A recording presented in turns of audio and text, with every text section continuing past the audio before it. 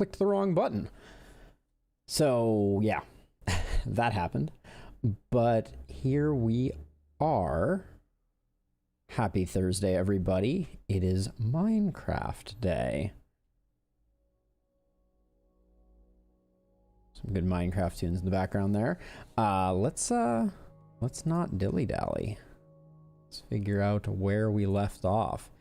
Pretty sure we left off standing at the top of the Nether at our new endless gold fountain. Hooray for endless gold fountains. Oh.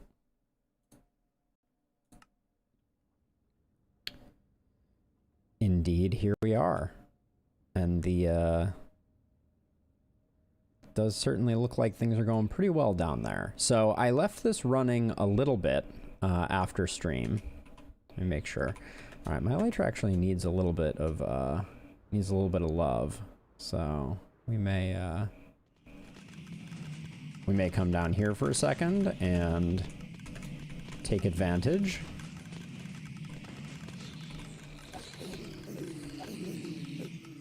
Get some levels.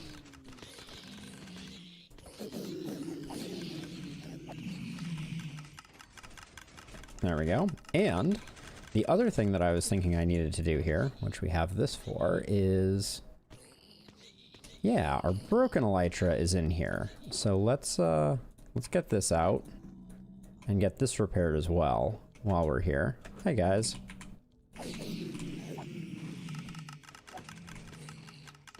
Now, we're losing some spawn efficiency, certainly. So after we get a little bit, because we've not cleared out the lower nether, right? So coming up here is going to unload the nether. And then when I fly back down, we're going to have... oops. We're going to have the normal gold fountain that we have come to expect. So let's see what we've got going on here.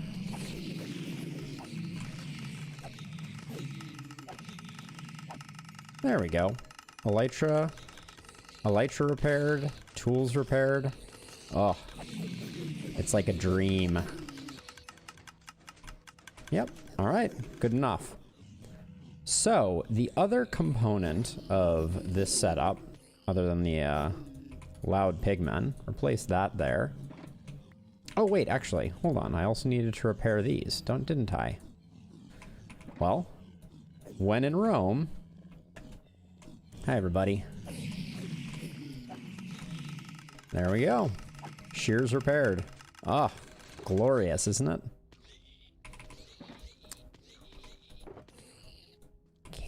I cannot be happier with this investment of time and energy.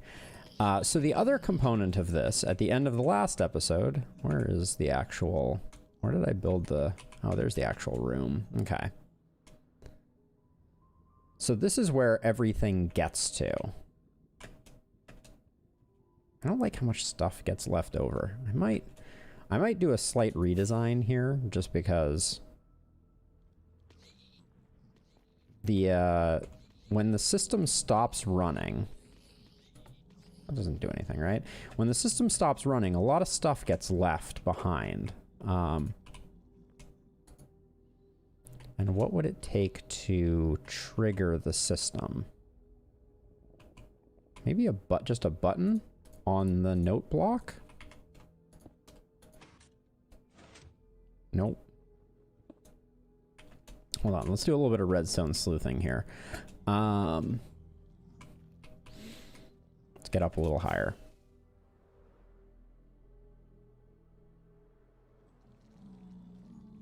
Oop. That's how I fall to my death again.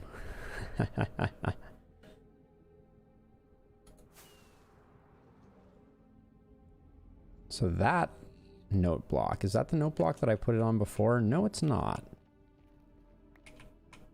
Maybe putting one on that right there would do it? I don't think I'm quite that tall. But we can run, once we figure out where to actuate it, to kind of get it to clear out, we can figure that out. Music is getting exciting. All right, so this is just gonna mess up our inventory. Um, yes, indeed. All right. Let me,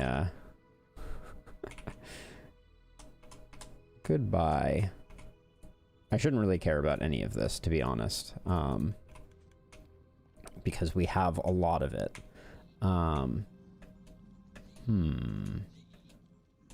But yeah, I could run something down here that triggers that on and off. But the reason I said we don't need to worry about it too much is we have actually we have an overflow of nuggets. I didn't actually realize that.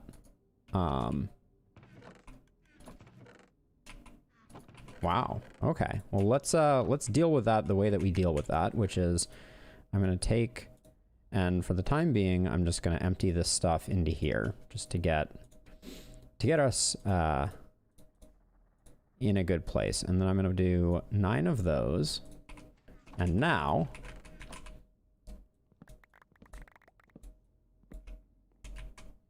go like that. And we convert. I guess I left it running for a while after I thought it was over. Now let's see. Okay, and then we can convert to blocks. Oops. Oh.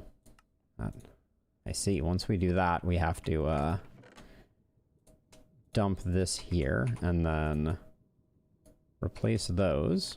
And now get to crafting again. So this is the somber responsibility of me. Now this is my life.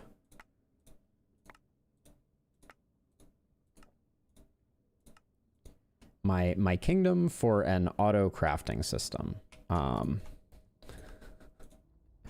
Let's see. All right. Get all those converted over. Uh-oh. And now, we have 9 left. And this one is full too. Okay, at some point, I'm gonna need to come up with a better system. Well, so like the falling, that stuff I can't quite reach. So let me scaffold it for a second. One thing I don't know is if that just broke our sorting, if the overflow broke our sorting system or not. That's a question we will have to answer. But this one all needs to go too. All right. Now I've made the classic mistake. Which is I did not leave space. Need one of those. Oops.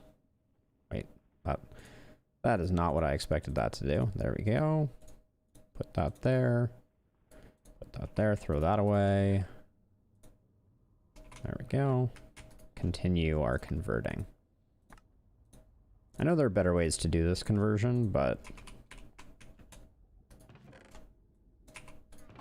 we'll just clean out the rest of these boxes, although there shouldn't be anything crazy. There we go.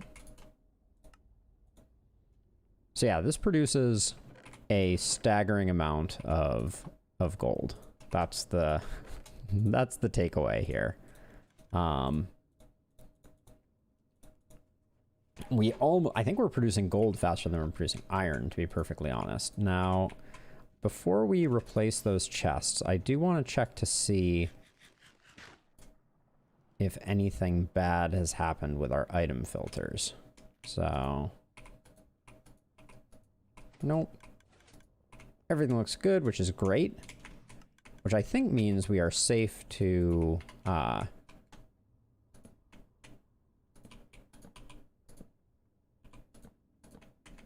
now this is the tricky one. Got that one good. All right, cool. That all worked, and now I think we can.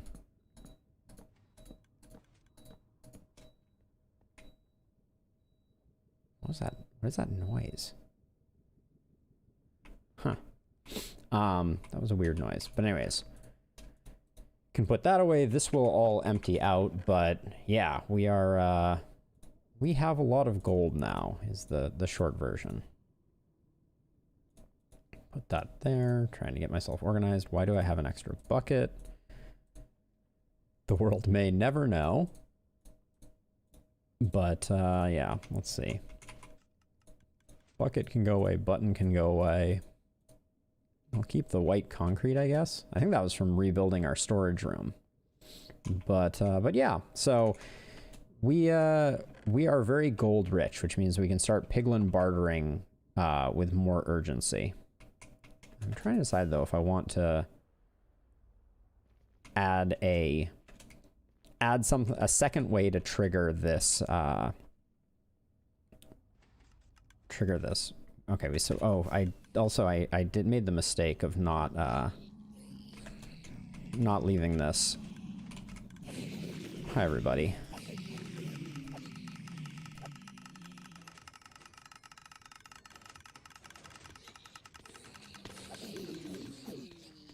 It's like magic.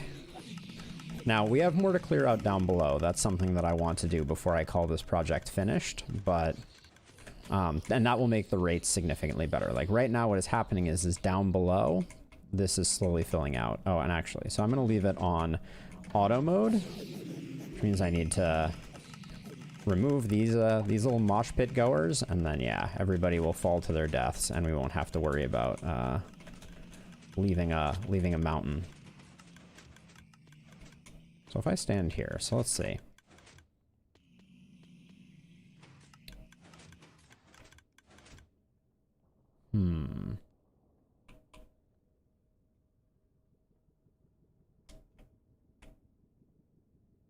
Wait, this is a very weird... Oh, okay, the torch is doing it. Never mind. Wait, these repeaters seem backwards. No, they don't.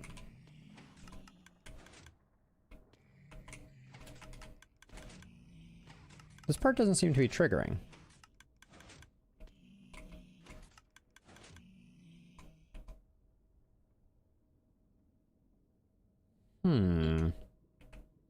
Something is amiss here.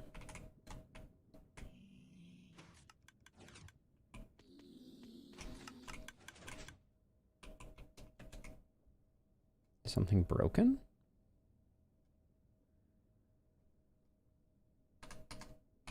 Let's double check.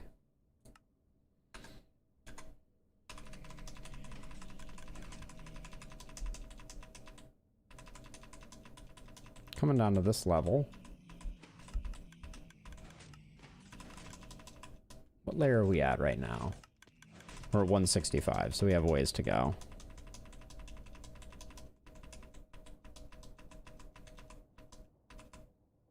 Oh, I just went by it, didn't I?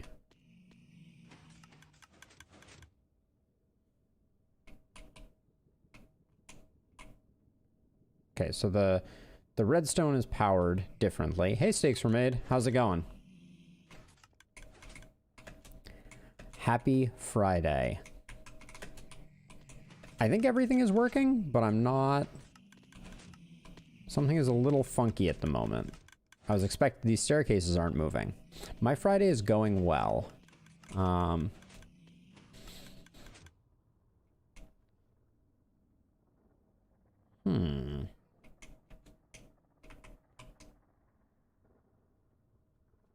Okay, let's go up high and then come back down again to force the spawning to change.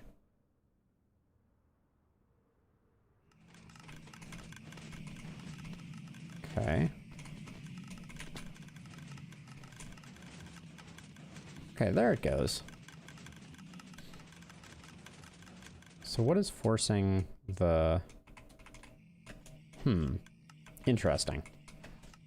So, so the thing that I'm trying to figure out right now, Steaks, that I should probably test in a creative world is if there is an easy way to make a switch down below that allows me to kind of like clear the backlog of all of the items that collect and don't end up getting processed. But it's a relatively small thing. Okay, our our gold has filtered through, which is nice. Let's see, I'll leave one off like that, and then just finish converting this over. We are rich with gold. All right, but anyways, the reason that we're excited to have so much gold is that we can start piglin bartering now. So one of the things that I want to do during this episode is start to design our piglin bartering system. So we'll be hopping over into creative, but I think before we do that, I'm gonna head home. Should I bring a bunch of gold? Well, we're gonna test in creative first. So let's just heard a ghast. I always get nervous. I would hate for a ghast to blow anything up.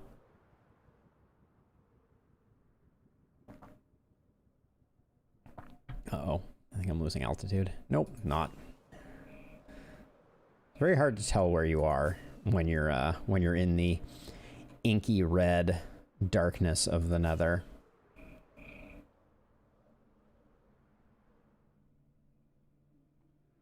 A perfect landing.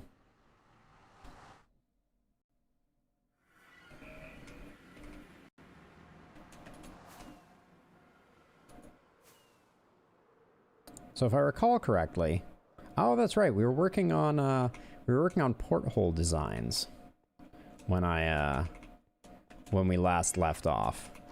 Ah, yes. And I was going to make a horrifyingly awful porthole, wasn't I?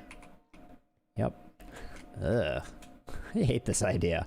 Had some time to sleep on it, and it sounds awful. But this is well contained now. Oh. I left you out. Seems like a mistake. Let's fly down to our iron farm. Hasn't been loaded that much lately. We almost have as much gold as we have iron, which is pretty mind-boggling, to say the least. Oh, I thought I had it.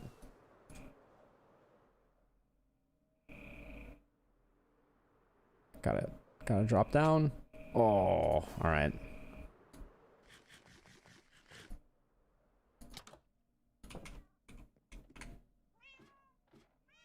I don't like that magma block there. I think we came up with a better plan too, so we'll get rid of that for now.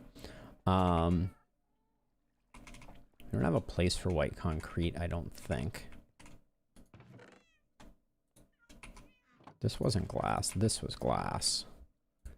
That's not a knife. This is a knife. All right, put that in there. Guess for now I'll put that in there, and then I wanted to top that off. Put my lava bucket away. Guess put some extra iron up here. No harm in that.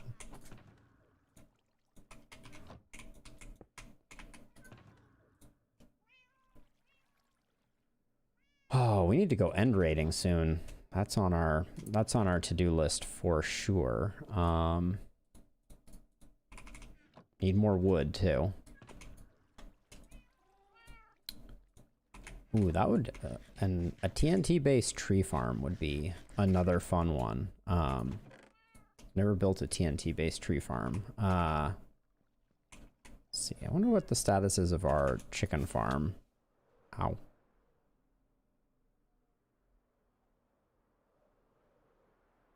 See, this happened again. Something is breaking our bamboo. I am perplexed. Because I planted this whole area with bamboo, and it keeps on getting broken. I don't know by what. Huh. It's very interesting.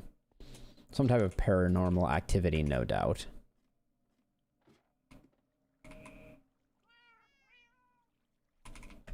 All right, but the next step here, okay, blackstone. Oh, I can put the concrete back in there, can't I? This is leftover stuff from... Oh, that's right. Okay, so yeah, so the plan was to come up with a pattern for sea lanterns now. For the roof. I see. So that's, we still have to do that. So let's, now that the ceiling is correct, oh man, we have too many things to do. Let's get it right with these. So I think if I go 4 in, that gets me the corner.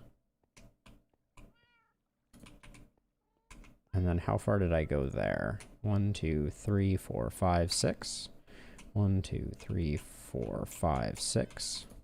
1, 2, 3, 4, 5, 6. So no, that doesn't work. Okay, let's figure out how large this is in general. Okay, so we're at negative 397. So 97 to 21. So that's 25 blocks. 1, 2, 3, 4, 5, 6, 7, 8, 9, 10, 11, 12, 13, 14, 15, 16, 17, 18, 19, 20, 21, 22, 23, 24, 25. Yes, it is. So maybe we do 4, 1, 4, 1, 4, 1. Does that work? 1, 2, 3, 4. Okay, it would have to be there. 1, 2, 3. 1, 2, 3. Oh. So 4 and 4 doesn't work for the corners. So, so 3 and 3 is our... That's not divisible into 25, though. Not a lot of things are divisible into 25. So let's try the 5 and 5. So that would be 1, 2, 3, 4, and then we would place one there. And then 1, 2, 3, 4, place one there. 1, 2, 3, 4, place one there. 1, 2, 3, 4, place one there. And then 1, 2, 3, 4, 5. What?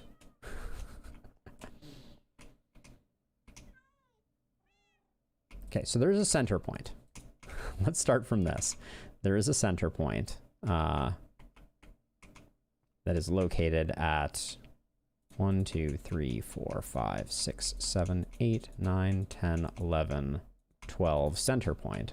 1, 2, 3, 4, 5, 9, 10, 11, 12. Good. And then if we go in, well, we should go this way. Well, so then how far out do we go? 1, 2, 3, 4, 5. 1, 2, 3, 4, 5. So 5's not going to work. I don't think. Maybe we still do that. Then these are 12 on each side, which means we need to break it into thirds. 1, 2, 3. 1, 2, 3. 1, 2, 3. Then we get one on the edge, which is not what we want. Let's see. 1, 2, 3. 1, 2, 3. 1, 2, 3, 4. The math. It's too much. What if we just put light sources along the edge of this? How much space would that leave? So we're obviously not going to do this, but... yeah, we would need something over here.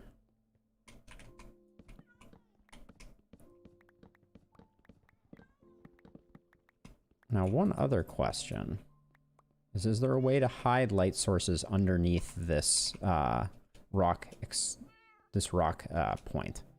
That's another thing to think about, but getting distracted. We got too many things going on. Let's get some more rockets. I have now turned that. Ooh, we need to make more rockets, actually. Let's do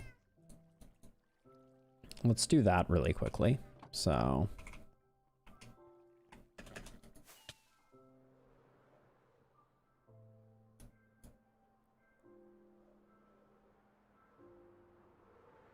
just do like 2, 3 stacks of paper, I think.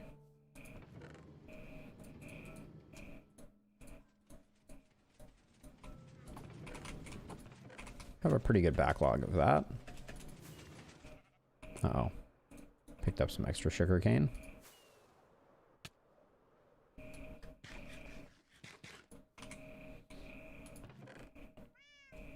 And then I think we want equal amounts of this. Wait, how are our turtles doing? We really haven't spent much time here if the turtles haven't even hatched yet. Ooh, that one's getting close, though. Hey, dude. This your lucky day? Oh, good try. Good try. All right, let's craft.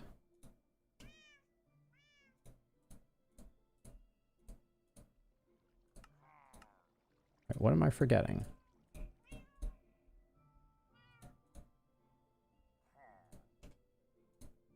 Why doesn't that show up in the auto crafty thingamajig? That's weird, isn't it? There we go.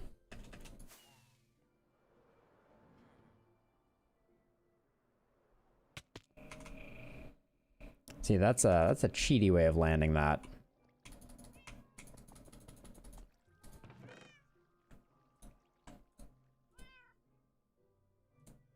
Kind of feel like I should make a second round of those.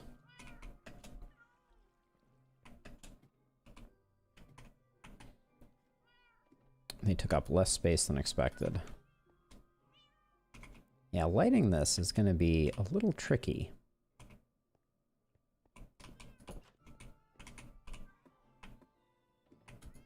Oh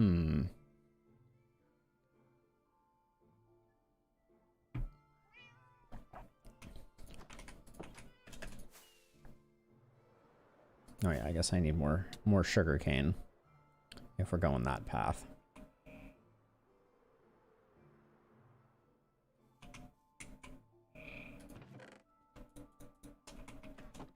Unlimited sugar cane.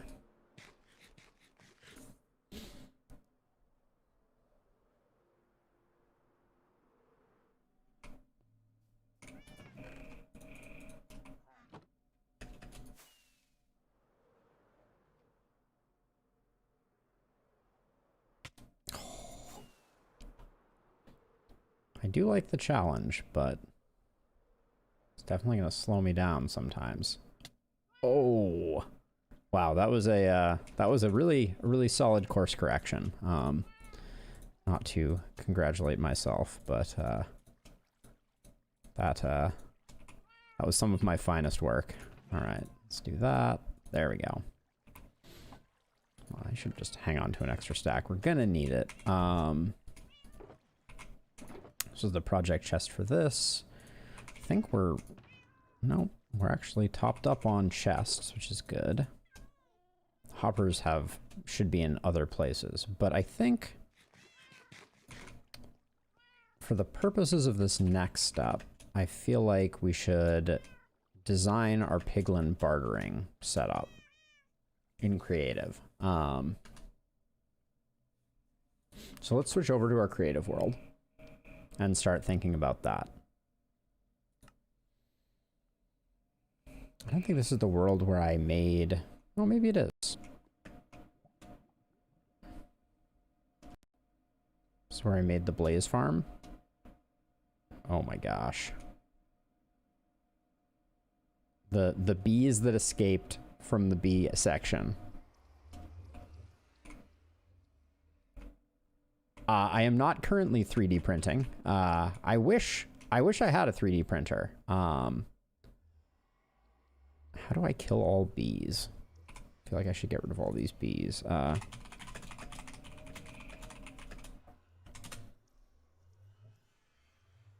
Oh, is there they're buzzing in the background? That is not the bees. Let me see if my... Let's see. Do you still hear it? Huh. I wonder if it might have been in game. Do you hear it now?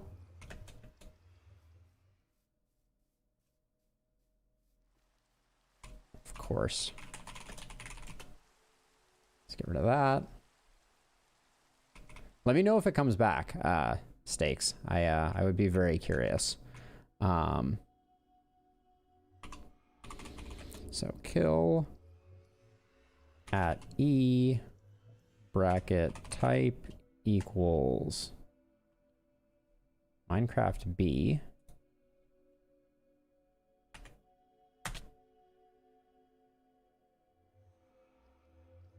I don't think that was supposed to kill me. And not the bees.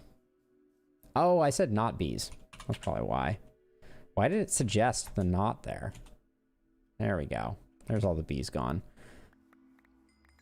I mean, it's creative. I shouldn't really care, but that was quite funny. Why? It's insane that this initially suggests all the nots, because this will kill you. Every single one of these ones. So the exclamation point indicates not. That's hilarious. Anyways, let's see if this is the world where yes, this is the world where I created the Blaze Farm that I someday want to build. That stuff is not part of the Blaze Farm. Now that I'm much better with Lightmatica, I think this would be something that I could definitely build. But that is not what we are going to do today. Is this infested stone or regular stone? Regular stone. Okay. Oh, there's bees in here too. Oh, good. We're going to design Piglin Bartering Hall. Nothing too crazy. I'm not interested in doing kind of like the insane throughput that I did for our gold farm. I just want to be able to do basic piglin bartering. So, all right, let's kill all the bees here too. Cruel and unusual, I know. So first, I want to see if I understand the system correctly. So let's get some glass.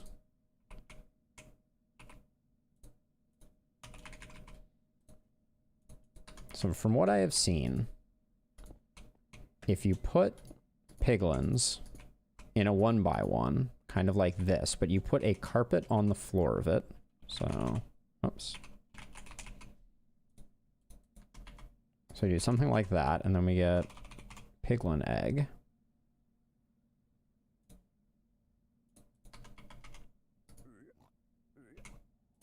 Of course, the first one I get is a baby. Humph. Oh, and now I don't have my piglin egg anymore. Now I have a regular pig. This is going well. So far, so good. Okay. Piglin egg. Not a baby, please. There we go. So now, my understanding, I believe, from what I've seen, is that if I put a block there, I can't put a block here. I can't actually put a block because the carpet is causing the piglin to be slightly in the block space above. So what I need to do is I need to take a piston. And now this is a... Hold on a second. There's a way to do this. Tweakaroo. Place block reverse.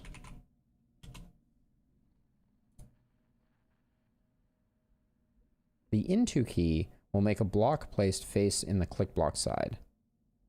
Okay, how do I do this? Accurate placement. Yes. Accurate placement is what I'm looking for. How do I get regular Tweakaroo menu? I've forgotten now.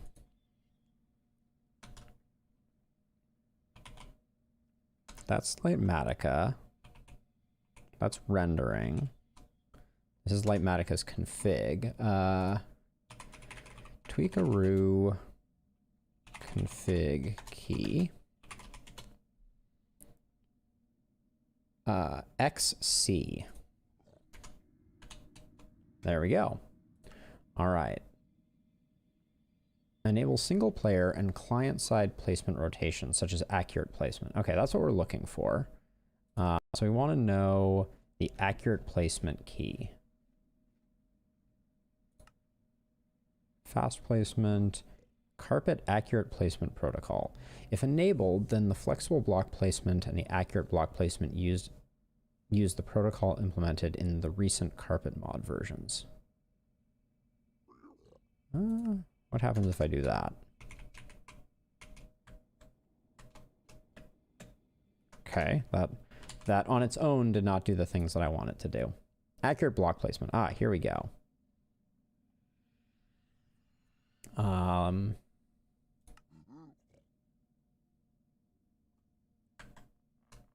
What is left? So now if I do left alt, that seems to do nothing. Okay.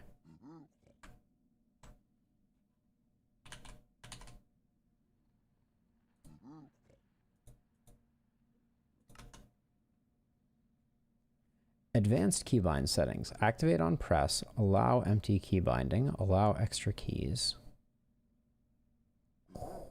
Wow. There's a lot of stuff. Nope.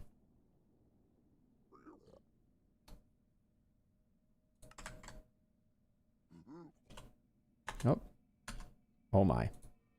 Let's not have it be that. Control Alt button 2. That did not seem to work. Oh,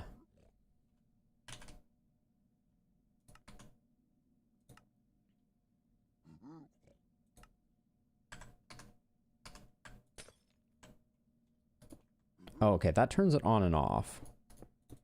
But that's not what I want. Oh, let's see.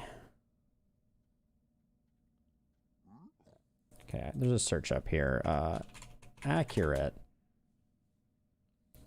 Carpet or tweak accurate.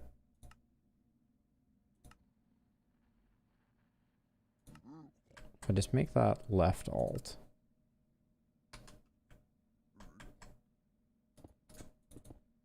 Nope.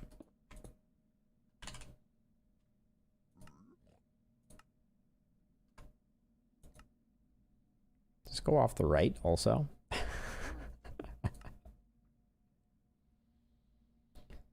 The key to activate the accurate block placement mode overlay for placing the block facing into the clicked block face. That's what I want.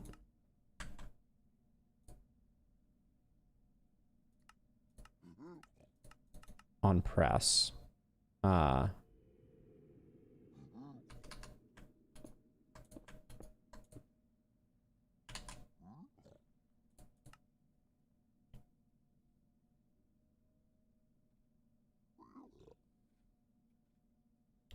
This does so many things.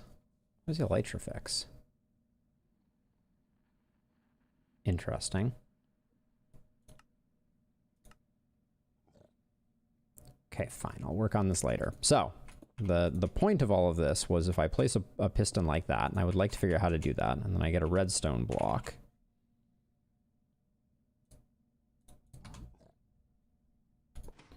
I can then...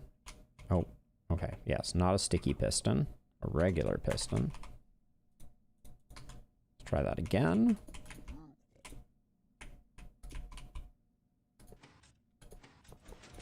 Now, with him there, if I grab a piece of gold and drop it here, he should pick it up, I believe. Yep. All right. And then he's going to drop out the items, whatever they happen to be. All right, so grab a hopper, grab a chest. Now we're not going to do anything too crazy for this first version. So unlike the insane gold farm, this part's going to be a little less ambitious. Okay, so we got that, which we can now put a carpet on.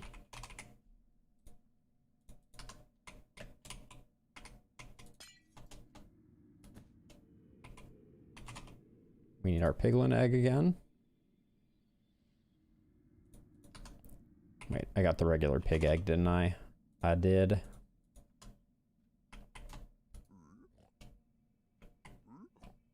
Okey-doke. Now, We do that again.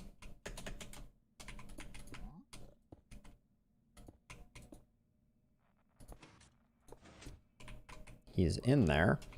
And now if we get another piece of gold,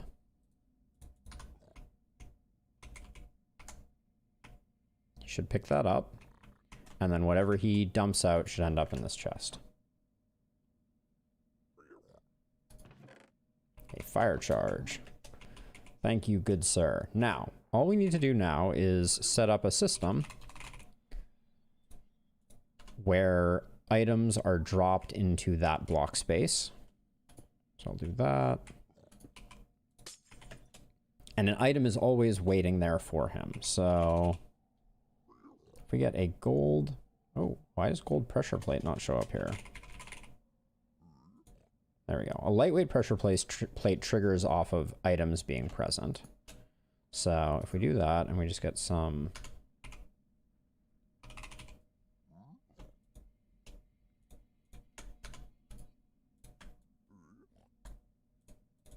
There's one of these hotkeys. I don't remember. It doesn't really matter.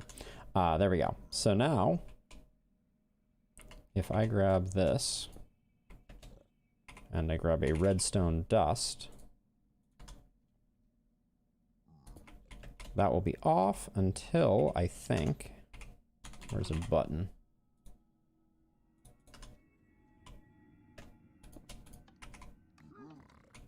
Yeah, see, so that, oh no, so the pressure plate is not actually getting that working. So we need to pull the signal off slightly differently. Let's try this way. Okay, yeah, we do get a signal that way. So let's grab a repeater.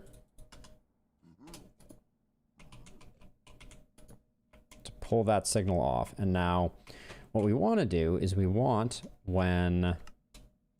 to flip the signal. So let's grab a solid block.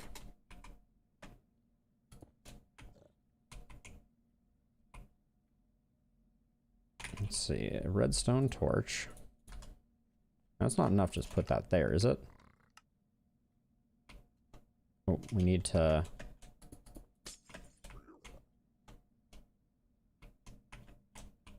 So now the problem is I wanted... Oh. Wait. Oh, because you're permanently powered. Got it. Okay, so we don't want that. What we do want...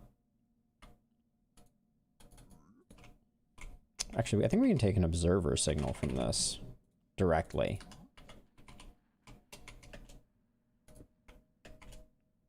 Yep, so now, when I push this, we'll see the observer flash. I did not see the observer flash. Let's get a light lamp out and see.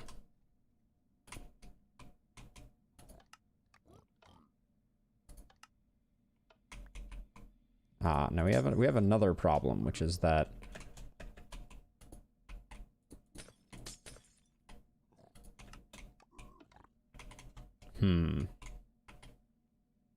actually, if we make this... Okay, so here's a thought. If we make this a solid block, I think an observer will detect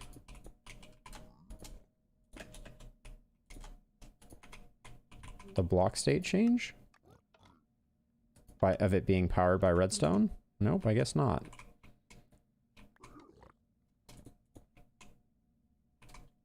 I think we can use a rail, though, a powered rail.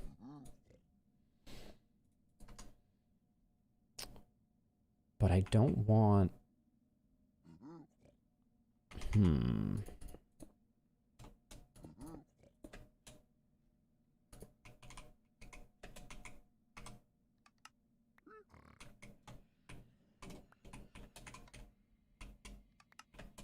Oh, so that powers it immediately. Okay, so we're gonna have to change that up slightly too.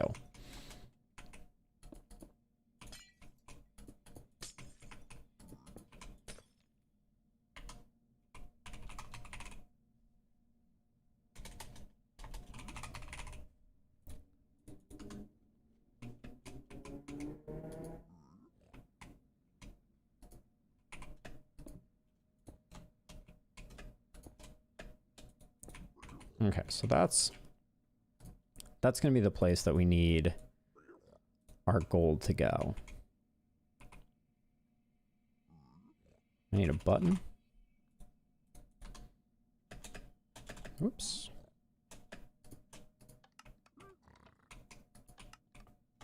So the goal of this system is to make sure that there's always a piece of gold sitting there, so that this guy picks it up as soon as he drops it.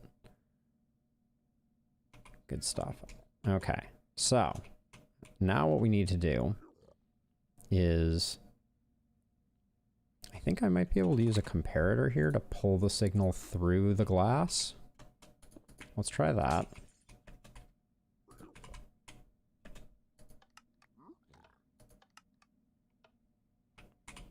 Maybe if that was a solid block, this would be different.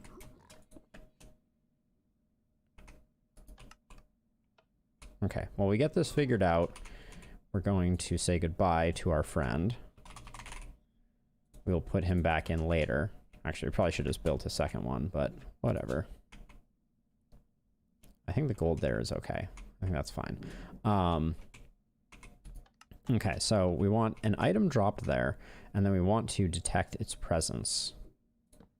Maybe I can use a repeater to pull the signal out? Nope, it's not strongly powering it.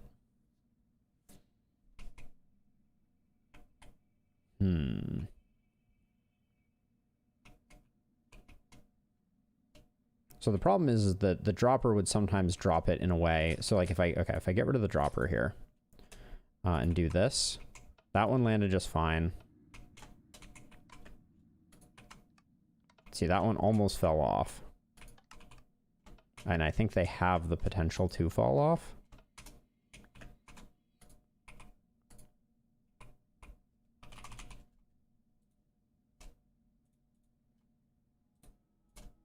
Just gonna fill this dropper up so that we don't have to worry about it. I wish I remembered the hotkey for that. There we go. Okay, so what we want is to detect when it is taken and then put another one in. So let's put a block there, let's put a block there. And then I know with a repeater I can get the signal. And I can push the signal in and take a redstone torch to flip the signal. So now, when an item is dropped, the torch goes off.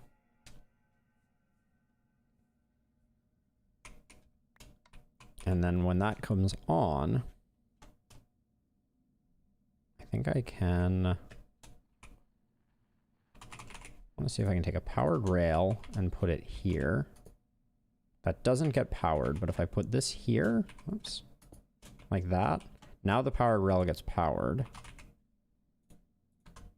And then I can just detect the changing state of the powered rail, I think.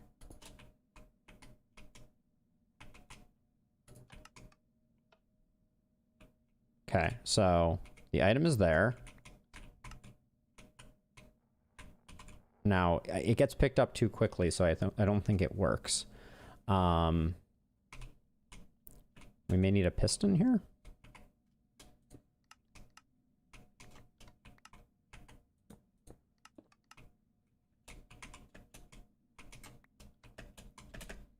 Now I wish I had my hoglin friend or my piglin friend. Let's get him back. Oh, we need the carpet too. Without the carpet, none of this will work. Okey-doke. Get that, get a piston.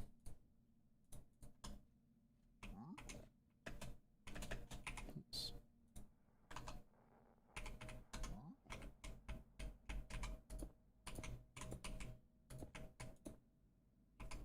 Redstone block.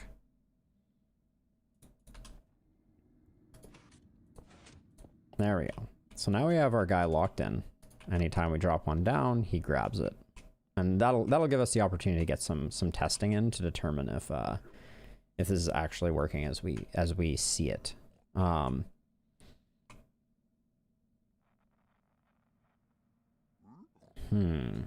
So what I want to do is every time an item lands on there,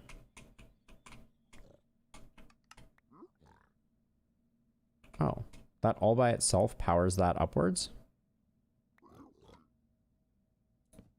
Hold on, does that already? It does. I don't like that very much.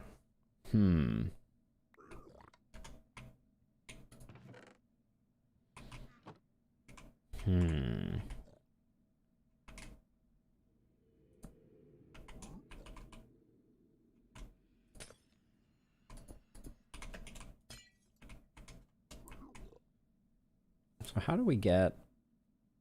So what I was thinking... We don't really need a hopper. We don't care that much about the gold. We just want to make sure that there's always a piece of gold there for the piglin. The gold pressure plate detects items, but it also powers the dropper.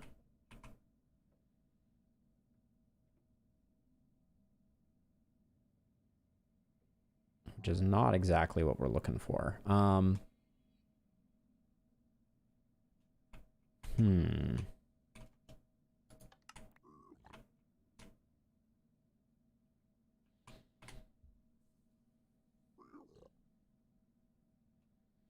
So this design is useful because we don't have to lock this hopper down here, right? This hopper can pick up everything that he drops out after getting gold.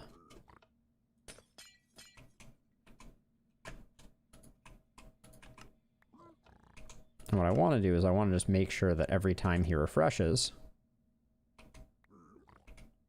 there's more gold there. Now, maybe I could just use an observer.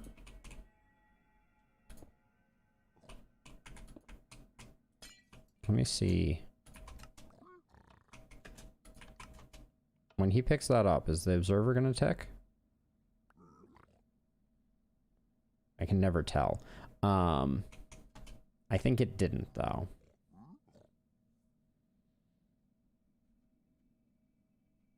But observers do detect items. Hold on, let's test this really quickly.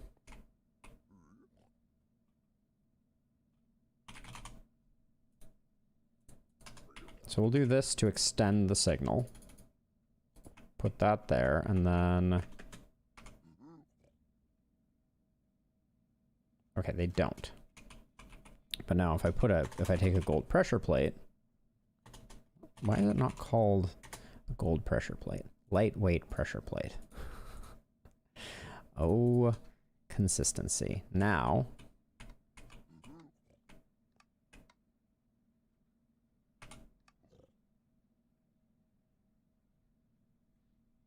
but I really want, I think I want a comparator here to pull the signal out of the gold pressure plate.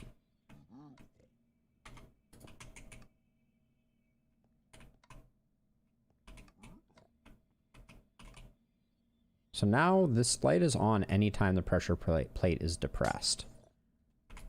So we can knot that. And now it will be on anytime the pressure plate is not depressed. Whoa, words. And so if I put a block here,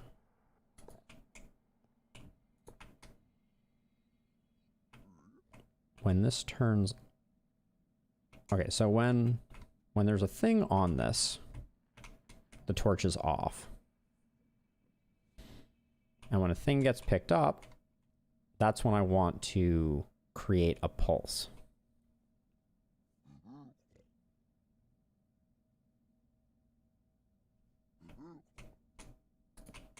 So we just do that, and then a dropper.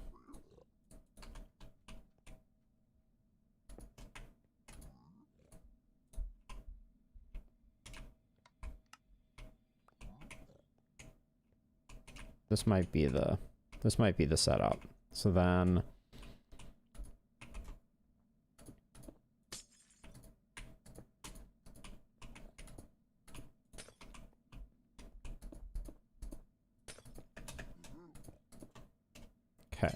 So now, when we throw an item, didn't quite get that. When we throw an item, okay, wait, this doesn't need to be here. When I throw an item in there, that turns it off. When the piglin picks it up, a new one gets placed there. Okay, yeah, so I think this is the circuit that we're looking for. So let's set this circuit up. No observer.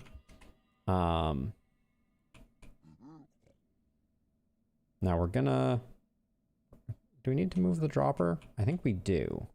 Because, okay, so if I get rid of this, and I land on this, yeah, that doesn't get activated. Okay, so this needs to be over 1.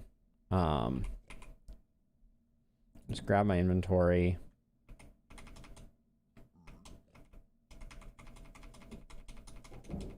So much garbage. Garbage, garbage, garbage. Now I can just grab all that stuff. And we're going to have this as our dropper location.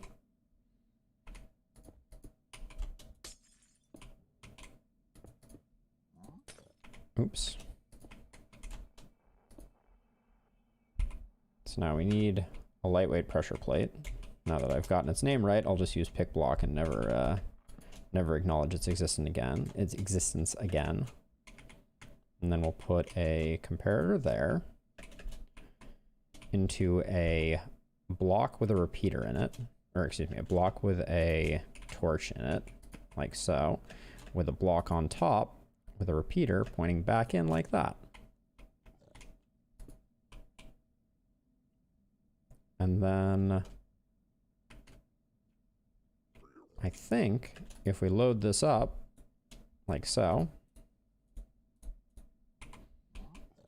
and then we just have to prime it with a single piece of gold. Nice, nice miss. He will pick that up, and it will keep one ready for him at all times.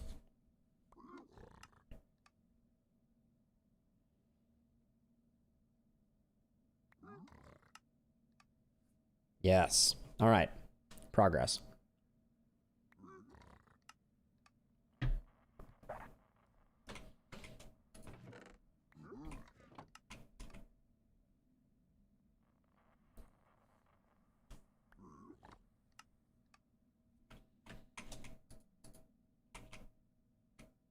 So that's all set up. Maybe questionable that I just destroyed all that, but because I may want to do more testing with this. Now, if I get rid of that block, I think we're doomed. But what about that block?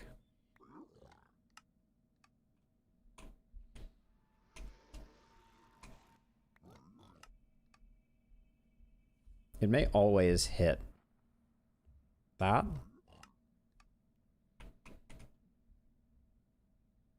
I wonder if this can just be a piece of dust as well. That may be fine. I don't think we can compact that too much. Okay, so that confirms that we need more. And then this will always, like if multiple get dispensed for any reasons, this will self-correct. So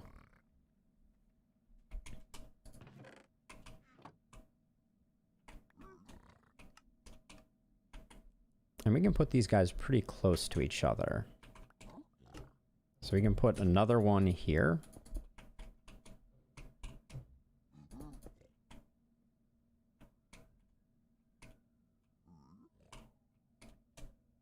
I should probably try decorating this a little bit. Kind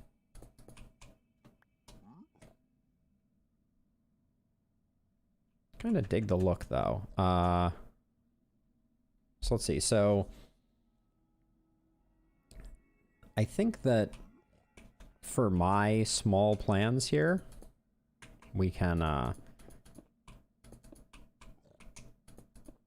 just make this a little larger. Doesn't have to be crazy. So let's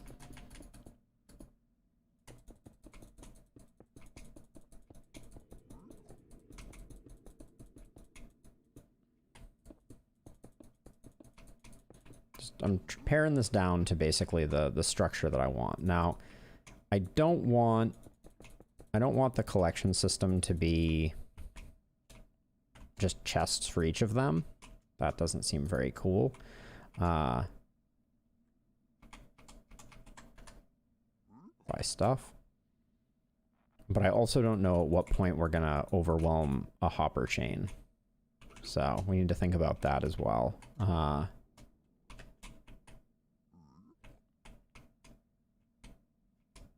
And I think that means I want to go down with my hoppers rather than anything else. We obviously can't move things any other way. So for now, we'll let you go.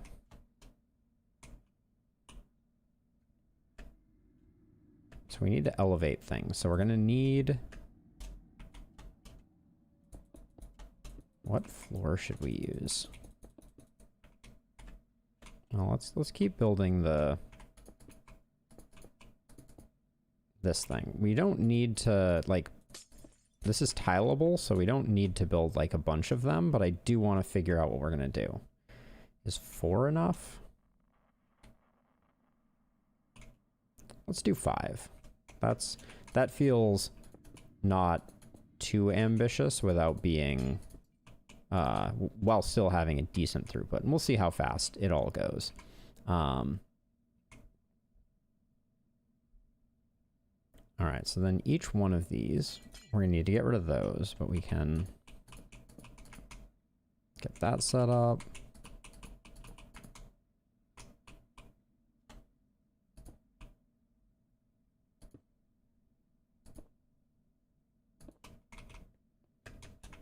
And then up here, I'm gonna go solid blocks because this part is not meant to be.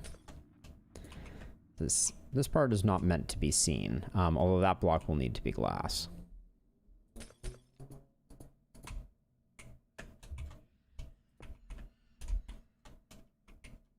Okay.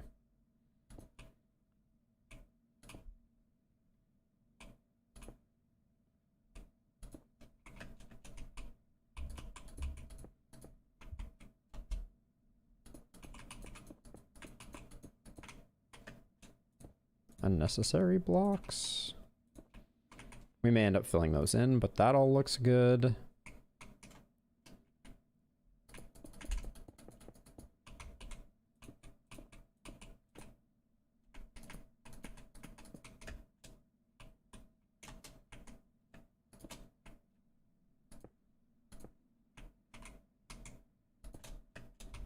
Okay, now I need repeaters pointing back in. Okay, cool. So now, at this point, I think I'm going to create...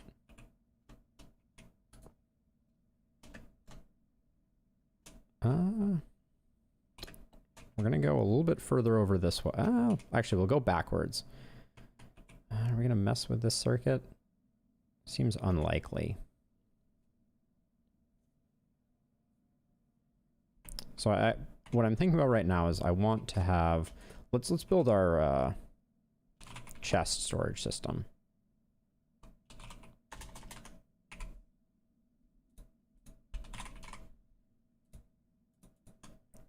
So I just want it to be kind of off to the side here. So 3, 4, we'll do something like that, and then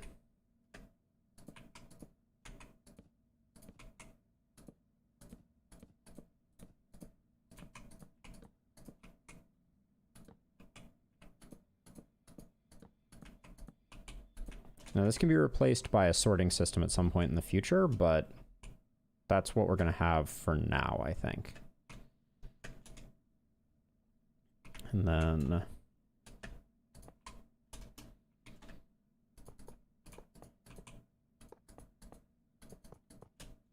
all of them have those pointing in, and then oops.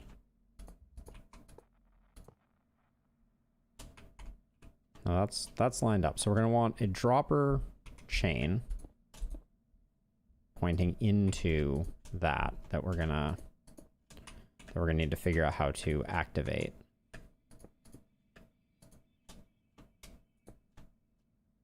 So we'll have a hopper line. Nope, we're gonna need to go lower.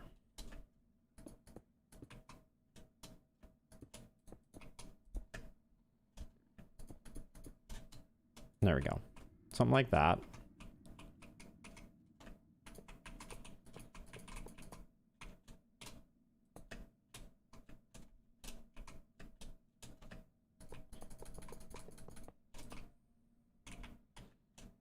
Get rid of that, and then these are going to be pointing down.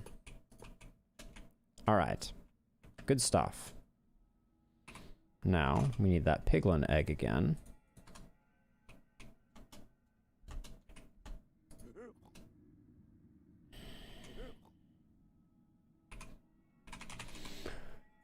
Give me a sword.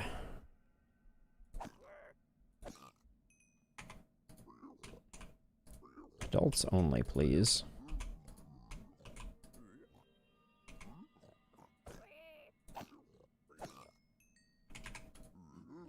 There we go. Now we need to... We didn't put in... we didn't put in the carpets.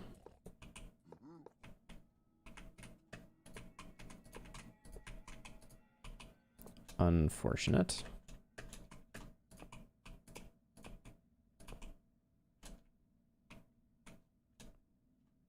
Oh, I double got rid of this one. Okay, now we need carpets. Let's go with black carpets. Because I think I may do a black stone floor for this setup.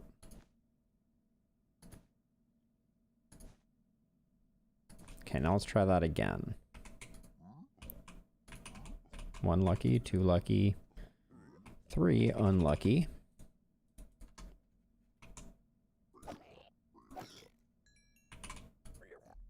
Oh. Oh my word. Well, we're gonna have it on camera if we go like 10 in a row with babies. Nope, we did not. All right.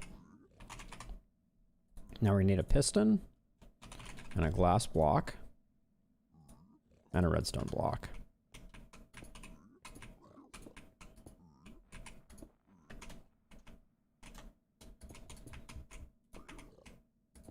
Really wish I had figured out how to do the reverse placement. In fact, I'm going to spend a second here trying to do that again. Okay,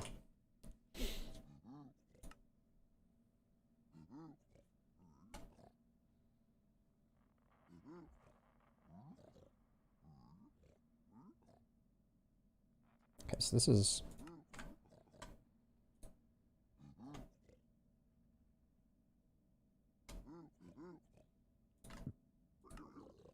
what's the key? Do I use the Z key for anything? Doesn't look like it.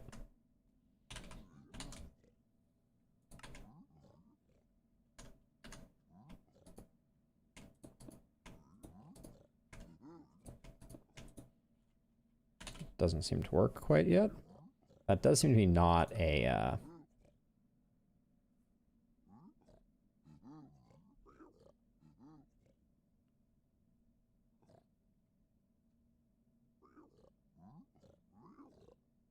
Let's see. Tweak aim lock. What if I do that? And get rid of that. Oh, that lets me not move my cursor. All right, interesting. Not what I thought that was gonna do.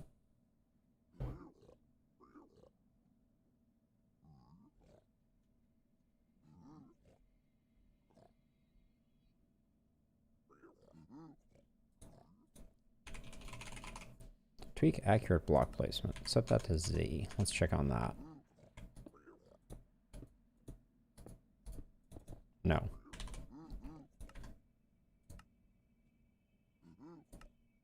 I can put that one to Z. Aha! There we go. Oh, the joy. What's the swap key? Ah. What a difference. Okay, so we'll do all that. Now, we're gonna need to have another chest over on this side, I think. That is the... And actually, let me get some blackstone. I think I like the polished blackstone bricks. Whoops.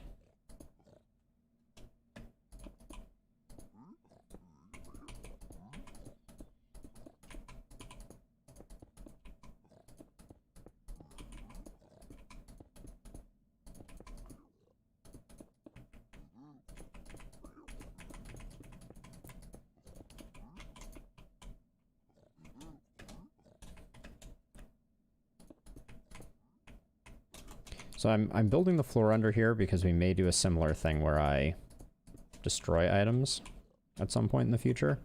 Or excuse me, destroy the chests to process the contents. Less likely with this one. Okay, and we'll need to figure out how to do a drop evader. Haven't done one of those in a while. I think you can just do it with observers.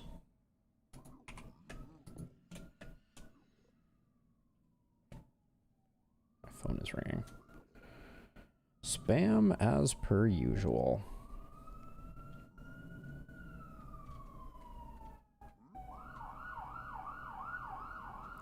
They're coming for me. We'll figure that out in a second. That's going to be next. But so over here, oops,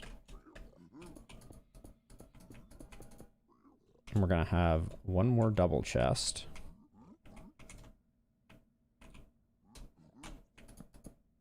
Oops, that's going to be where we dump the gold.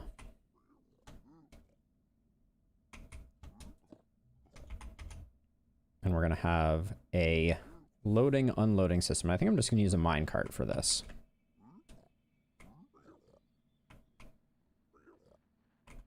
I think that's the way that I want to do it.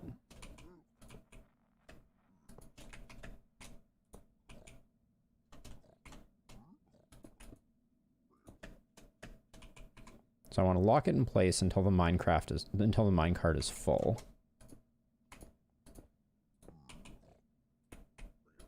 I think I do with a...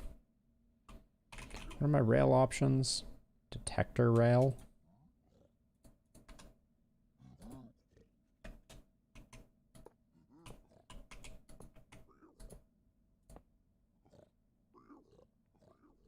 And then powered rails.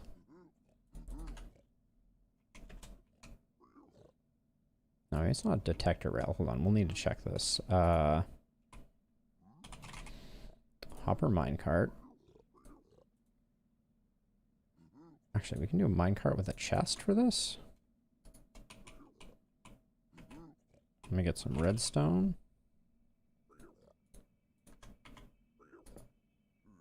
So we have a signal already.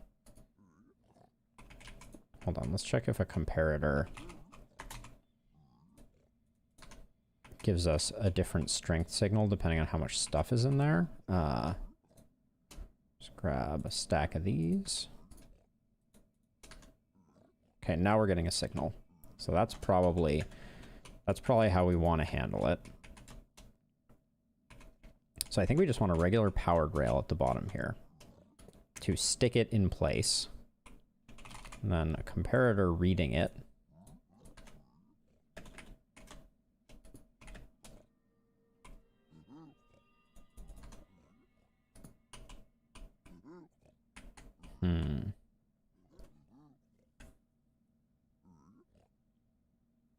We can push signal back into this block, I think.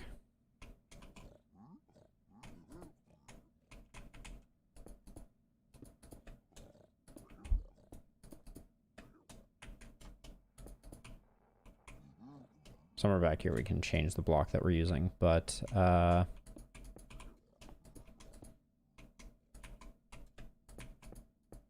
Oh, that didn't work. Guess we keep going up a little bit here. Something like that. I don't know. We'll test this out. We need a regular rail, I think, for this corner. Oh, and then it's a faux pas of mine carts. Put those there, and then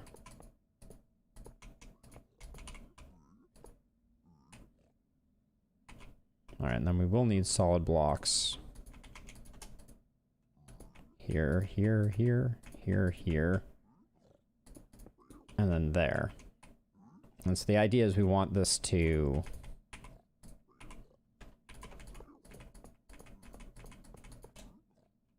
oh no, these are always on. That may actually cause issues. Okay. So we're actually not going to need these blocks because we need to get a little bit of distance, which means hoppers. There, there, there, there, and there, and then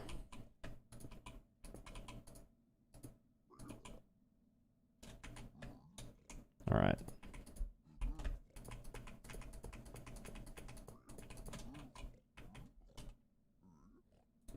That actually didn't need to be a rail. There we go. So, actually, maybe it does so that I get even distribution. Like, just to be safe, I'll do that.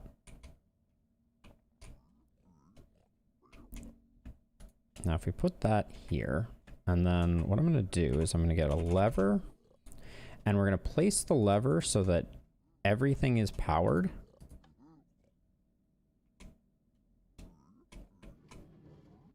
Except that last block.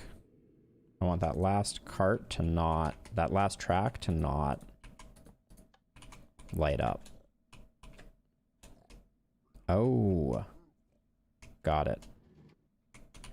Okay, so the problem that we have here, well, is unpowered rails, obviously. But I need this to not power too early. Right, because I want this to be powered, but not this, because when this cart gets full, I want then for it to power everything, to get the cart going. But to do that, I'm gonna do that the lazy way to start, and then we'll figure out how to do it properly down the road.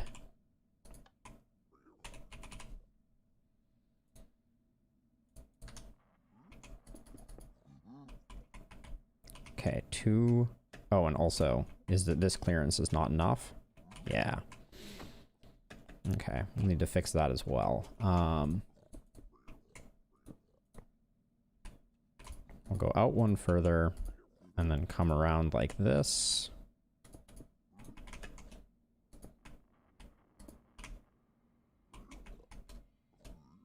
It's not pretty. We can fix it later down the road. All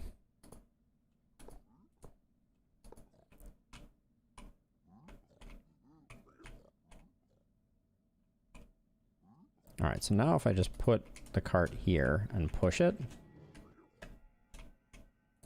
I did not lever there. Okay.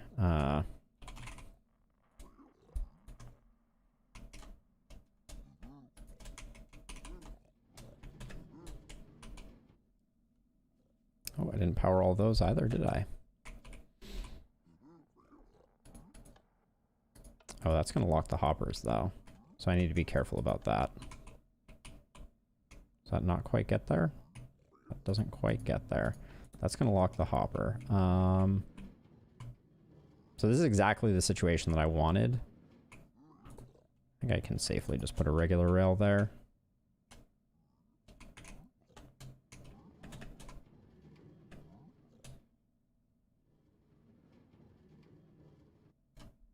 So just to test this out really quickly, let's grab a stack of gold, put it in there, and then if this gets pushed, we should see everybody get...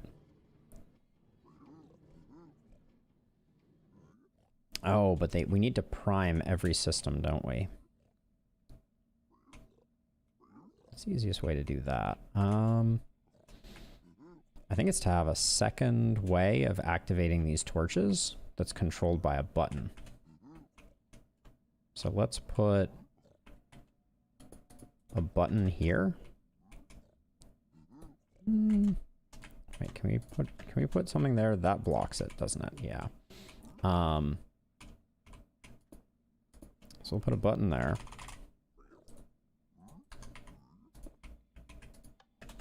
Okay.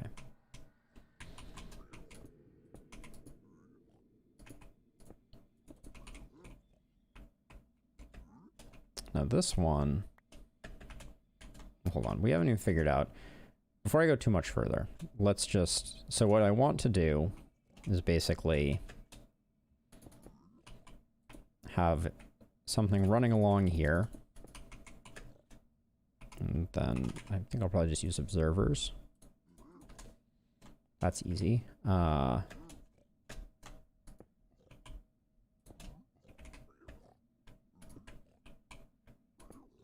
Wait, why is that not working? Oh.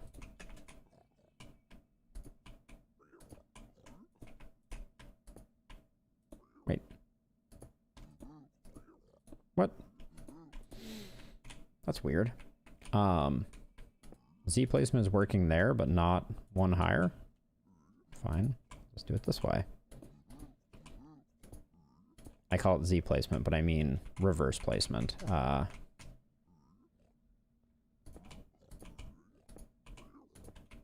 Alright, so the idea here is that observers react to changes of anything. So we can just have powered rails here, and we can just toggle their power, and that will start the system going. So if I just grab a button like this and go like that, did that dispense everybody or no? Oh wait, the torches are already powered, aren't they? And they're powering this automatically. So we need to toggle something else off.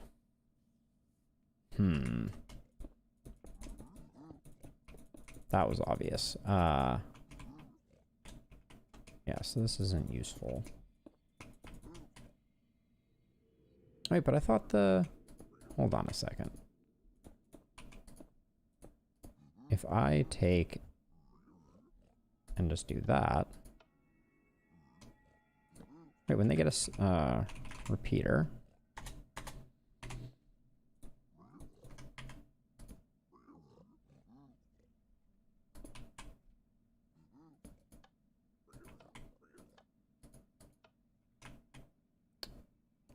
Oh, so does it have to be on...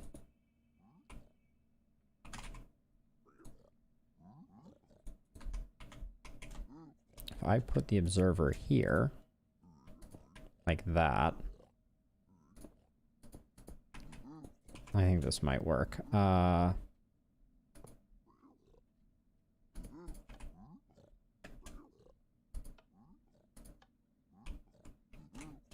Doesn't that push power into that block?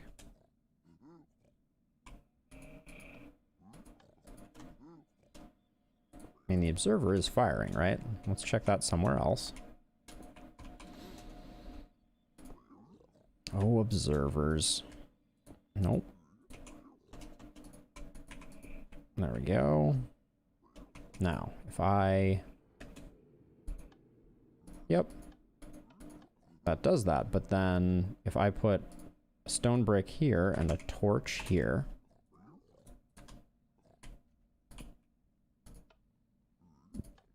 That doesn't get flipped by that.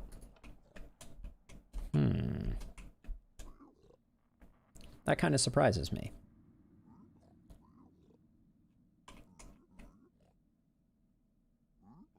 How would we deal with that?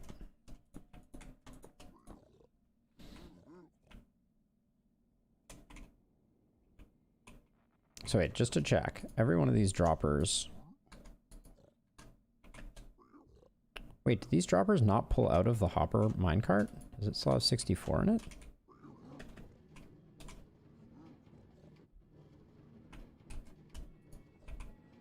Still has 64. Okay, so we have another question to answer here. Do hoppers pull out of chest minecarts? I thought they did. And the next question is if the hoppers are locked due to redstone shenanigans, which they might be. Yes, they are. So they're locked because we are strongly powering the dropper. Do we need to strongly power the dropper?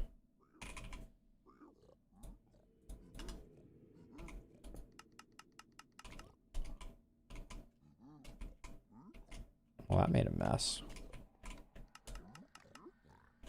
Okay, so now we have a burnout clock, which is why we're getting multiples. Which we don't want a burnout clock. So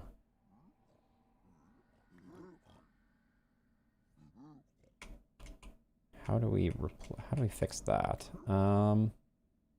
So the reason that this is a burnout clock, for those who are unfamiliar, is the torch lights the redstone, rinse, repeat over and over again.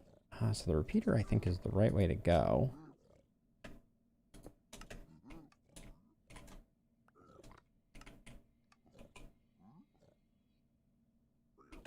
Okay, I just want that to stop. Uh-oh, it's never going to stop. So yeah, so the problem is that these hoppers are all locked by being adjacent to these droppers. Now we tried putting an observer in here, right? Also, why is the observer in my offhand?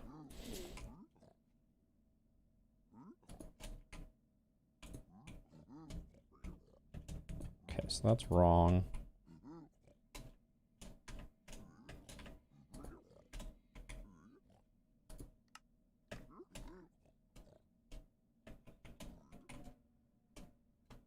And that doesn't refire it. Okay, so that's not working.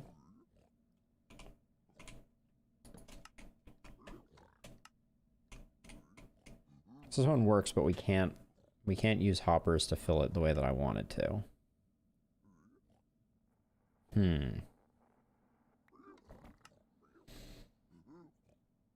Because we are strongly powering the dropper.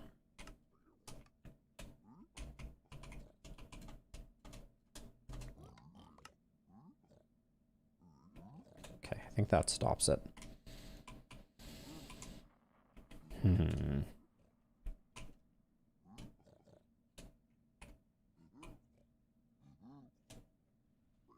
Okay, so we need to find a way to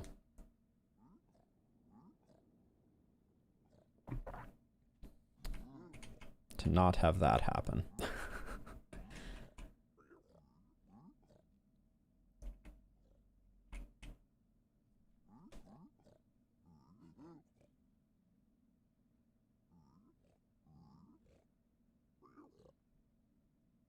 Okay, so one thing we might be able to do is grab the comparator and put a second comparator. Like so. Then we put the redstone torch. And I think this will still be lit, and if I drop in an item, it is now off. Okay, so that's good. So we do that.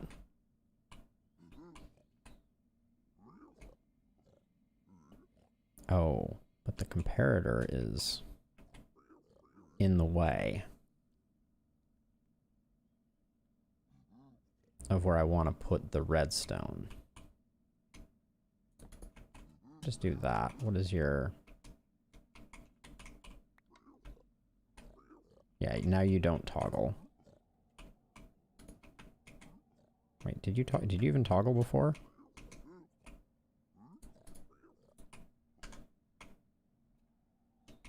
Yeah, you do toggle now.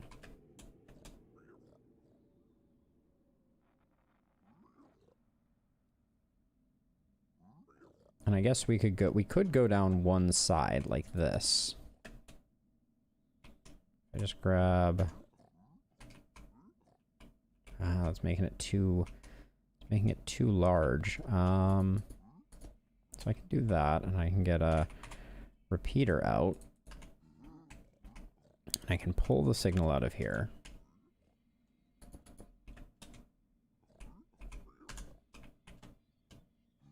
Right. Then if we take redstone dust and run it back like that into a target block. Wait, that's going to be next to both of them, though, I think. Well, let's check it anyways.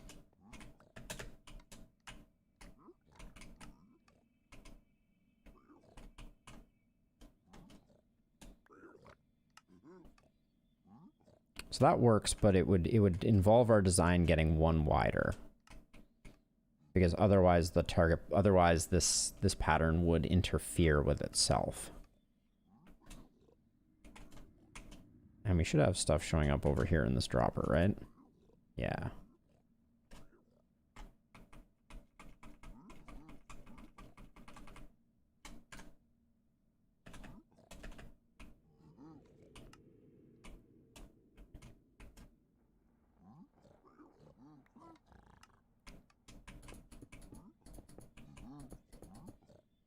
And that's what I'm going to do eventually. Oh no.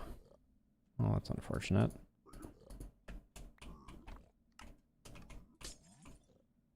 Where's my piston?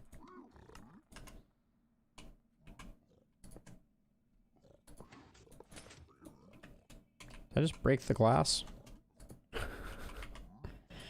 In my haste, I broke the glass. There we go. Okay, something broke that temporarily. All right. So this not great. But we really need to find a way to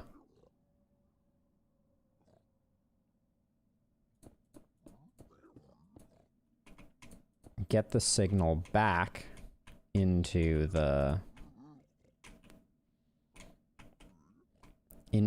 as a single signal. If I put a block there and another... I wonder if that picks up the same way.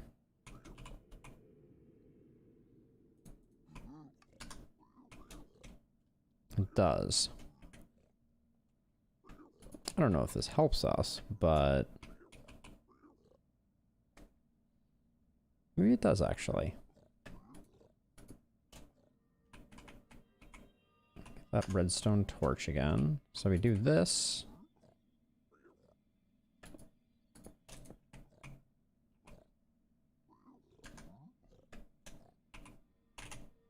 Then we grab a redstone repeater. Oops, which I already had. And then can we get a redstone dust? Here?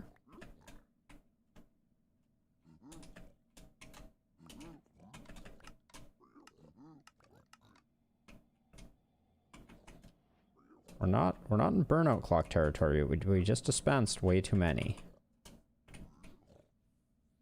Let's see what happens when...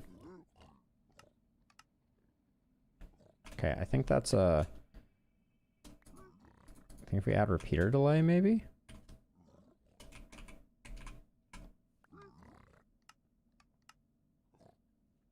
We're getting 2 at a time.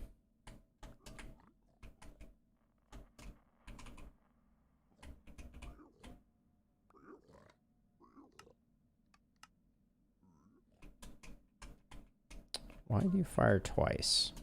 I don't care too much. Because now I believe the hopper isn't locked. So that's a small win right there. Is that needed? I don't actually think that is needed.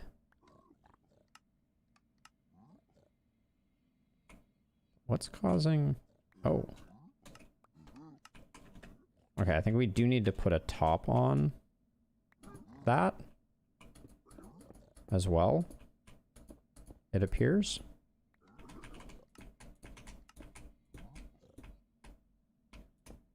I'm gonna rework this this part here as well.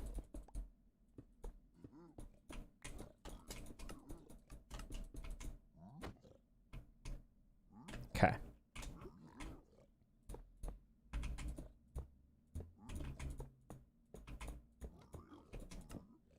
We will revisit that. But is this our new design? Why do you fire twice? That's the question. It doesn't really matter. Is it that the first one landing triggers the second one?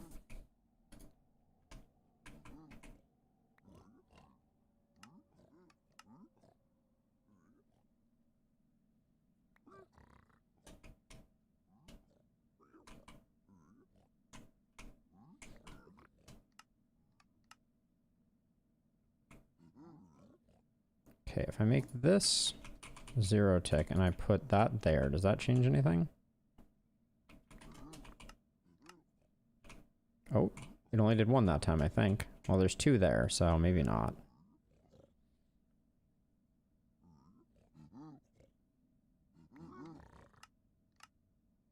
No, it's still firing twice. And it's due to delay, I believe.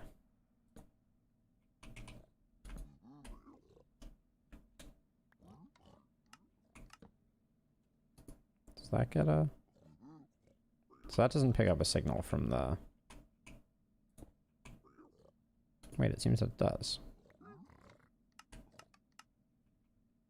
Did that fire 3 times?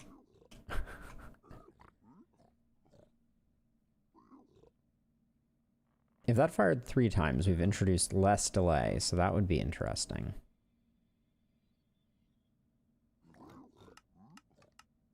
Yep, now we got 3. So... we do that.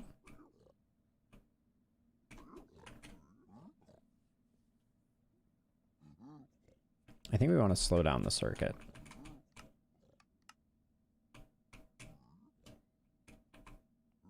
Do we get 3 again?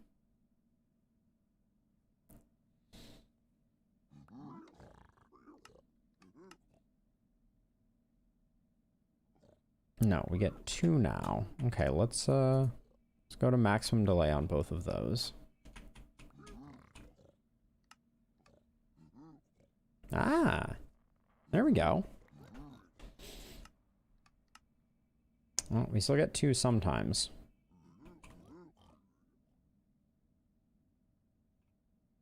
So now we get 1 sometimes and 2 sometimes?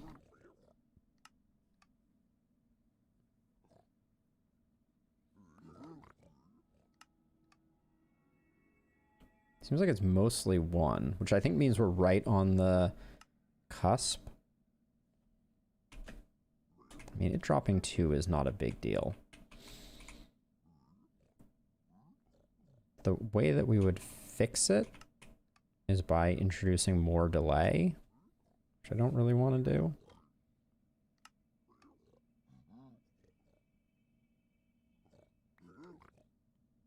I'm curious. So we're going to do this exclusively for science.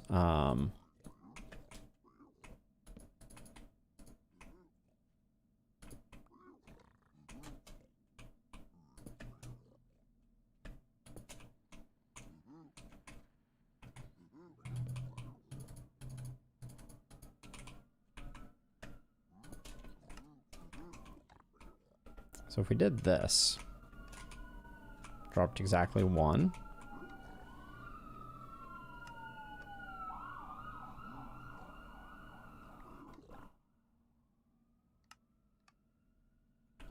Yes, that works. It's just a lot of... an unnecessarily large number of repeaters.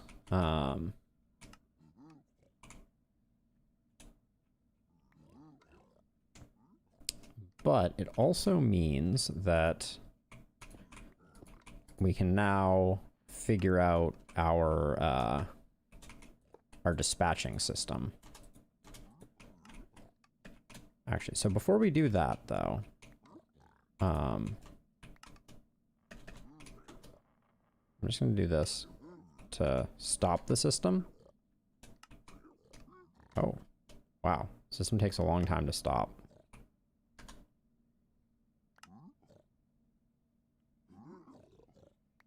Does it ever stop? Get rid of this.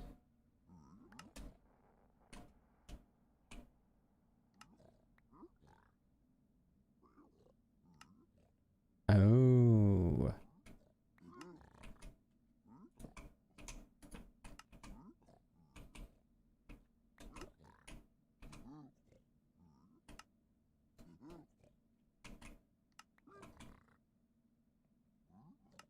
I feel like this should not be a clock, but it is.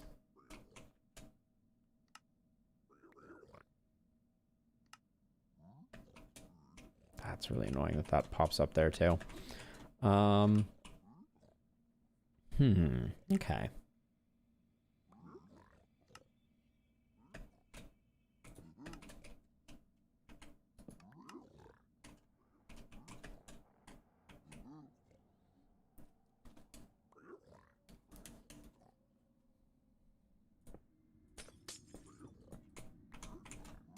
Okay, so we need to do this with a piece of redstone without causing a burnout clock.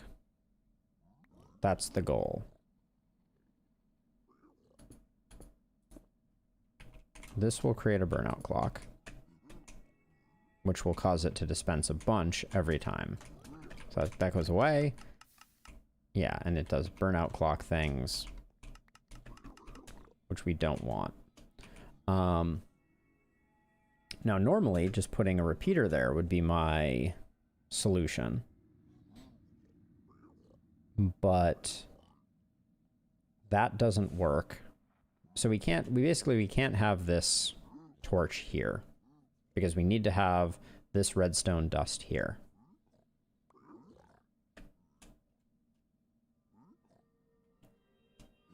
So we need to extend things at least a little in this direction. And previously we did this with a repeater.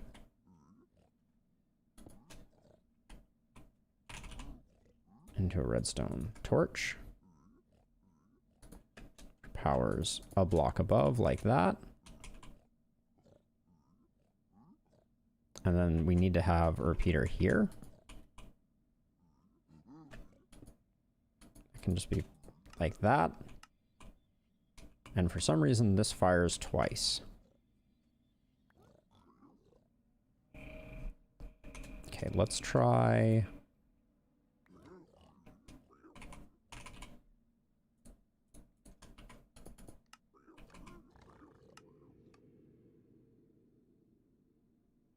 That's still fired twice. Maybe it was a fluke?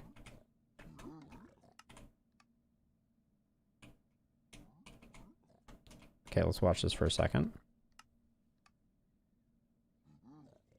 Okay, this looks like it's only doing the one.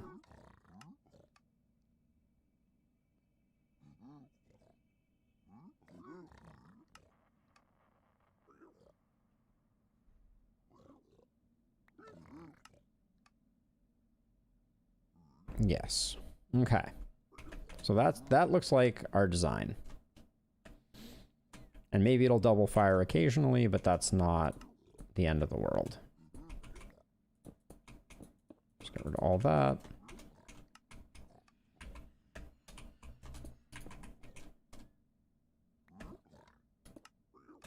Actually, I'll probably just do it this way and then remove the excess.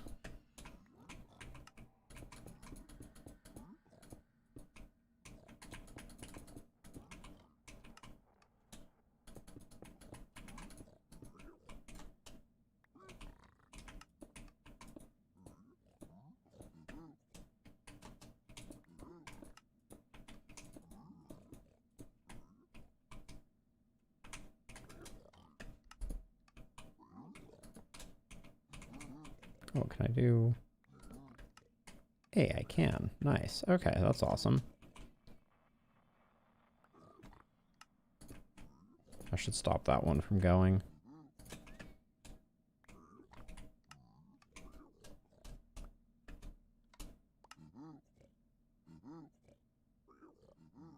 Okay. There we go. So it does stop. I will need to figure out also how to make it stop.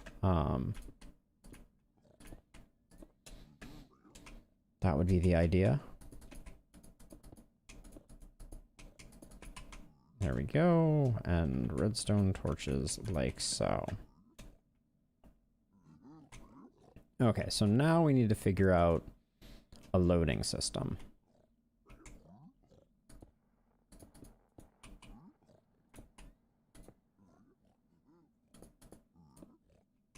And I think I can do that down here. So we're going to have a powered rail. Placed, aligned thusly. And I guess then we can have a rail, a regular rail to break the current, and then we can go all powered rails.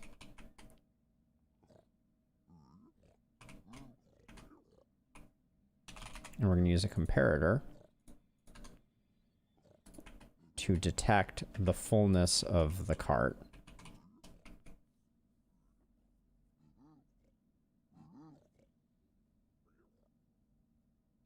We don't want it to have to be that full to get things going, because we just want it to kind of be on a loop. But let's see. We're just gonna...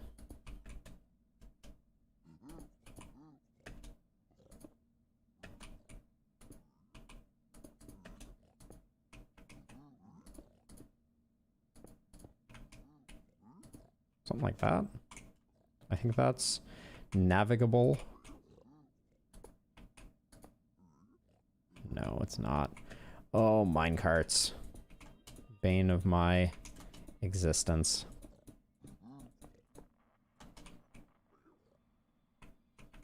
Let's see. So we'll just go... let's just go up, and then we'll do a quick spin around.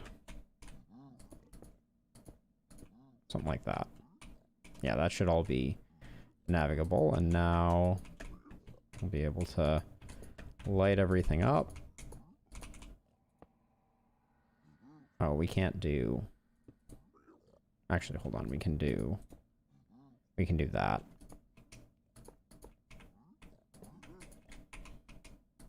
Let's get that out of there.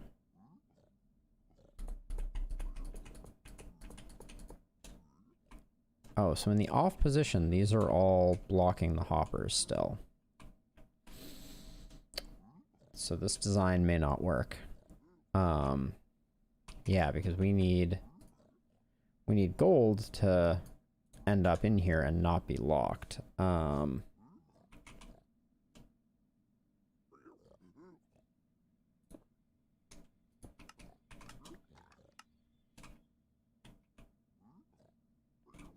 And now that just dispensed a whole ton of gold.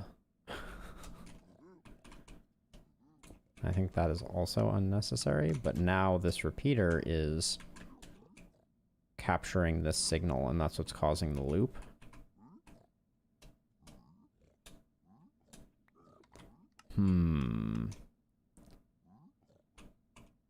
Okay, I may accept that we're gonna have that for the moment.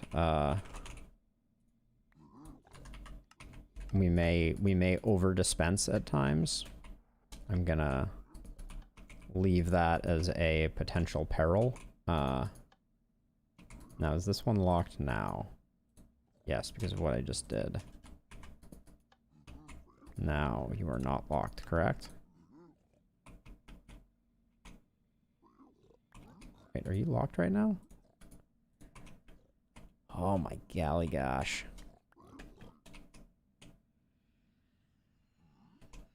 What is locking you? Is this redstone locking you? Because it sits on a low... oh, it shouldn't sit on a low signal here. That's the problem. Okay. The problem is that this block is powered. Okay, now you're gonna empty, right? Okay. So yeah, that needs to be off, which means this can't be glass, can it?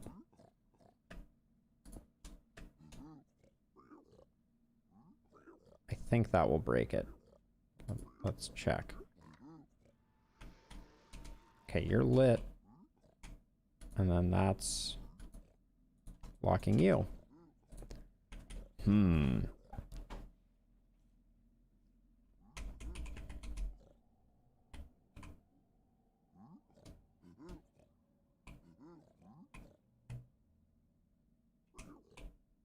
This is why I feel like we need to use an observer to trigger this.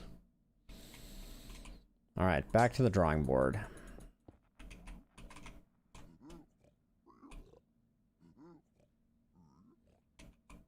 So I can just use a...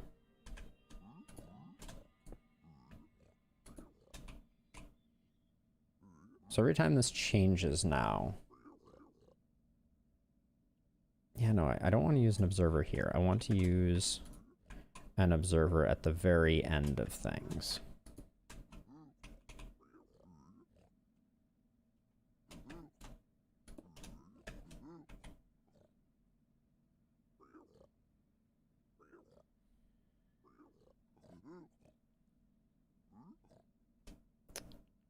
Oh boy.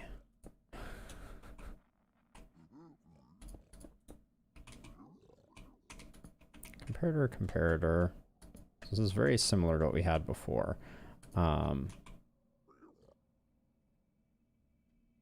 Except I guess I used 2. Don't do that. 2 observers and then a rail, a powered rail here.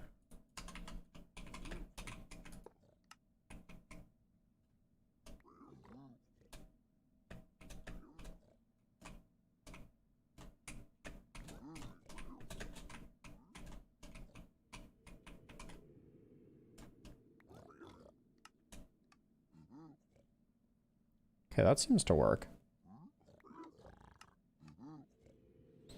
Also, our entire hopper chain is backed up, apparently, from just our experimentation.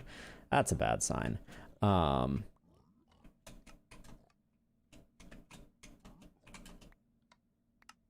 Okay, so this is the same thing. Yeah, should update no more. Okay, so that looks reasonable. Let's check to see, is our hopper locked? No. Our hopper is not locked, miraculously enough. And then I'm gonna go 2 blocks over this way. Get myself a lever. There we go, so we have that now. Okay.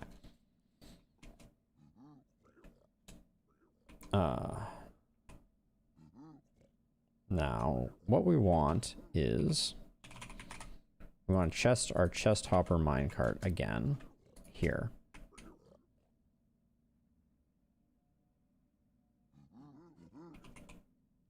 And we're gonna put, let's just get a bit of gold.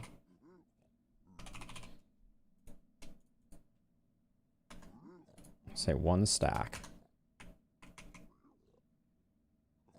You're supposed to read that. We just tested this. And you're supposed to read that for sure. Let's just see. This should deposit some gold in each and every dropper.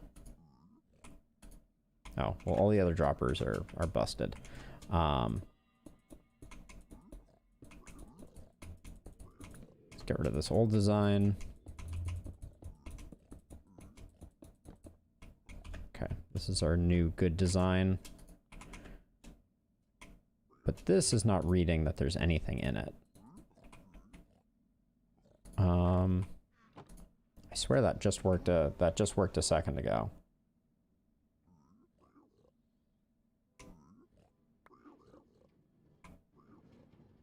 Let's make sure that every dropper gets some gold in it. That is not enough gold.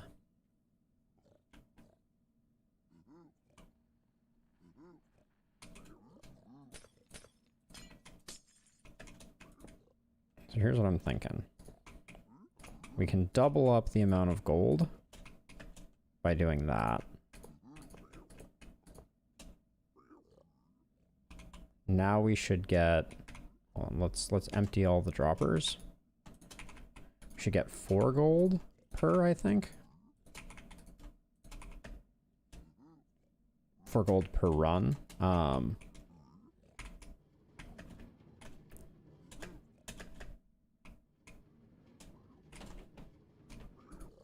Yeah, 4 gold now. Which is, I think, still not enough.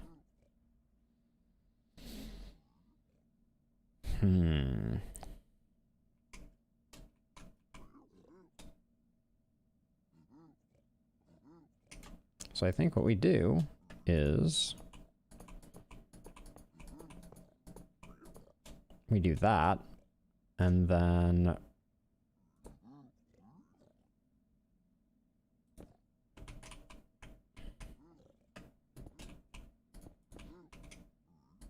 we're gonna do,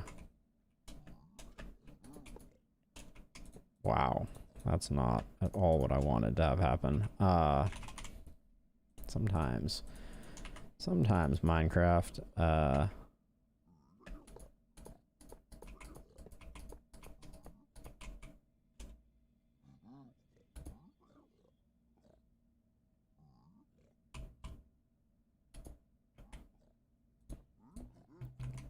need it to return to home base. So I think what I'm going to do is go like that.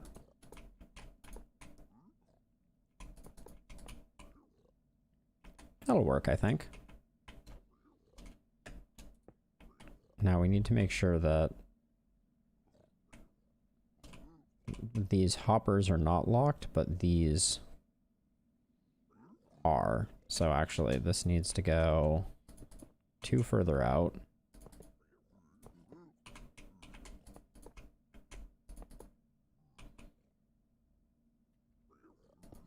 And then I think it's safe to put blocks up here and put levers on them.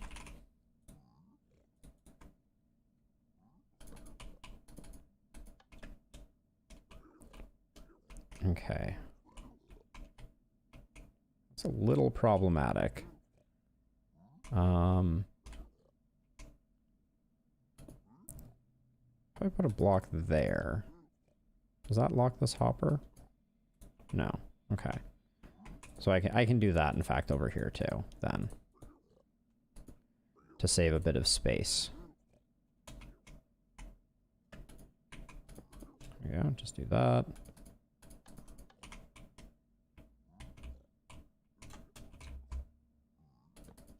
I don't think that'll interfere with anything else that's going on over here. Just need... Okay, now we should get 16 gold per.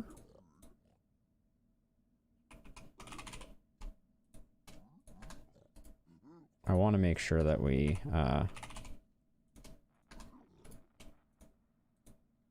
okay, we're going to send it up with 2 and let's watch what happens.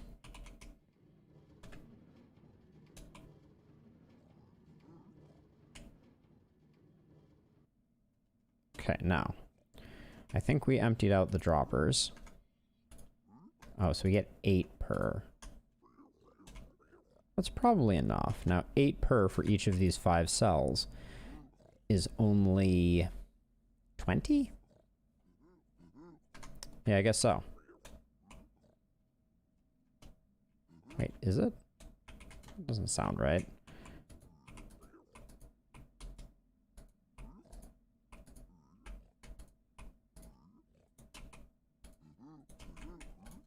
I thought we were getting...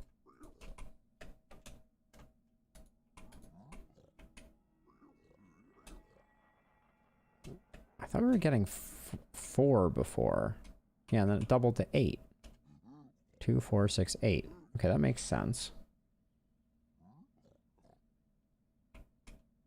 But there are 5 of these. 5 times 4 is 20.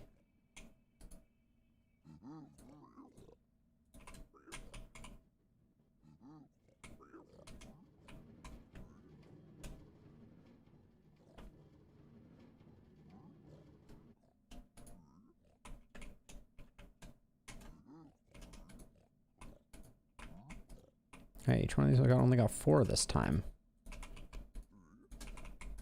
I swear that's what we were getting before. Maybe I was wrong, though.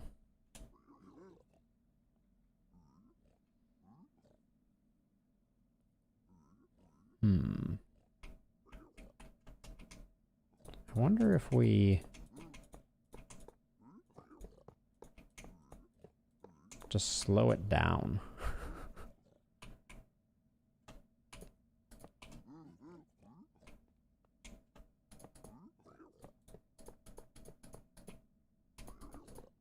So it's not powering across it quite so quickly. I wonder how many we get now.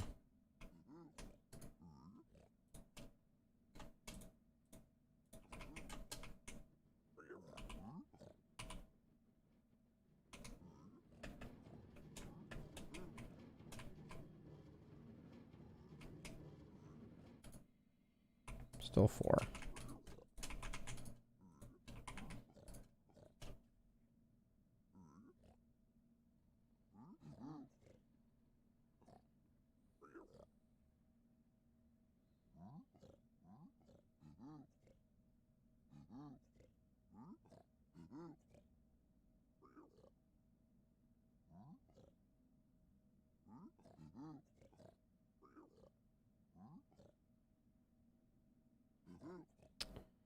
All right. Where was I? I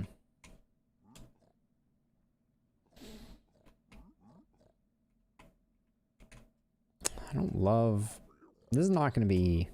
I don't even know if this is going to be fast enough to keep up. I think in the time that it does a cycle, it's not going to be enough. So I think I'm back to the drawing board on this part.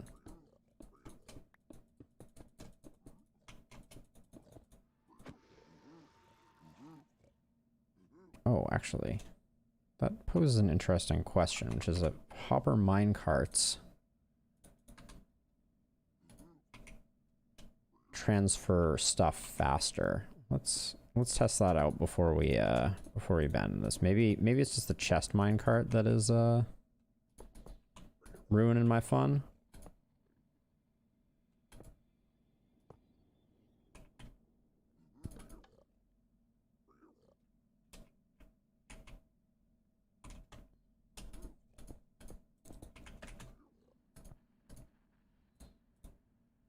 Okay, let's get a few stacks. Which is probably what we want to go with anyways.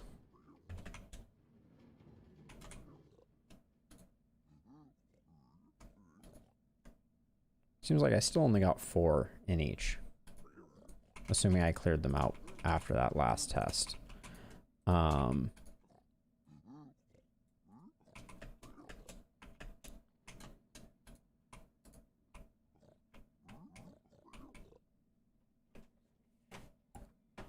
Which is not enough.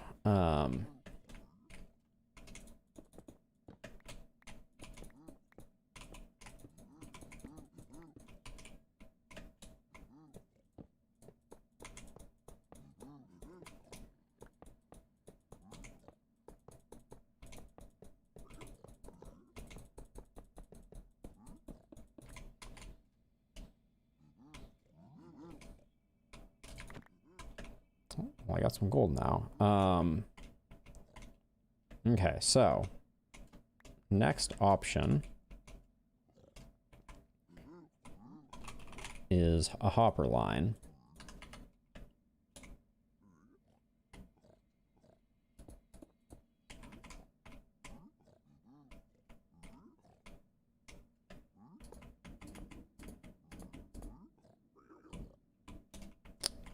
So with a hopper line,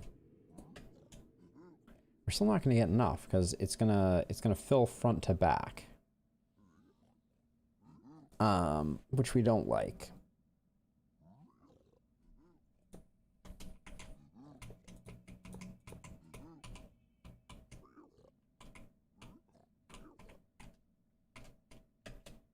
And I don't like the idea that the chest would have to be way up high. Like, that just seems, design-wise, like it wouldn't be very cool.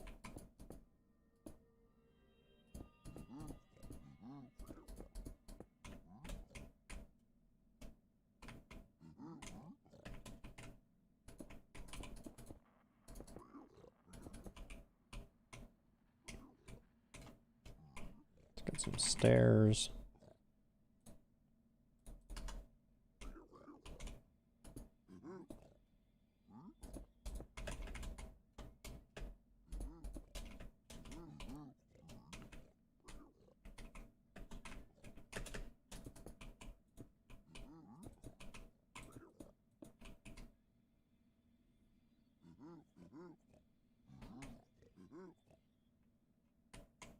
I should probably make that back wall something interesting.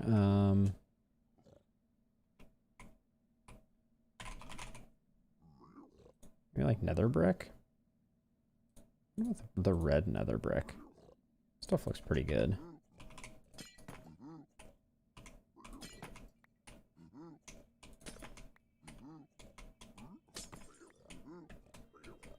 Oh, I'm getting rid of the pressure plates. Gonna have to fix that. But we need to rebuild all of this anyways. But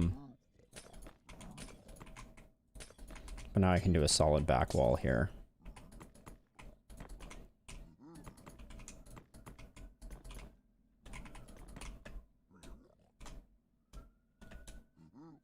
Now the block that we push into their heads has to be glass, right? So I was thinking I could do something like this.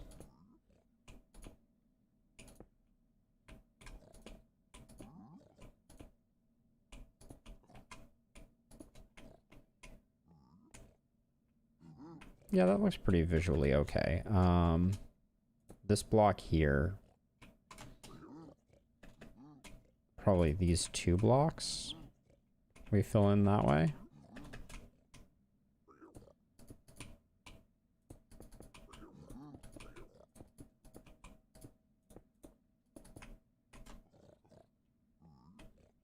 Yeah, this looks pretty good. I like this. Okay, so design-wise, progress is being made, but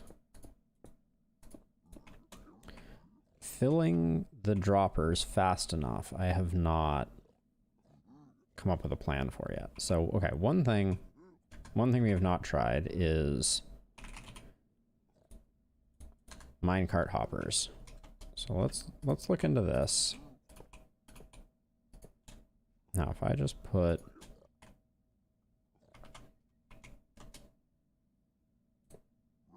I do that.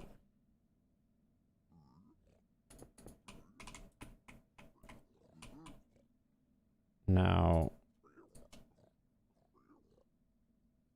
oh, so minecart hopper doesn't push things down. Okay. Probably should have known that.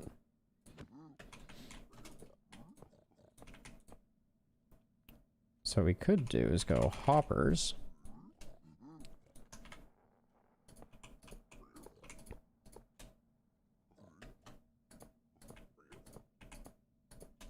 Because minecart hoppers pull stuff out much faster.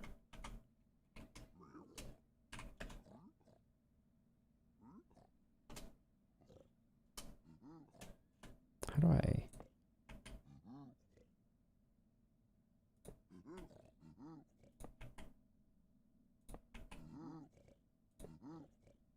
There we go. Now these... Oops. I can run something along the top of.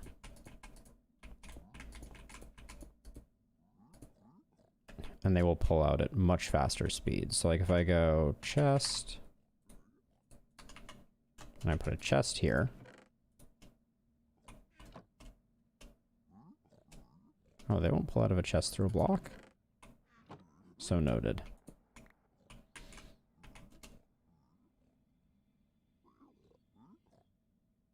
Will they pull out of another minecart hopper, though? That is above it. No.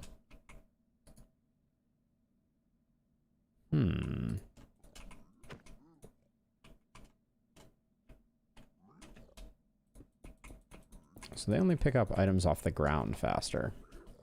A. Because the hopper line won't move items any faster. Maybe I should have left them Maybe I should leave them on their rail, because that makes them a little taller.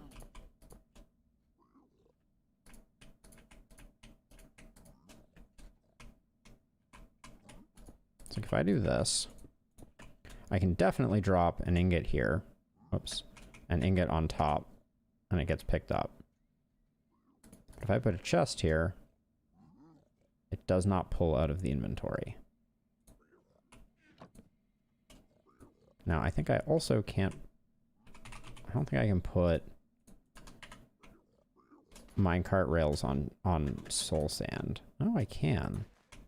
I wonder if they're actually lower or not. Let's try that.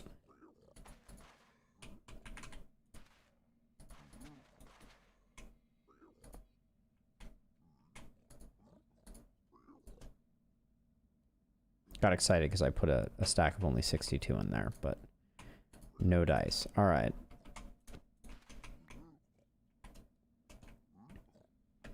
So minecart hoppers don't seem to help.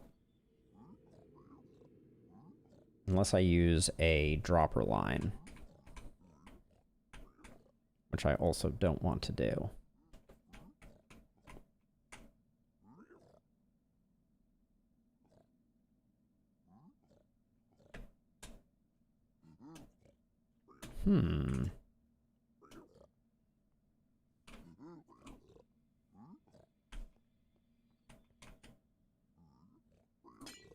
I guess if I wanted to, I could go with, what type of trapdoors do we have? Technically, I could do something like that, I guess.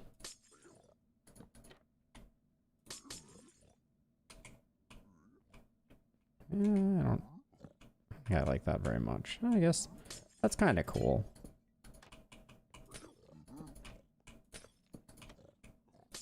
Probably should use the red ones, actually, now that I look at it. Oh, I can I lock you? I wonder what I can lock you in with. That set down keeps you in place. Kind of cool. Oh, but you're gonna... Yeah, that's not gonna work, because they're gonna try and throw the stuff at me. Which I don't want. Okay, so we'll skip that. Alright, back to item movement.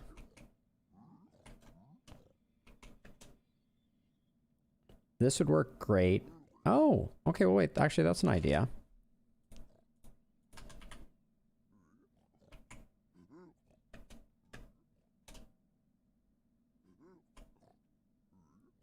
Let's get some packed ice, not blue ice.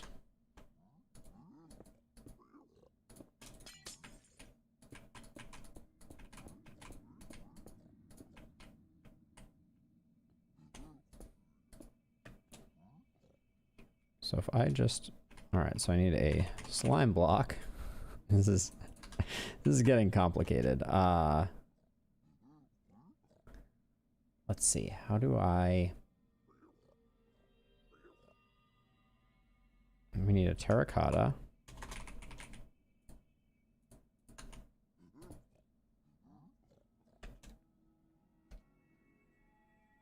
And actually probably terracotta here and terracotta here.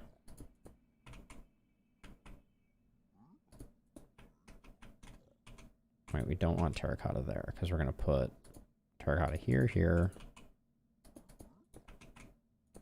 Those two aren't needed. Slime block here, and then sticky piston.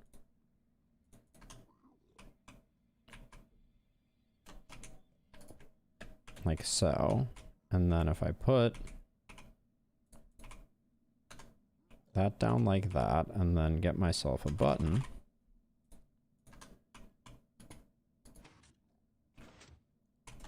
Did that just all get picked up by the first one? That's... Minecart hoppers are at times a little broken. So that's not going to do us any good.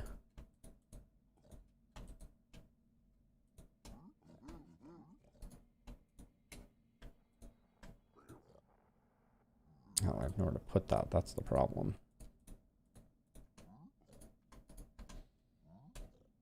Yeah, so this would be great, except that now we're not going to get an even distribution for an entirely different reason.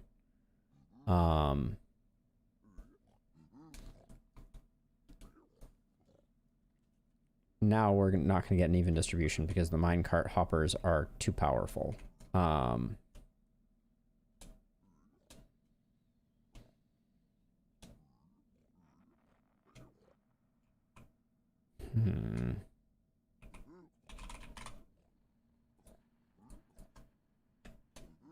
really, if I put this here, put stuff in it, it doesn't get taken out.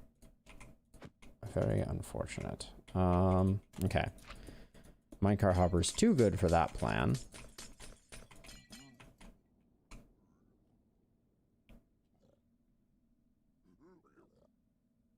Now we could use just regular hoppers for this. So let's try that next.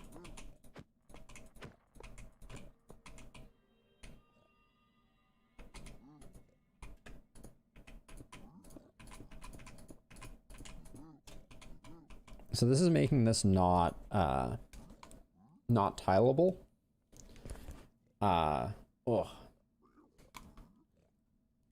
This is, if this works, this is going to make this not tileable. So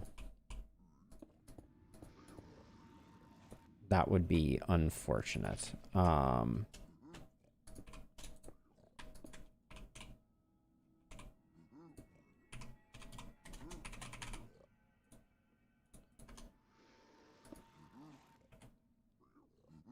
So we need that like that, and then we need something regular like glass. Like that. And like that. And like that. Okay. Yikes. Another sticky piston here. Oh, and then... Alright, I think that's good. So let's, we need 2 buttons to activate these things. And we also need one of our stacks of gold.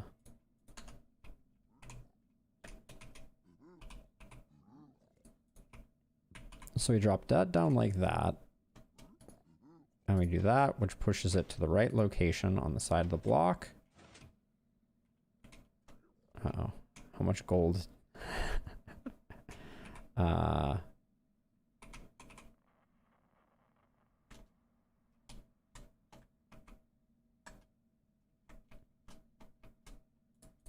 Okay, we just need all of this to go away. So when I pick up this stack, I know how big it was.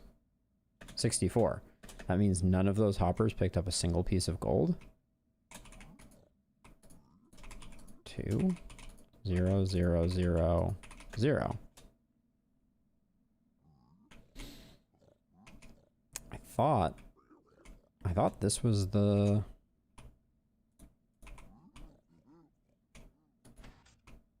Right, so they're lined up on that edge right there. That got nothing?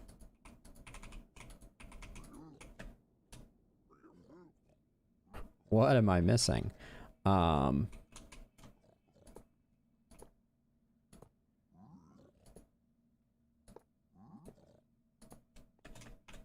don't think that's going to make any difference, but...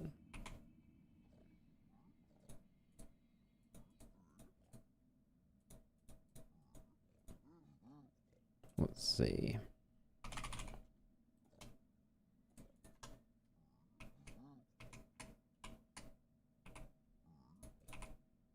So we get it there. This aligns it on the left-hand edge. Let me just make a catchment area here.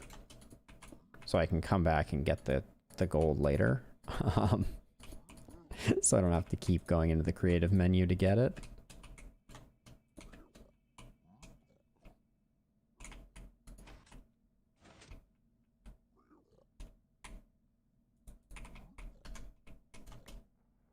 Oh, this time there's only 2 left.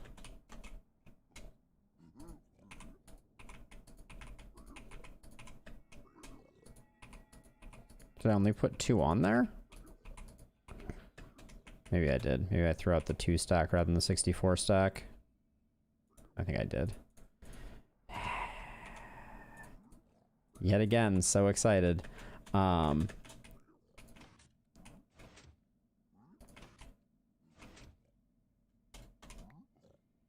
64 again. Okay, let's go take a look at the other time that we've done this before in the gold farm. Because I am unsure what I am doing differently that is causing the alignment to be off.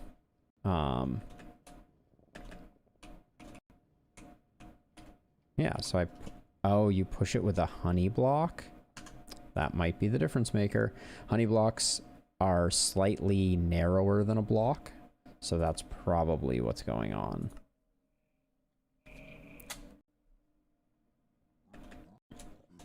Oh boy. Oh boy.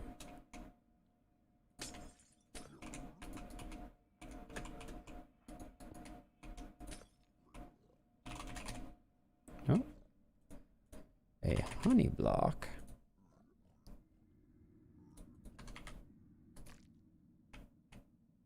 There we go. All right, so now if we drop down the 64 gold.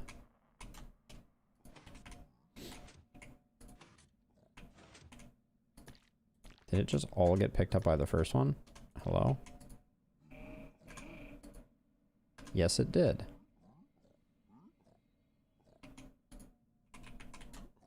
So it still isn't going to give us an even distribution. So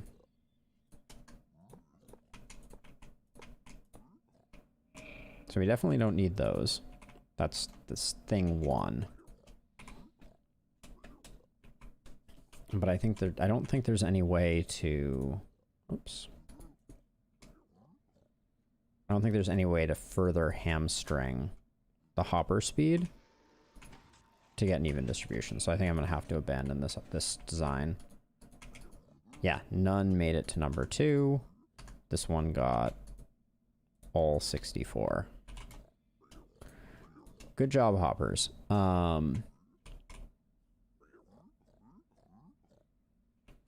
All right, so again, not the solution, but we did learn something about how honey blocks push things slightly shorter distances. Okay, so that brings me back to minecarts, I think. Although it appears that each hopper is only pulling out 1. Now I know we could potentially use the engine minecart. I don't want to do that though. I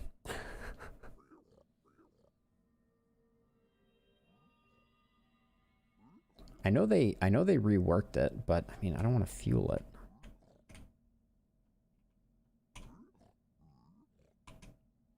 All I want to do is take, I guess I should make this bigger as well, now that I'm thinking about it.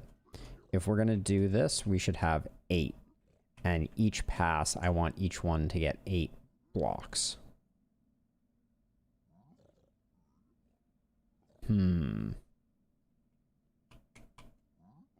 That probably makes sense to add 3 more.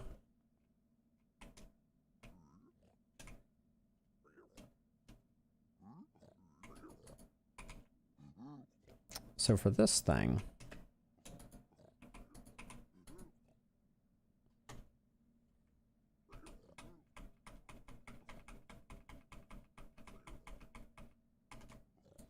okay, that's just going to be, there's tons of garbage in here that just all needs to be, I could probably get rid of, I could probably clear this out pretty quickly.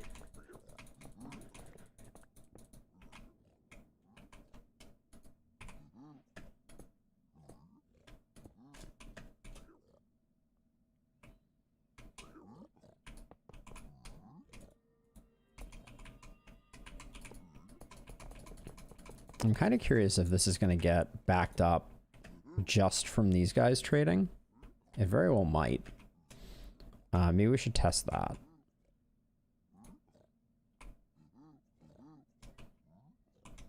Well, until we get the dropper Vader working, we can't really.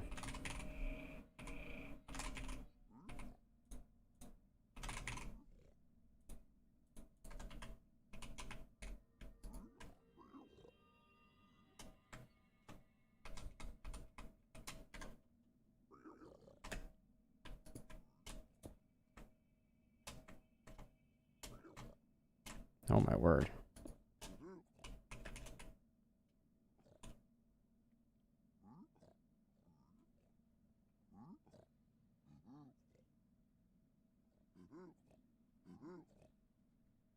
I'm not completely clear on how to build one of these either, so let's...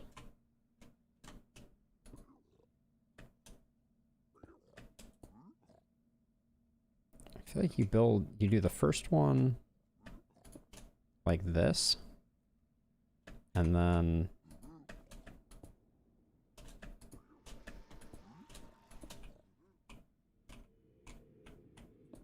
or maybe you do that for all of them.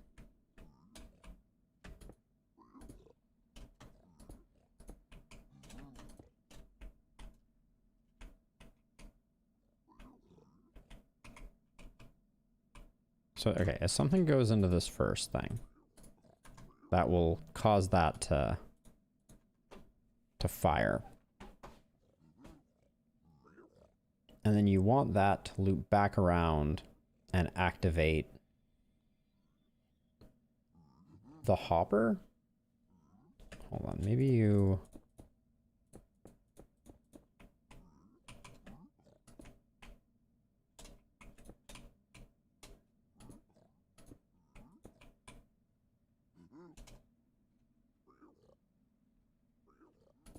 Just has to be into something, I think.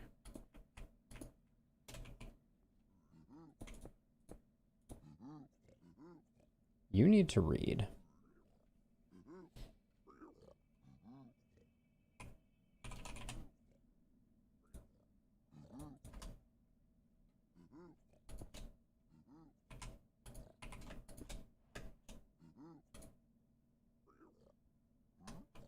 So if I put an item, dang it. I don't think I can,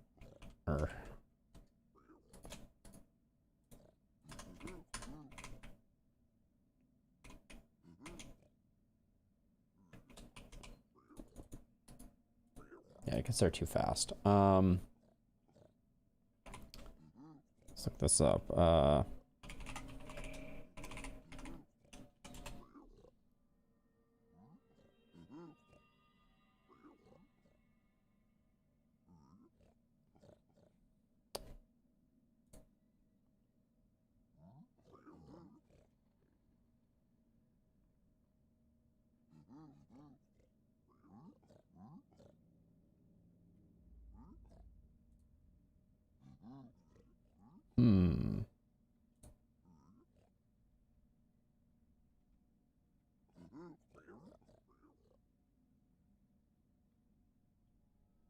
Okay, maybe that makes sense. That was pretty close to what I was thinking it would be.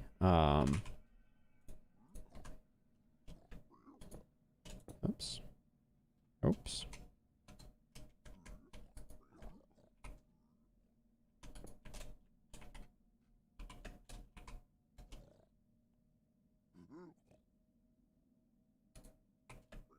Looks like we go... And then a track running up of them.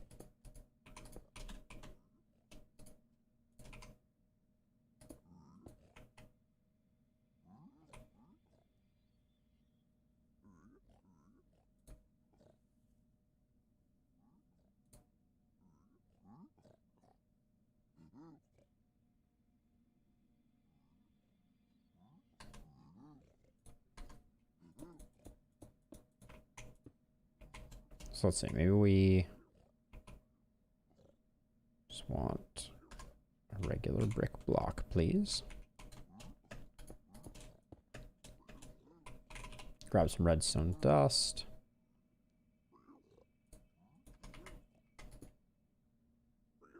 And then we read that.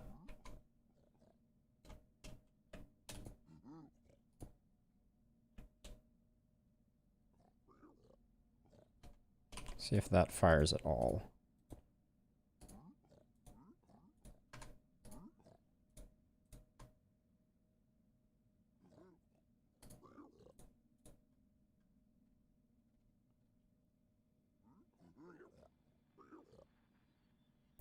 Okay, I feel like to be able to test this,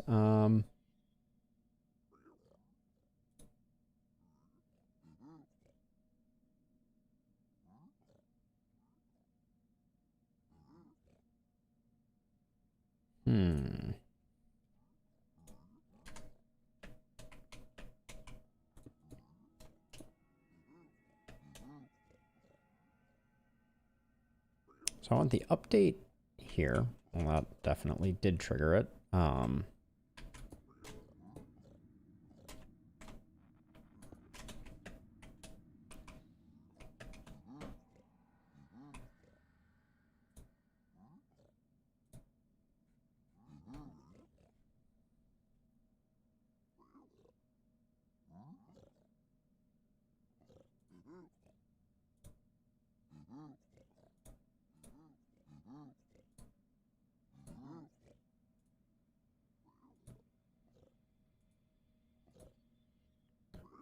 Oh, so many of these designs are such a mess. Oh,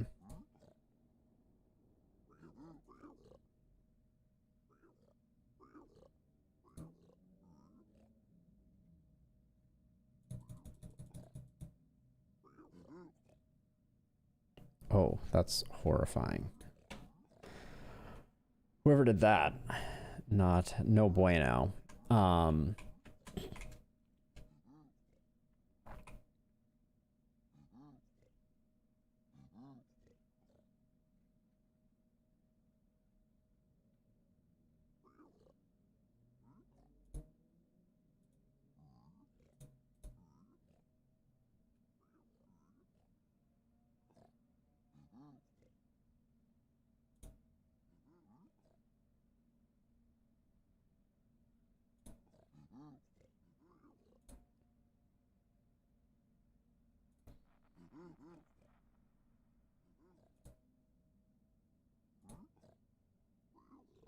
Okay, so the bottom one we have...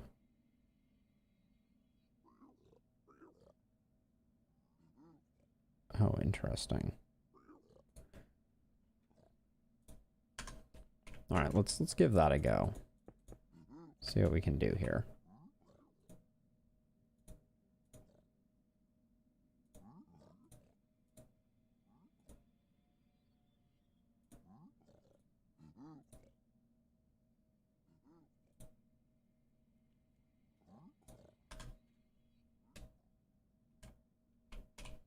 All right, so we're gonna do, oopsie.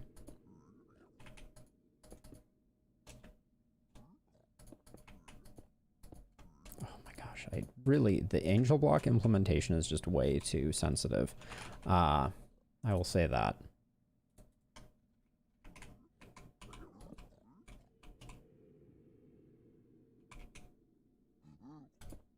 Pull that off, grab a repeater.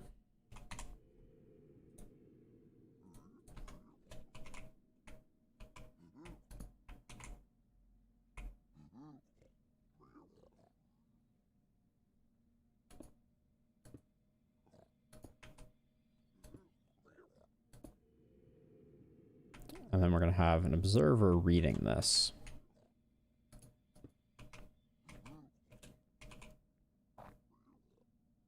And then a chain of vertical observers reading that. Okay, that's good enough. And then these are going to be read by these.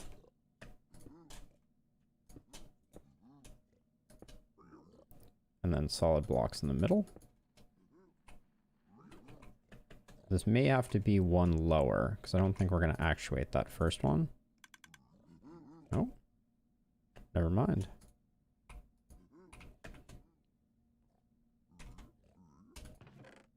Ho ho! All right. Very nice.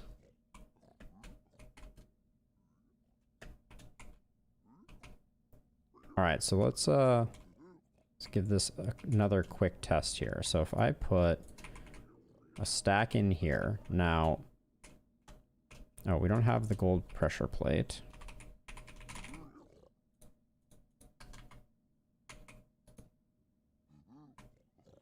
Okay, yeah, now the thing that I don't have is a way to fire this off. So let's figure out what that looks like really quickly here. If I pushed a signal into this block, so something like this from a repeater from here with a button.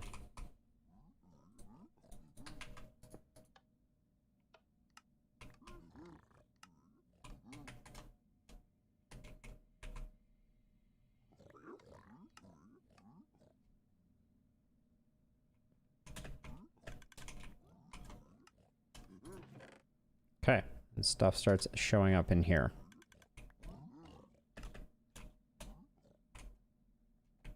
So this button will actually do it. And we can use the repeater all the way along. Oh, why did I just break that? That's gonna be the button to activate the system. Now, if it's a lever, does that turn it on and off? I think it might.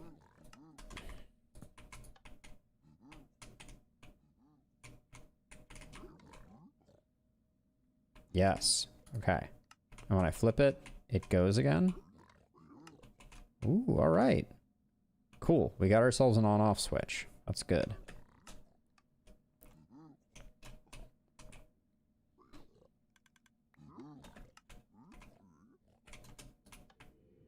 So I guess we should build up.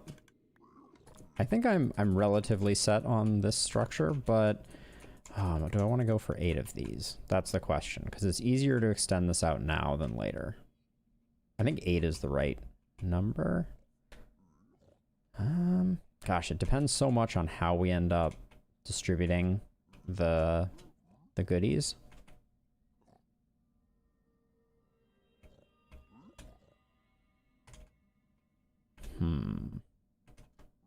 But yeah, this wasn't too bad. And is anything getting left? Nothing stuck?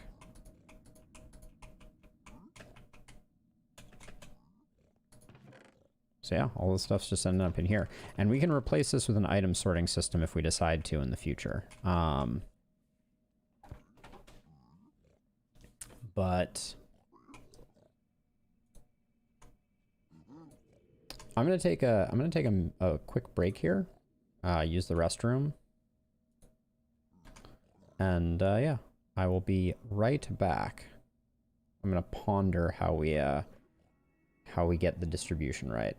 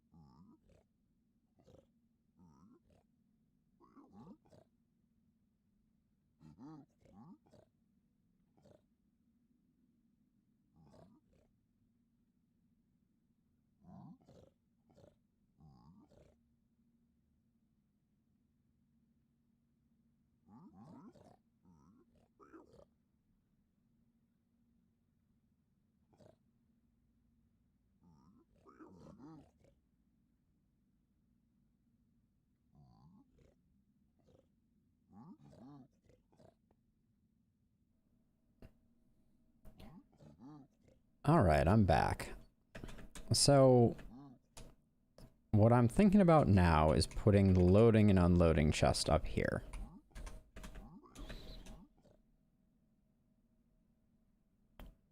And then, oh gosh, doesn't help much. Okay, let's build these other setups just so that, because the other thing that we don't know is if the minecart line below is actually gonna play well with the quantity of stuff that we're getting. So I think I'm gonna build this out and just see how congested it gets. Congested makes it sound like it's got the sniffles. Not what I'm going for. So let's see. So this one, we're gonna break every other block like this because this is our lock. So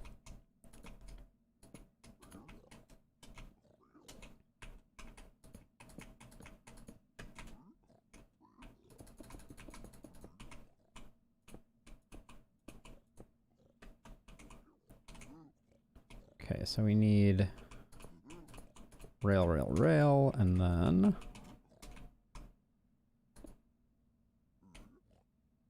okay, so that's good, but then we need to go, oops, like that. So we'll just start with that, and we'll go boom, boom, boom, boom, boom, boom. All right. Now, what I'm going to do is I'm going to take this out, and we're going to get gold, a stack of gold for each one. So 1, 2, 3, 4, 5. And I'm going to let all 5 of them go for the entire duration because I want to watch what happens to the hoppers. Because I'm worried that the quantity of stuff that they're processing is going to be too much for the lower area. So now we have our nice lever. And when I flip this lever, all 3 of them should start producing.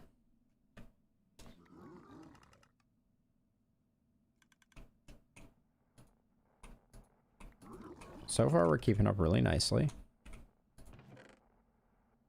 and stuff is just flowing into here.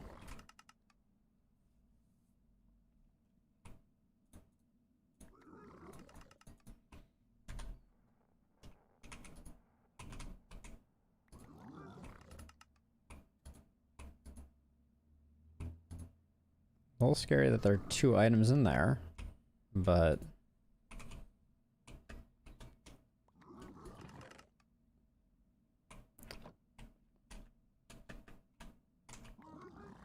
I wonder if I can tick warp this.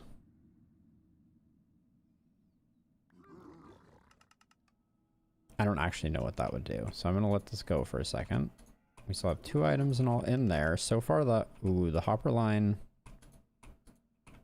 is not keeping up. For some reason we have like a big, oh, it's because of iron nuggets. Got it. Yep.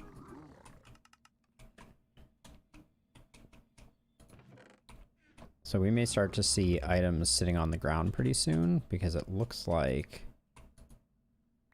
this one, yeah, if... Oh my gosh, this generates a lot of items.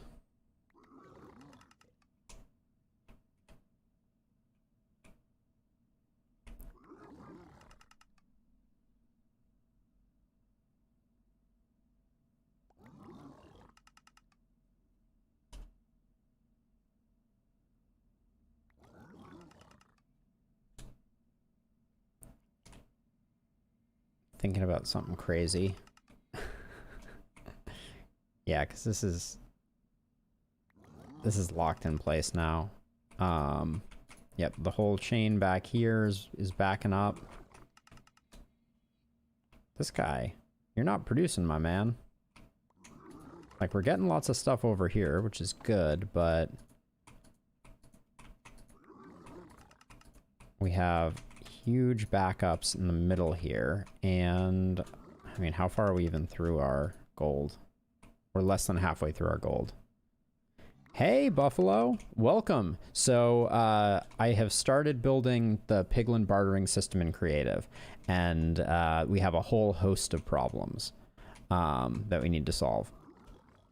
The big problem that I'm trying to solve, right? So this is the redstone mechanism that I designed. I can walk you through the basic setup, but basically it makes sure that, oops, hello.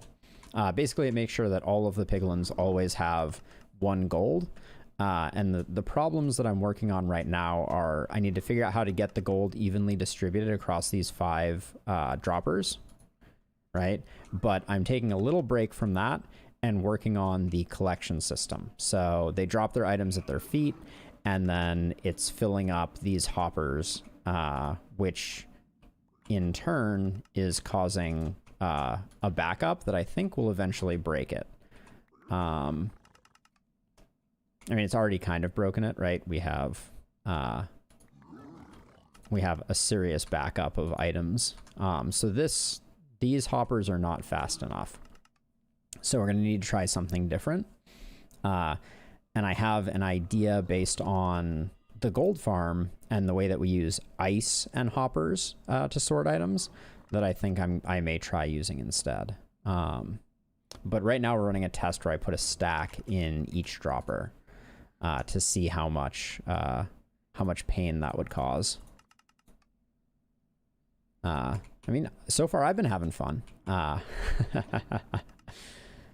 But yeah, so at the moment, right, we're getting a lot of stuff over here. But pretty soon, I think the second row of hoppers, these hoppers here, are going to be totally backed up. So only one of them is totally backed up. Why is this one totally backed up?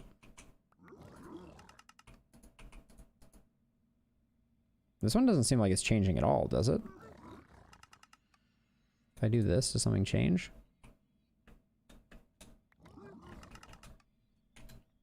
Why are you special? Did I mess up your hopper? Let's double check this. This is a downward facing hopper. Oh, wait, did it? Okay, I guess it was just temporarily locked up. I shouldn't have messed with it. But yeah, so and then I built a, I see. Not exciting then, I guess. But yeah, so anyways, so this test is almost done. The alternative here is I may use slime block pushers to push things around, and then have them get picked up by, what would I even have them get picked up by, though? That's an interesting question.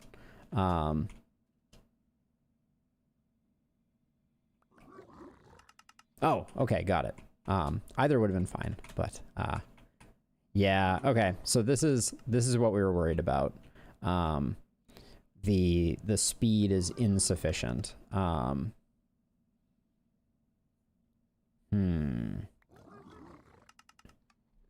Yeah, it'll probably catch up, but the system is getting way, I think it's getting super backed up now. Yeah. The bottom one barely looks like it's moving. In fact, it probably isn't moving at some point because there's, yeah, this one here, there's no slots for any of these to pass into this. So yeah, so that's going to be a problem. One way that we can solve it is using ice paths like we did on the other setup. Okay, so we've reached the end of our gold, and unsurprisingly, these guys don't have any stuff on the floor, but then these guys do. And that was only 5 stacks of gold, and we have way more gold than that. So the dropper elevator seems to be working super perfectly. And this will eventually break free, but in the meantime, like, bad luck in terms of like non-stackable items like this is going to cause a blockage that is just going to back up the whole system.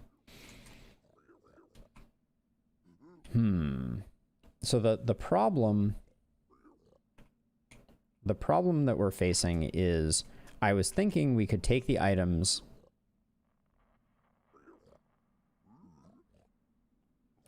I think it wouldn't really be worth it, because I'm not gonna, because I still have to do the crafting. And after I do the crafting, I can just take giant gold blocks and kind of be done with it. You know, like if I bring over this, like what is a stack of gold blocks? Stack of gold blocks is 9 stacks of gold. I just did 5 stacks of gold and brought the system to its knees. So yeah, I think probably, how do I want to clear my inventory. I'm not doing a very good job of it.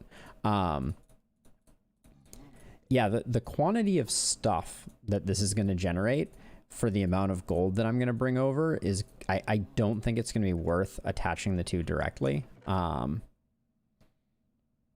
yeah, we're only halfway done, I think,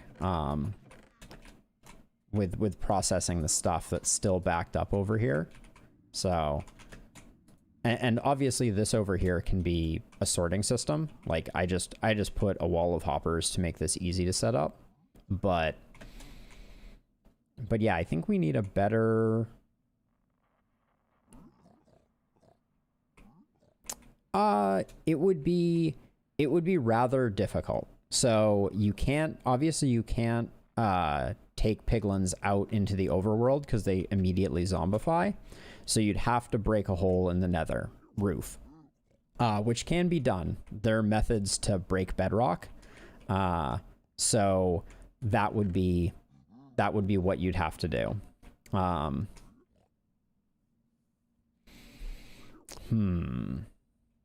So we can technically, we could replace this with another dropper column, which I believe is can be twice as fast as hoppers for moving things horizontally. And that might be fast enough. So maybe we try that. Oh, the blockage is finally clearing. But yeah, like you can see, like the the gravel got all backed up. So I'm just gonna remove these because we're gonna try using droppers over there instead, and then also, so this is all the stuff that we created. Let me get a flint and steel out. I want to kind of keep track of how much stuff we're creating, so I want to get rid of everything. Oh, what did I just pick up? Nuggets. Yeah, this is also going to be an iron farm, which is interesting. So what I want to do is I want to try now doing droppers instead. Oops.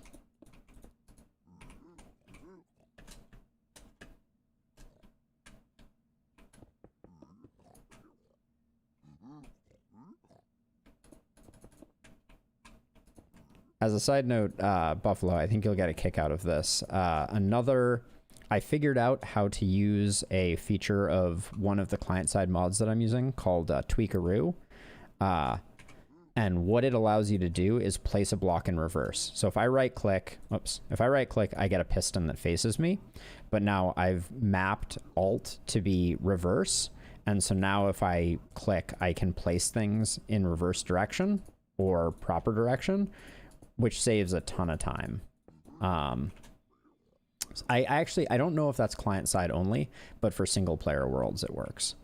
Okay, so we have our droppers here, and we want them to fire every tick possibly.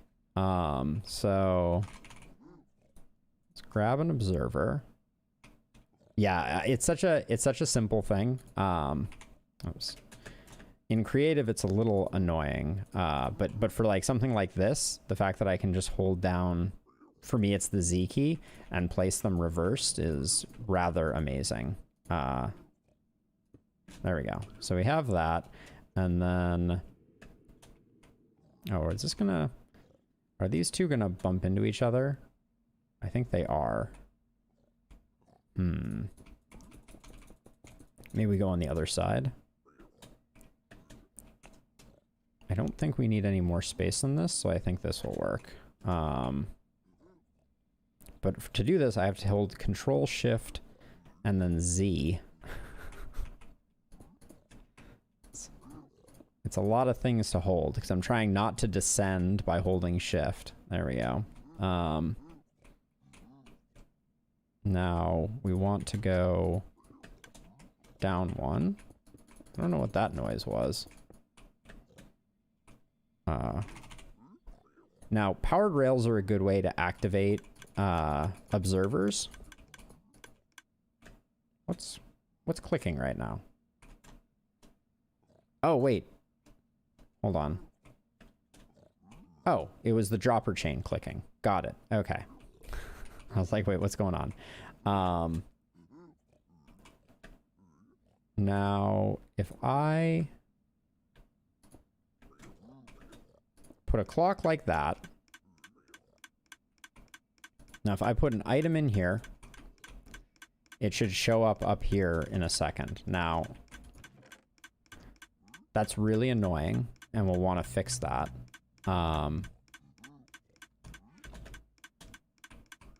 In fact, let's stop that. That clicking is super annoying. Now, this one is not as loud. What is different with you?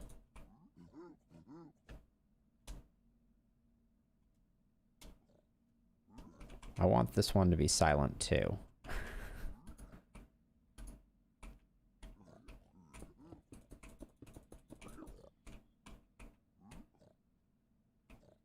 But this was, when this was firing. Hold on, that makes a clicking noise.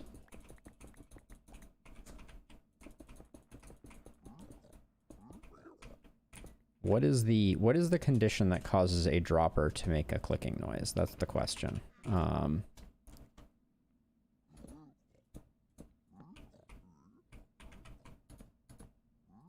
Oops. There we go. Get those replaced.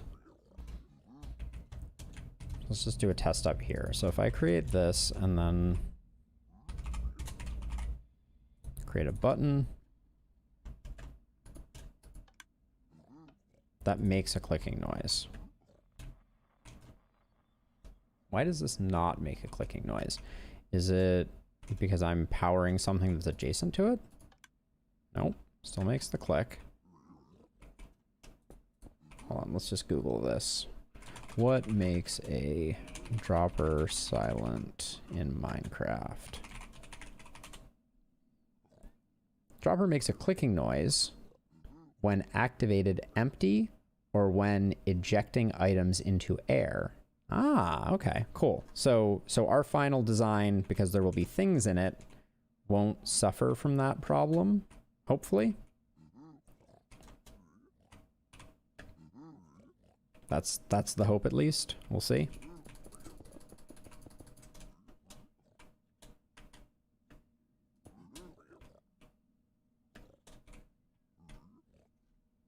So, okay, so we're gonna have something like that. And then, how do we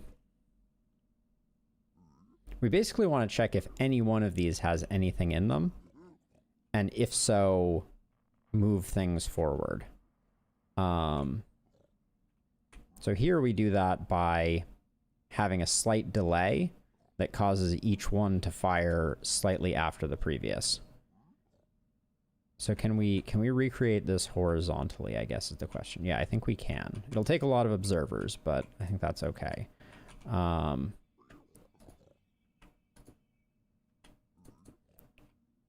So we're gonna have a row of blocks. I want to use this because these are non-visible blocks. There we go. And then we're gonna have observers pointing this way. And then a second set of observers pointing this way. Yep.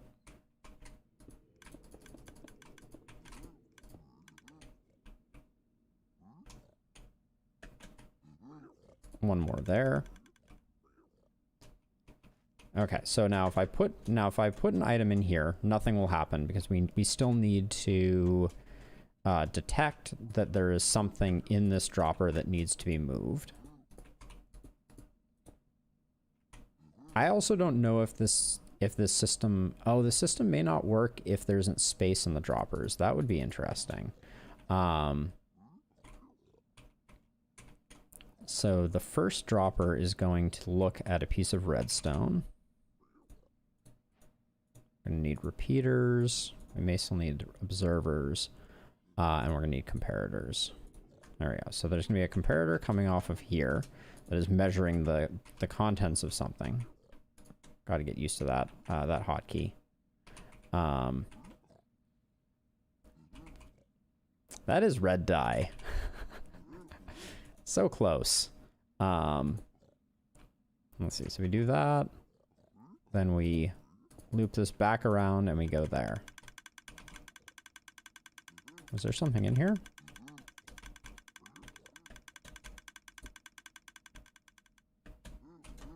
It was rather annoying. These look very similar, right? Let me check. Yep. I would hazard to say that they look identical, except that maybe I need one more. Oops. We may have a problem where there's like redstone interference happening.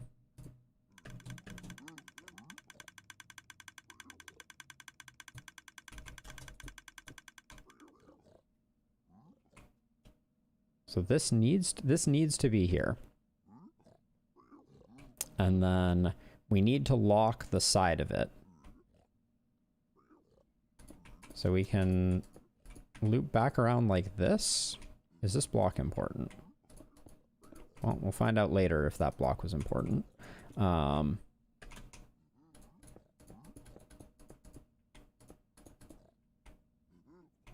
So now if I put something in there,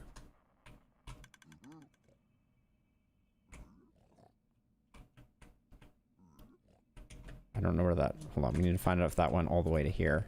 Oh, it looks like it did. Okay. So I guess the question is, if I put these in here. Oops.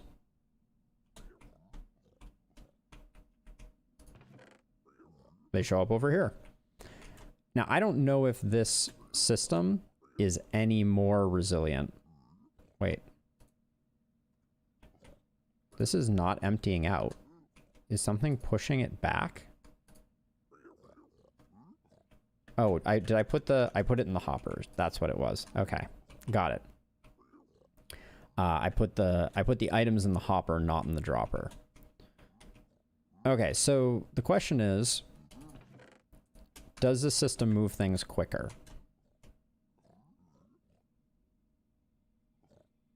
Oh yeah, dropper chains. Yes. So this is the setup. So a dropper can push items into another dropper, right? That's the idea here.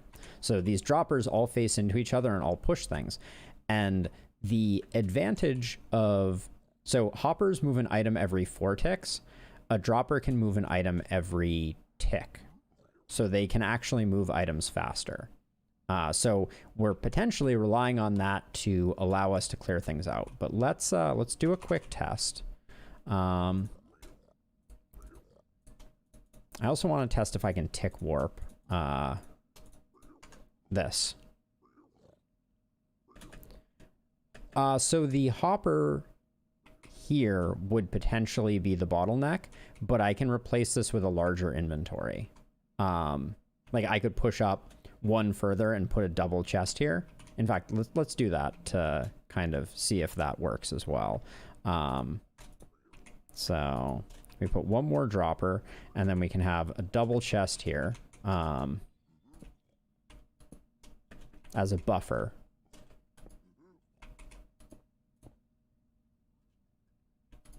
Put that there. Put that there. So yeah, so now this will push into the chest, and then the hoppers. Actually, yes, you can. And actually, that's what I was just thinking about. Oh.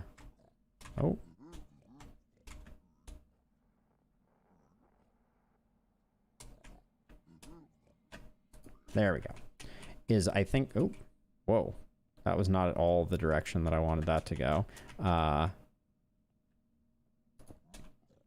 Yeah, so this dropper should now push into this chest, and then we can get double hopper speed out because we can have 2 hoppers pulling items out of it.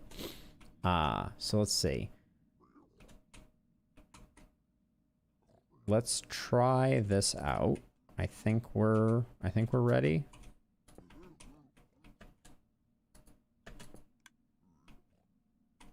I want to do a smaller test this time. It took a little while last time, so I'm going to do half a stack each. Although the breaking point was definitely around a full stack, but we'll be able to get a good idea for it. And then this is our on-off switch over here that I'll eventually wire up. So as soon as I flip that switch, everyone was supposed to get gold. Yeah, they trigger the droppers. Oh, wait, I flipped that. There we go. So now everybody has gold.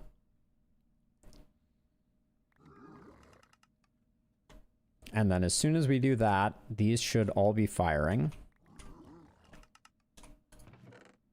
And we already see items showing up here, which this will also tell us if this is a bottleneck or where the bottleneck is located. So coming over here, if we look at the droppers, we do have backup happening in the droppers. Oops.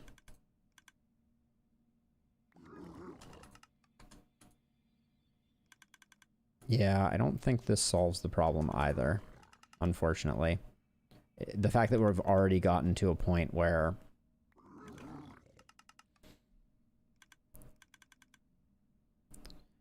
So we could, but a chest as a buffer is still going to have the same basic problem, which is that it will eventually overflow, right?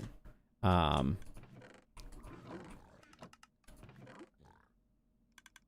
need one of those in my regular game. Still waiting to get that. Yeah, which I mean, so the issue is this isn't even, but this is the thing, is like this is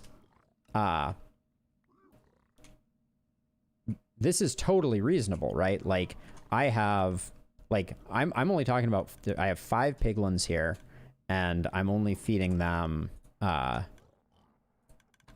now. I've only fed them half a stack of blocks, basically, right? Or half of 5 stacks, so 2.5 stacks, which, like, with my current gold farm, like, I have way more than that. But yeah, this is still totally backing up.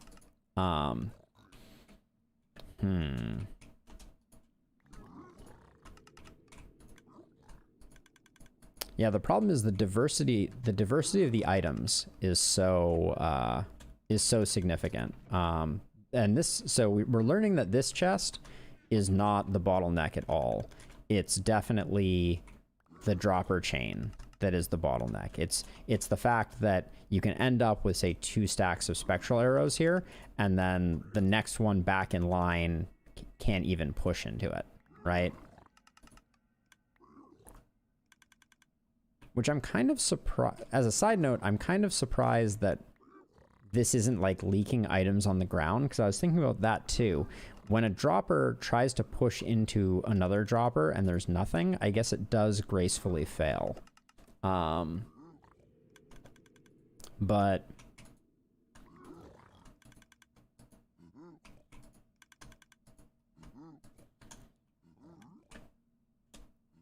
okay, so everybody's finished all of their processing. So it's pretty fast for just even that small amount of stuff, but yeah, we definitely have an unfortunate problem of way too much stuff getting backed up.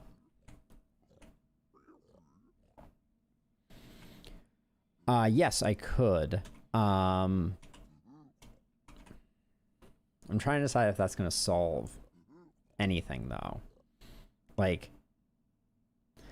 So the problem is at some point it all needs to merge together, though, right? Like, because what I don't want is I don't want to have like 5 dropper chains all leading up, and then even if those 5 dropper chains all led up, they eventually have to land. Oops. Whoops. They eventually have to land here, right? So, wait, is this really all I got from half a stack to each of them? Oh, this has stopped functioning because the only thing that keeps it going is this comparator here reading this last dropper. And so as soon as this dropper emptied, this entire dropper chain stopped. So that's a whole different problem that we have. So we got to fix that. I think we can, I don't know if we can do it just by pulling off the signal from this and checking to see if any of them are good. Maybe we can. That's the first thing I'm going to try.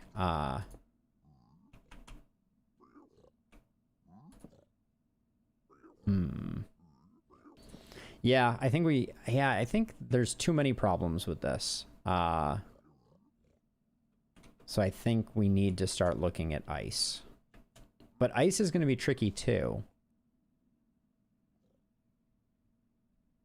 Because joining items... So, okay, so I think we're not only going to have to do ice, we're going to have to do the staircase design to merge them up as well.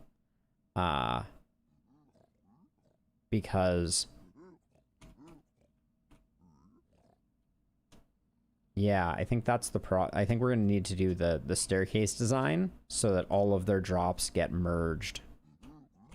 Because otherwise we can't push all of it.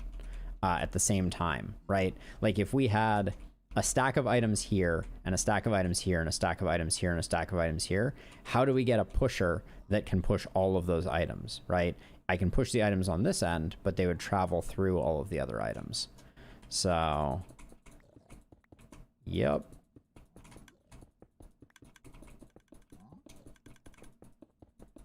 This is why we design in creative. Whoops. That I don't want to get rid of.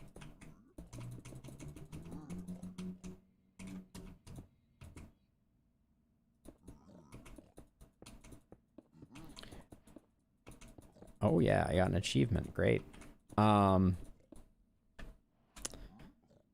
So, okay, and then here's the next problem.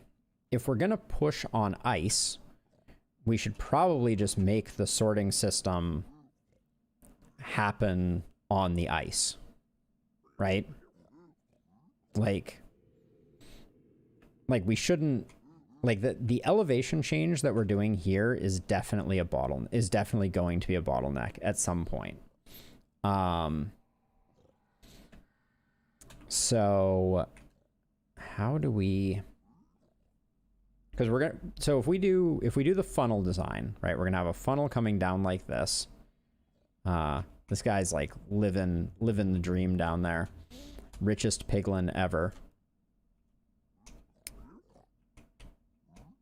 So we're gonna have each one of these have a dropper.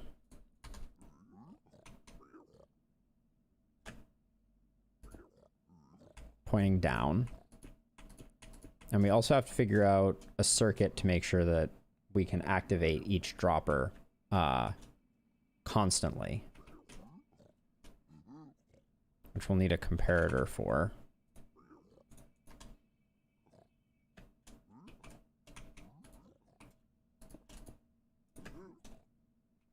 So we need to read the signal here.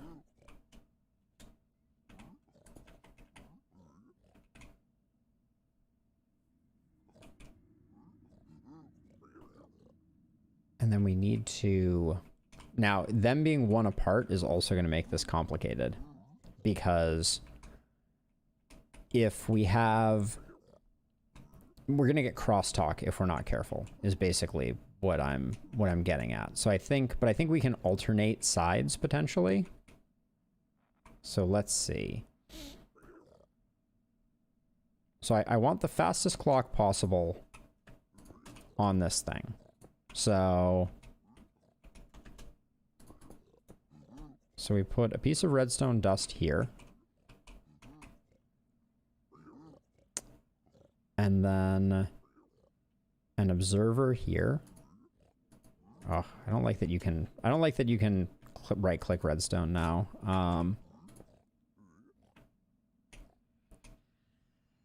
Oh, is that really not gonna trigger you? Because it's not going in? It's not. So this is not being triggered right now. Yep. That's not being triggered. Okay. Oops.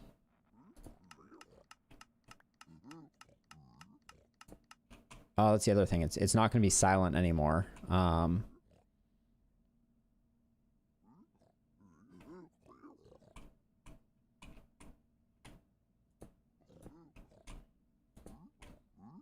Okay, so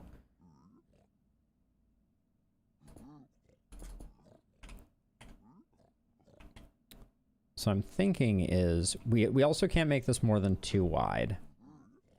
And we can't make it any taller. Oh man. There are a lot of constraints that we have to work around here. So ultimately I think we need this to be our direction. And that means we need to pull this outward with a piston.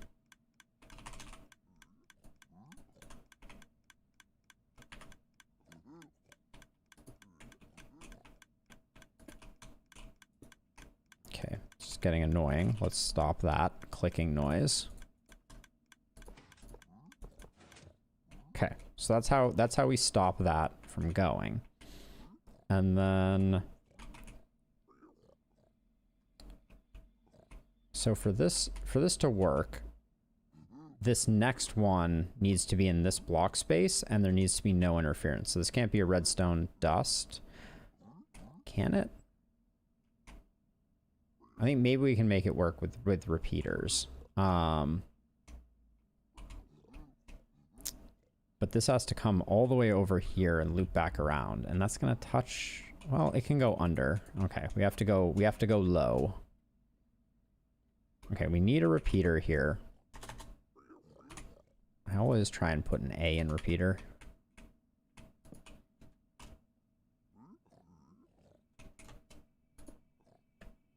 So I can use a redstone dust here, but I need to go. I need the signal to go down, because ultimately I need it to run back along this way. Vertical redstone is always painful. That goes like that, but then that doesn't activate, right? Let's just put a stack of that. Yep, that does not activate. If it's glass, does it activate? I think the signal only travels up then, which is like, yeah, not helpful. We can use a second sticky piston. It's getting expensive.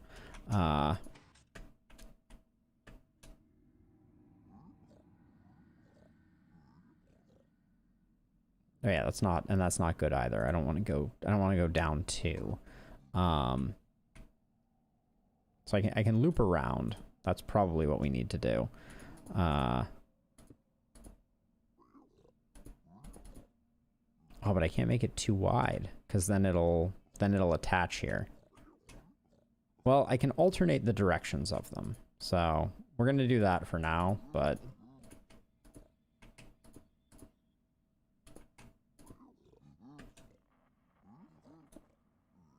let's see. Then we go here.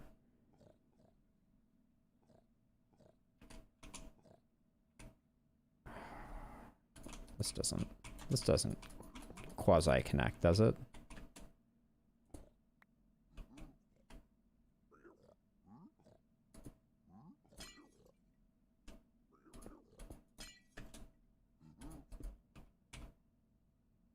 No. Sometimes sometimes pistons activate weirdly. Like I think maybe if I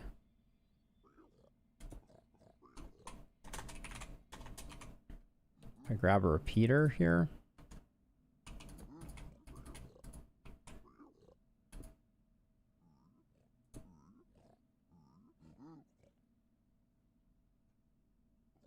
So I could like, I don't want more pistons though.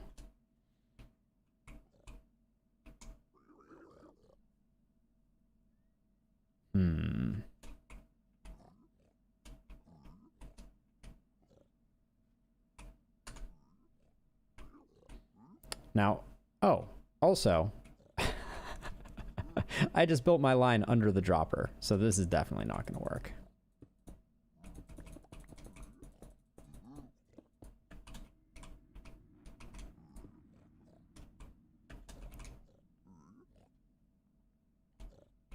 So, I mean, I could fire all of these.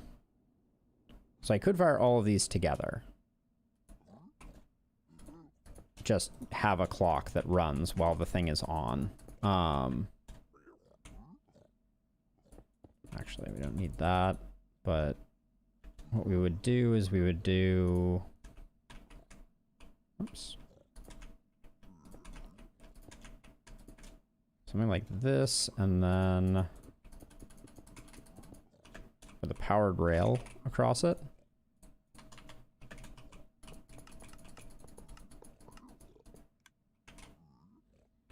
And then we could just have, oops.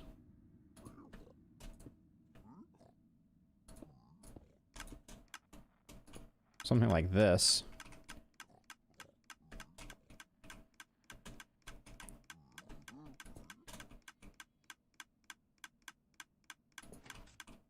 That turns on and off by actuating that piston.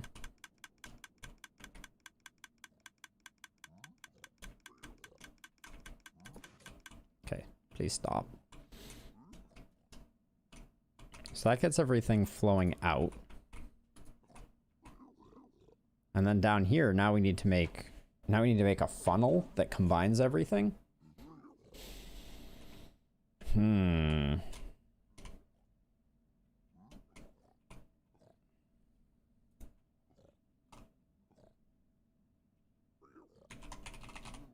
liked using Shroomlight last time for that.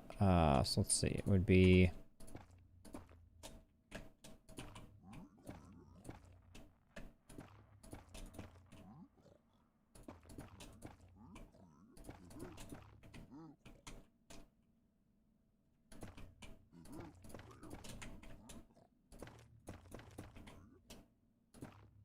The sounds that these make are trippy. Okay, why is this? This should be one higher, I think. Oops.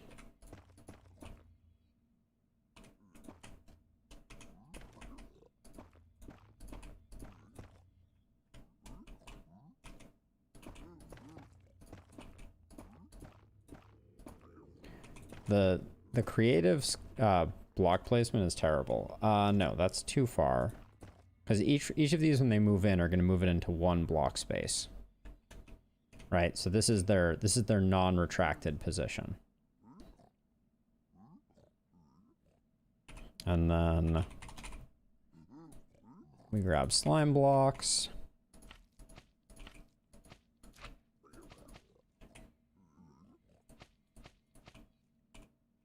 One, two, three, four, five, six, seven, eight.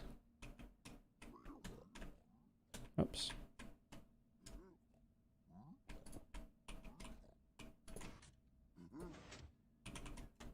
Oh, okay. Yep. That doesn't work the way that I thought it did. So if I add a block here, here, and here, that's beyond the push limit, so it won't do anything. Oh. Oh, but now I'm obstructing this. So I did need it to be one lower.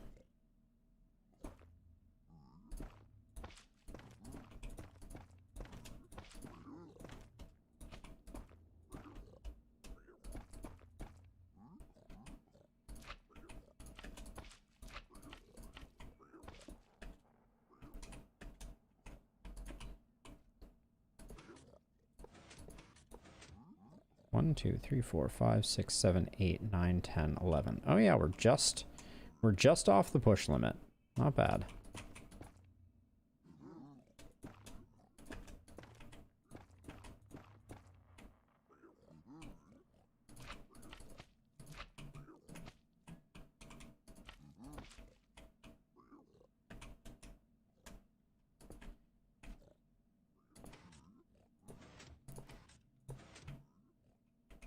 Okay, and so when both of these push, they are going to push into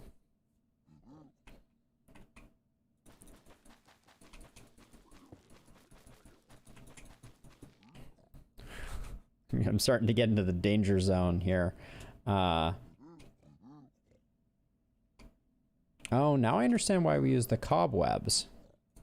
I think I misspoke on the previous design when I explained what the cobwebs are for. The cobwebs, I think, make it so that the items don't fall awkwardly off to the side, right? They don't have as much displacement. That would make sense. So now we need a clock, and I think the clock should ideally also be activated by this. So to do that, I'm actually going to put this here.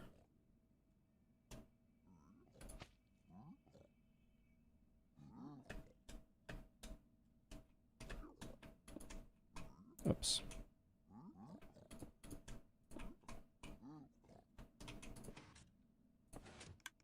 Okay, so that's going to start it dispensing stuff that's been collected, which is going to make big piles here, and then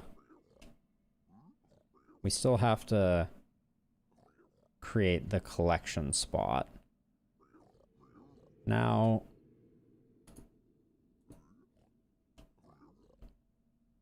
the items are all going to land on an ender chest.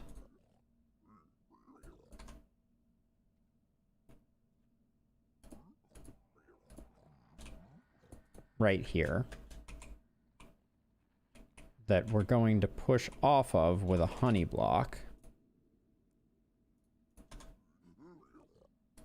This is melting my brain a little bit. There we go. Okay, so as a test, I'm just gonna put like 16 gold in each one of these. Oops. And then I'm going to turn the system on, and then we're going to manually try to figure out if this works. And in order to do that, I can use redstone blocks. So if I break that, those should all be firing out gold right now, which is all getting caught in the cobwebs.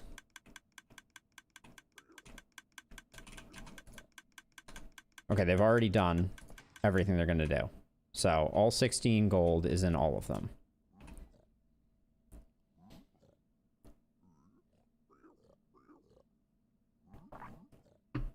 That's not glitchy at all. Now we need to actuate this. Okay. That's not a good sign.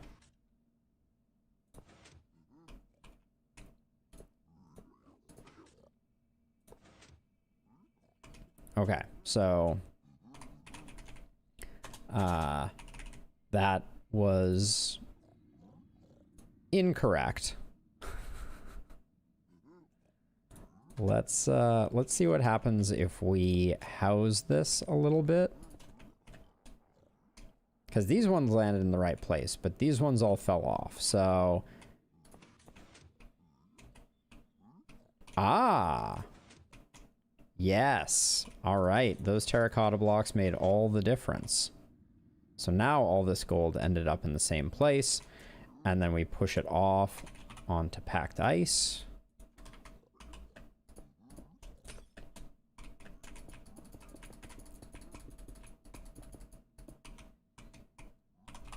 And also hoppers, which now are going to be item filters, right? Because what's the point of doing this if we're not going to make item filters for the various things we're going to be getting?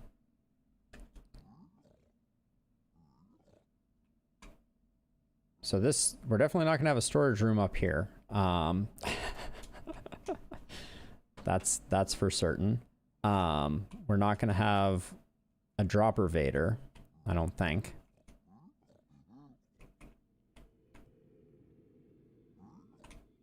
But let's see. So we need a little bit of a clock down here. That's the next thing that we need to control all of these. So I want that clock is going to be, so this is on right now and that's off. So when it is on, all right, this is where we really test my memory. Do I know how to make a simple hopper clock? Hopper clocks are super cool, by the way. Okay, we can figure out how to do that later, but let's get the basic hopper clock hopefully built here. So basic hopper clock, you have 2 sticky pistons with a redstone block in between them, like so. And then you have a pair of hoppers pointed into each other. Oh, that's a bad start on pointed into each other. Like that. I think you have a comparator on each of them.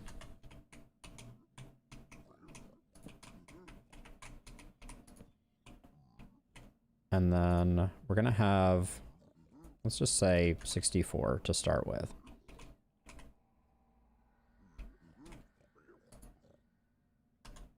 Okay, so yeah, so it's all flowing right now because the hopper clock is locking this hopper, right? So everything we just put in there, and 64 is too much. So let's just get this down to 9 or 10, right? So these are going to stay here because of this, right? So when this is lit, we want... I think we want to knot that because... Oh, actually, when this is... Oh, we want this to retract when this is empty. Okay, so yeah, so I think just redstone...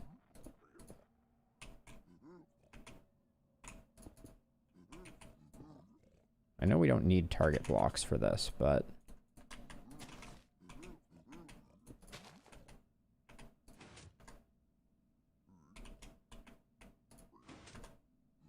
Yeah, so this is a clock.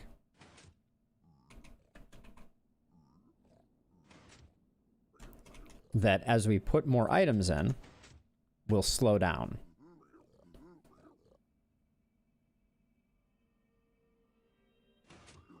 Yep.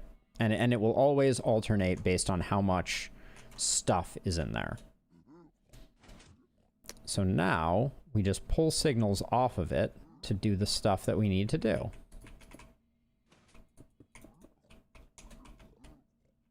Now we'll just pull all the signals off of this side, I guess.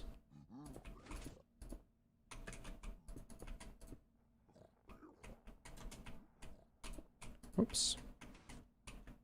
Now this is in the retracted position, so we can have that there. And the thing that we need to be careful of is we want to make sure that the delays make sense for the setup that we have here. So I'm going to do that, and then I want to make sure that the delay coming over to this piston is also only one repeater worth.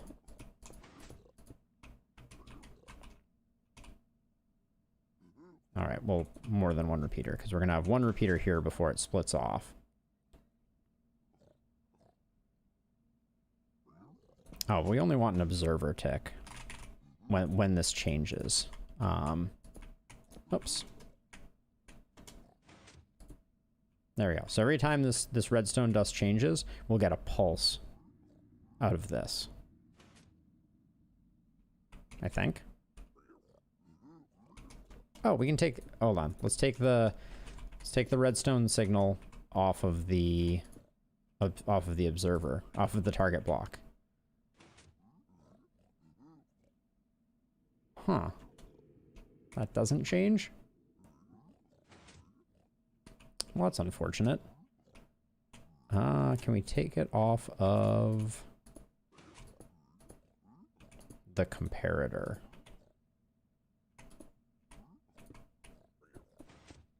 Oh, I didn't see if it switched. Let's check again.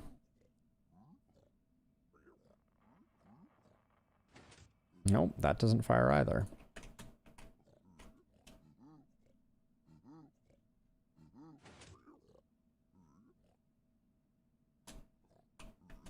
Okay, maybe I pull a repeater signal off, and then that will switch. Okay, it does seem that we got a flash there.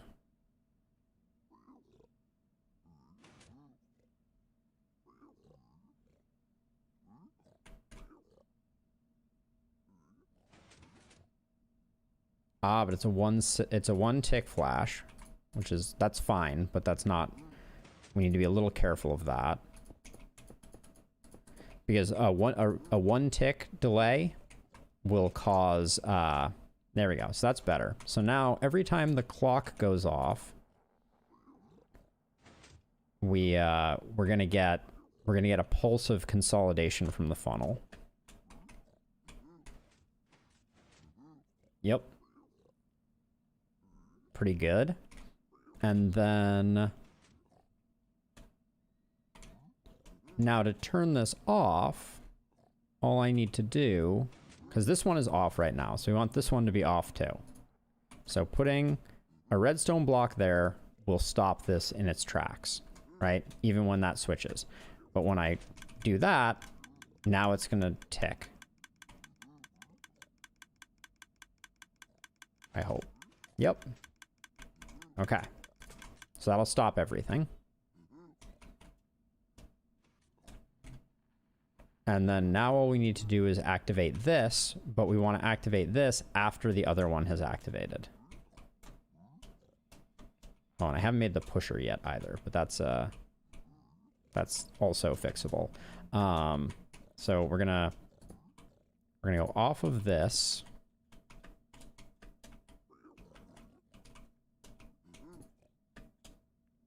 And what I want to do, I want more of a delay before it goes.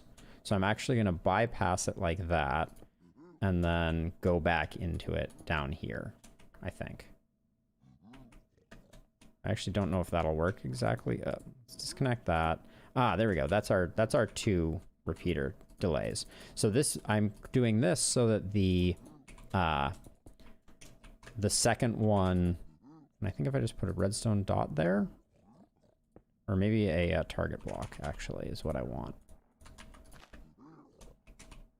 Ooh, that may interfere with that. Maybe we do that instead. I think that might work. All right, let's just see if this. So we should see the stairs go, and then shortly after that, that goes. That, honestly, I'm not sure that was enough of a delay. Okay, and for the time being, just gonna get rid of that so that we don't hear the clicking, and we only hear the clock going.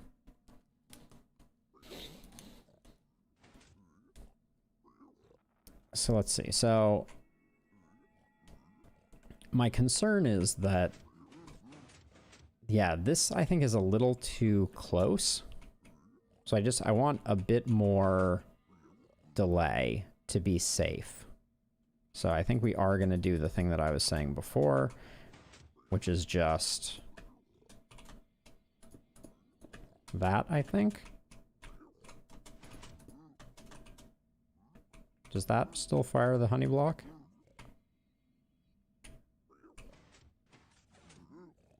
No.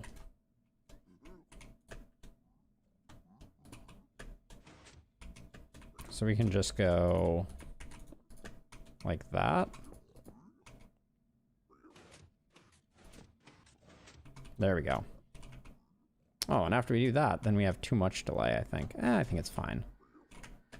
Let's watch it one more time, make sure.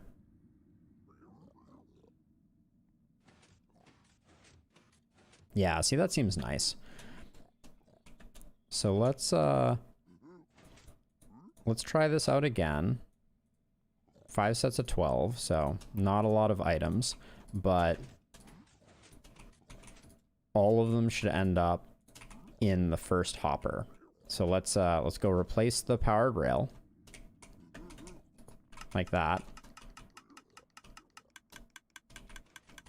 Right, so all of the items are consolidated. We can actually turn off the droppers now.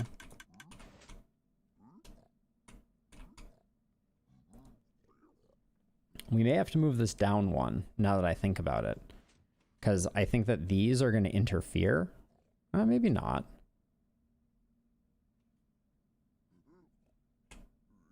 I wonder if there could be a timing issue with those. Okay. So yeah, this all looks good.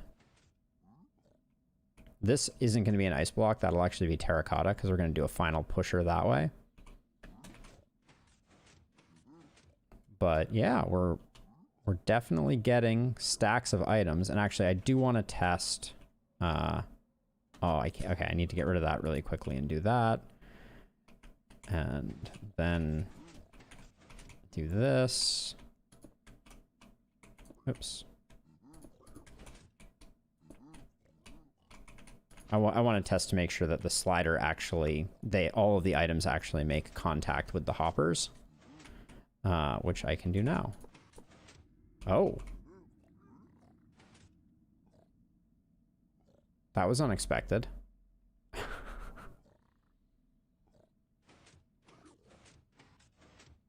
So they're getting caught on the edge of that.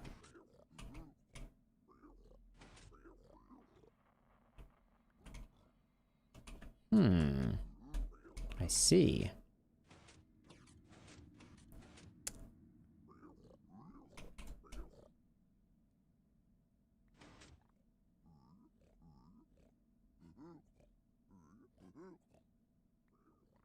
I feel like the easy solution is to move the ender chest down one. Which means all this needs to go down too.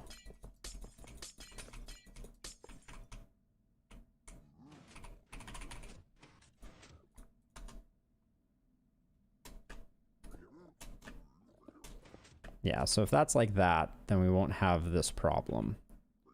And we can have the ice of the packed variety. Although this one here isn't going to be packed ice. I don't think I've ever looked at the bottom texture of an ender chest. Huh, interesting.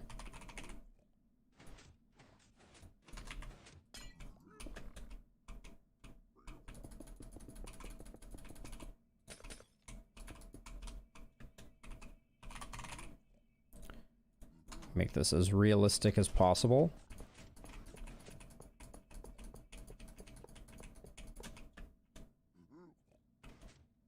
But now let's see, we can probably, well, I guess we should probably go for the semi-realistic option.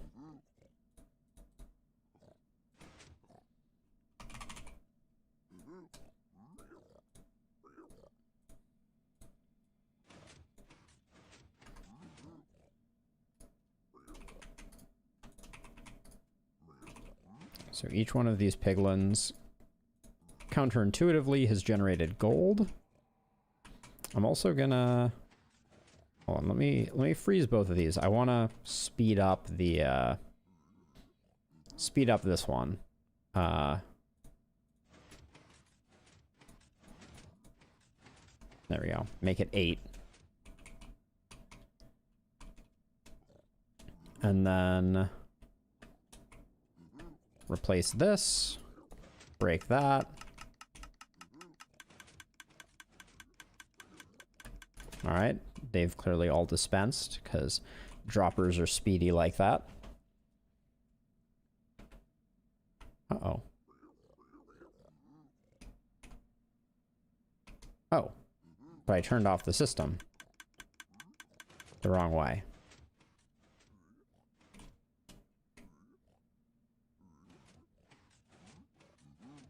Oh.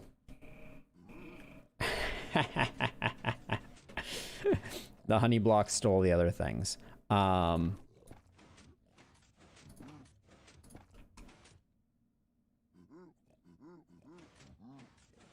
it's because the honey block took these 2 shroom lights away. But I'm not sure what caused... Oh. Is gold falling for multiple reasons? It seemed like gold fell for multiple reasons there. I saw gold fall because this block and this block disappeared, but... Oh, also, this needs to be lower now, of course. So let's do that. Actually, hold on, I should...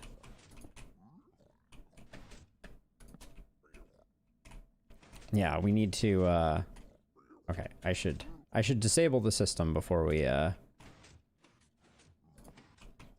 do this next part. Yeah, because I didn't move the honey block down, which was a mistake. The honey block should be here with the sticky piston. That is my offhand for some reason. Right there.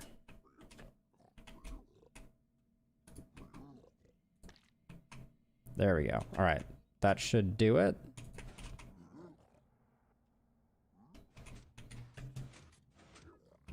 Oh yeah, can't put a redstone on top of a piston. Don't need to though. There we go. All right, so if I just as a quick test here.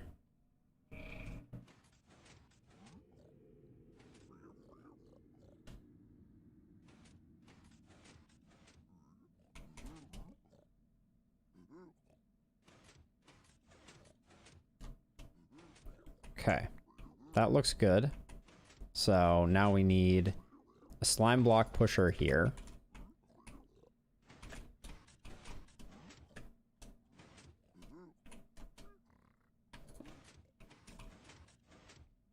So let's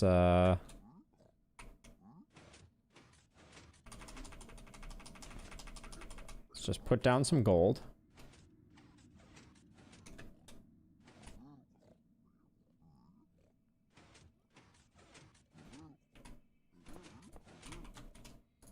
Cool. And all the gold ends up here, which is perfect. So now we just need this pusher to fire at the right time, which we'll just split off from here.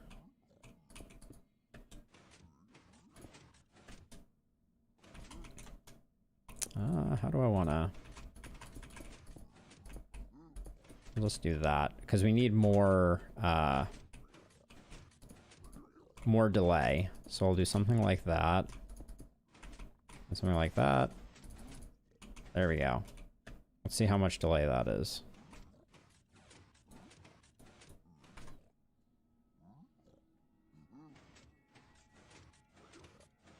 I think those all look like reasonable delays. Famous last words.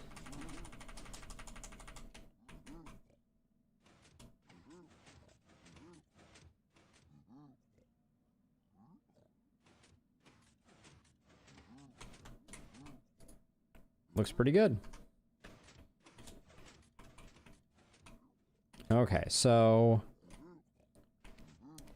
do we want to try... I could also make some quick item filters here if I wanted to. That's probably a good idea.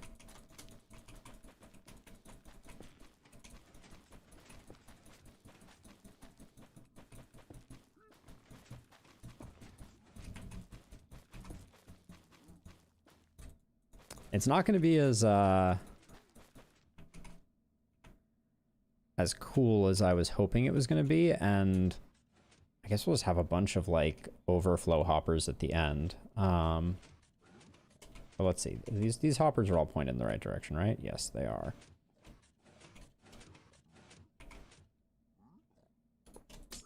Oh yeah, wait. Actually, I wanted to make sure that we don't have a gold falling problem, because it looked like gold was falling to me too. So I want to do that, and then hold on. If I do... It looks like there's no gold on the floor now. So let's let's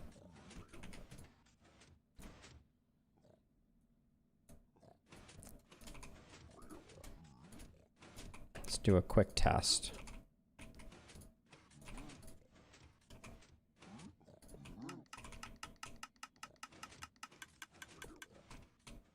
There we go. So if I end up with a full stack, no, it was 5 times 12, 58 gold in the hopper. Ooh, let's make sure there's nothing in the hopper. Yep, nothing in the hopper.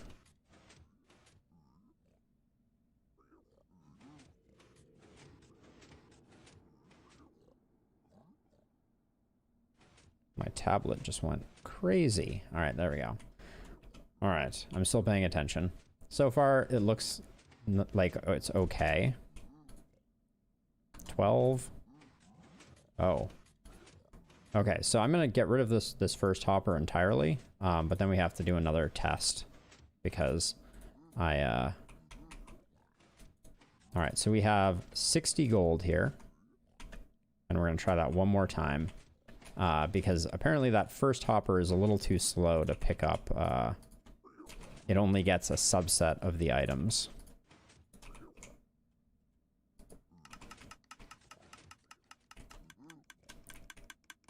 Okay. Can turn this off. I wonder if there's an easy way to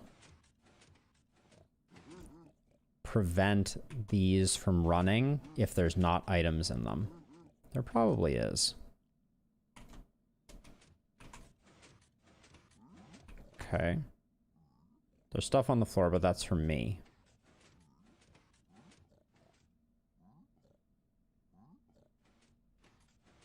Yeah, it was there. That is sometimes a little slowed down because the blocks can prevent the item from falling out of the cobwebs, but it doesn't look like it actually breaks things.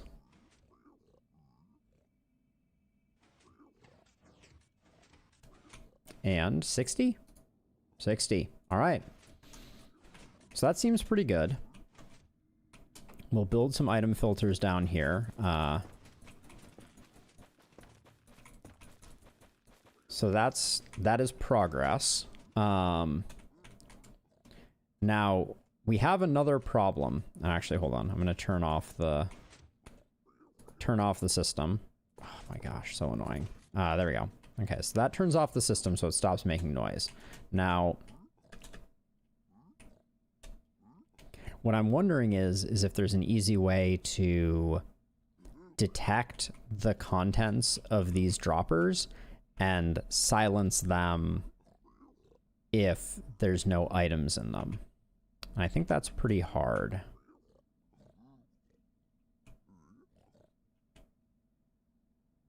How would I do that?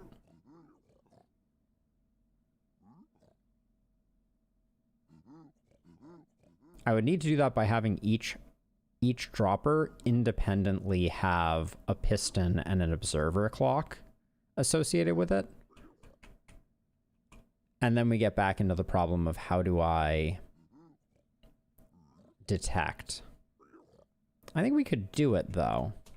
Might be a fun challenge to try and do that. Okay, hold on. We don't need this anymore. So let's remove the dropper Vader. And also all the storage up here, since storage is not going to be co-located with the Piglin viewing gallery, which may disincentivize me from making it too pretty. I don't know if I'm going to waste time making it pretty if we're going to end up with a...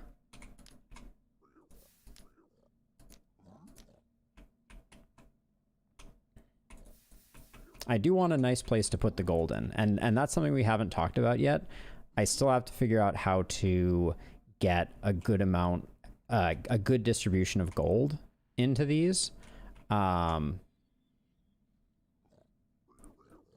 Yeah, that's going to be a little tricky. I think the way that we're going to do it, though, let's work on that for a second. 3, 4, 7, 8. So I'm going to put 8 hoppers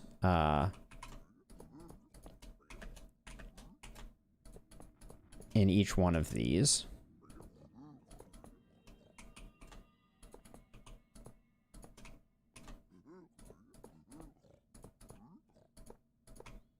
And what this means is that...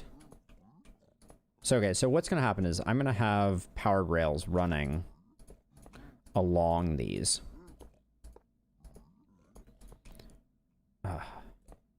Dang it. Okay, hold on. I need other blocks for the edge so that we can link these up. So we're going to have a minecart that is going to be given a specific amount of gold, and then it's going to deposit 8 in each. Now, 8 in each is 40 gold per pass. We could add more. If we went 10 in each, that would be 50 gold per pass. Should probably just do that. I wasn't able... Earlier I was working on if there was an easy way to make this more efficient, but it's very hard to pull stuff out faster, was basically what the conclusion that I came to. Where did that go? So let's see. So we're going to go like that, and then...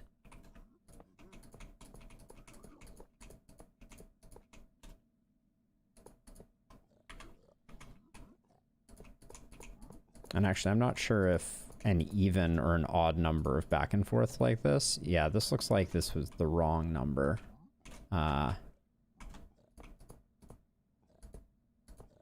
Walking on hoppers is annoying. All right, there we go. So yeah, so I think we need to go back one more time. Let's get flying.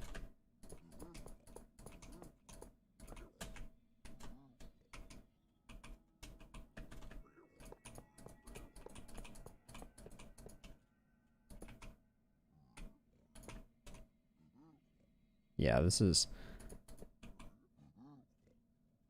a lot of hoppers to do a very simple thing. We're gonna go like that. We're gonna go like that. And then we'll just power all of these with a row of blocks on top with levers on them. So this doesn't interfere with the underlying hoppers. It's really important that you're careful not to lock the underlying hoppers. Okay, so that's all lit up. And then for the time being, I'm just going to do this simply. But the idea is that we're going to have a powered rail here. And then this, and then this needs to be a non-powered rail. There we go.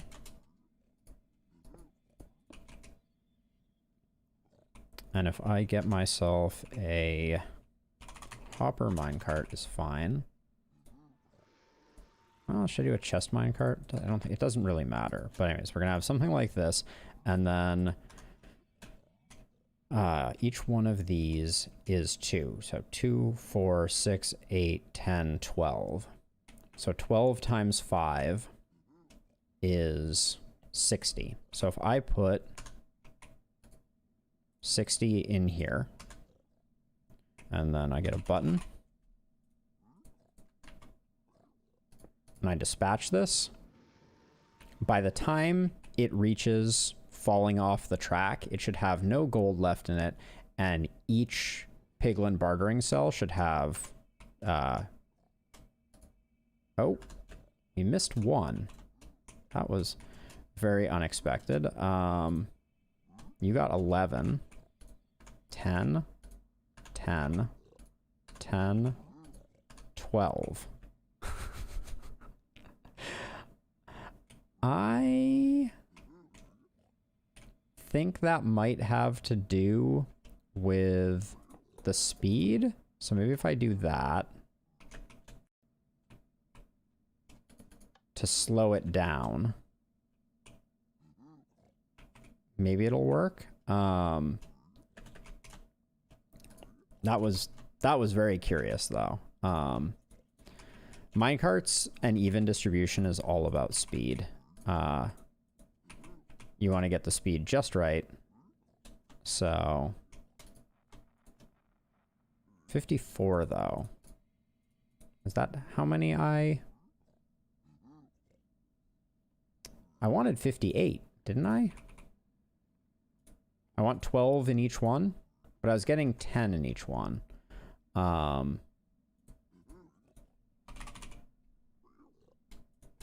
Okay, let's just see if we get an even number. That's probably the first thing that we should check.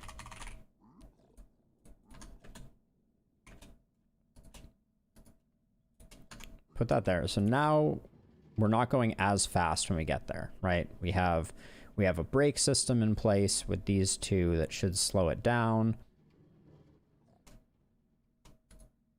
Ends up with 5 left over. That one still has 11, 10, 10.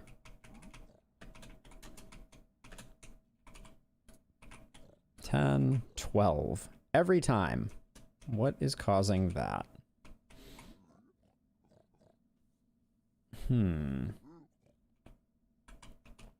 Okay, well, first thing I think we do is well, we shouldn't have got rid of those blocks, but we give ourselves some extra space so that hopefully the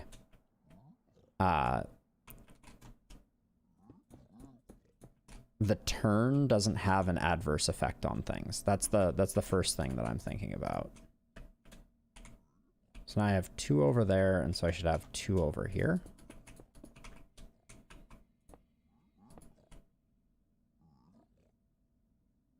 feel like I'm supposed to have something like that, but then, oops. Something like that. Oh, I used powered rails for these in-between ones to try and keep speed similar. So maybe we're just going for max speed. Maybe that's the idea here.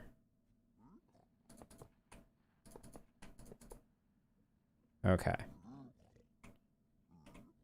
Another hopper minecart and another stack of gold. So this, I would expect this one to be going faster, so I would expect it to have more left over.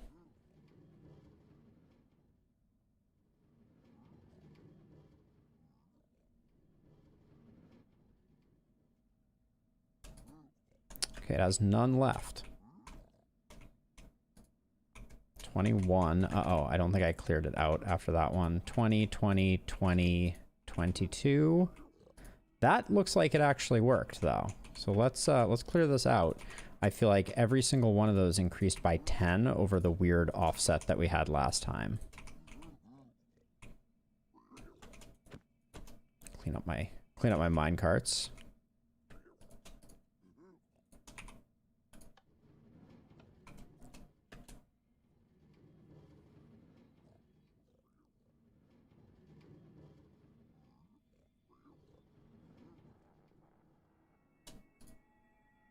Has 9 left over, which is a weird number to have left over. 10, 10, 10, 10, 10.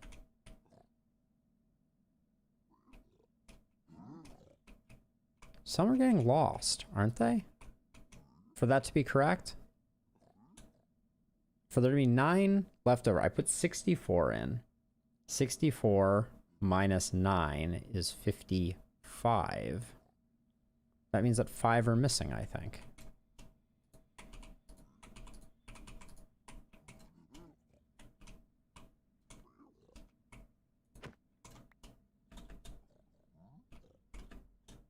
I believe.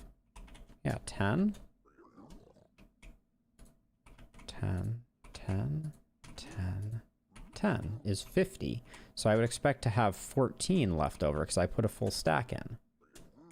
But I end up with 9 left over, which means that there are 5 missing.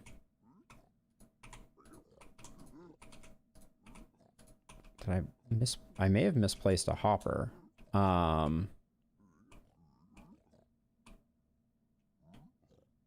So let's check. Okay, the place to check is these, I guess. Oops.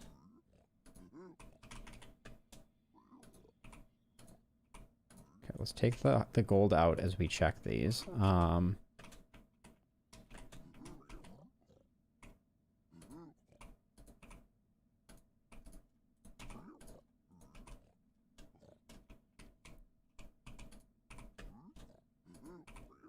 They certainly all look good. And so it would be a whole row that would be missing, right? That would be 5, I believe.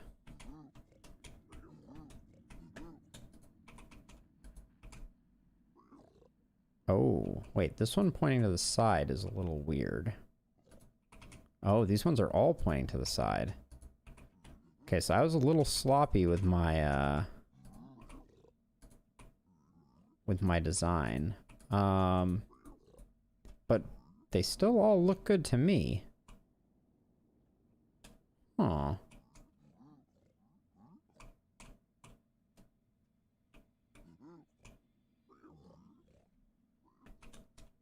All right. Better safe than sorry.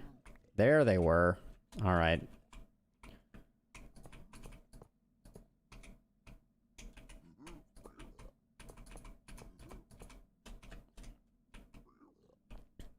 So then the only problem is I do want them to all be the same for building purposes. It'll be really annoying to follow a blueprint where the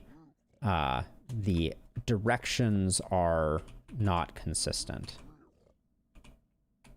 So I want them all to go down and the last one to be to the right. There we go. That's good. All right. So now we should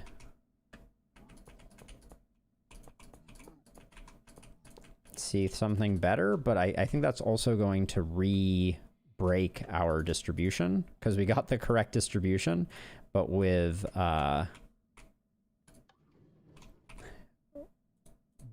too many, with some getting lost. 5 were getting lost, which means that one of these I think is going to get an extra 5 this time. Okay, so still 9 here. And if we come look, 10, 10, 10, 20, 10. So you get double. Why would you, in particular, get double?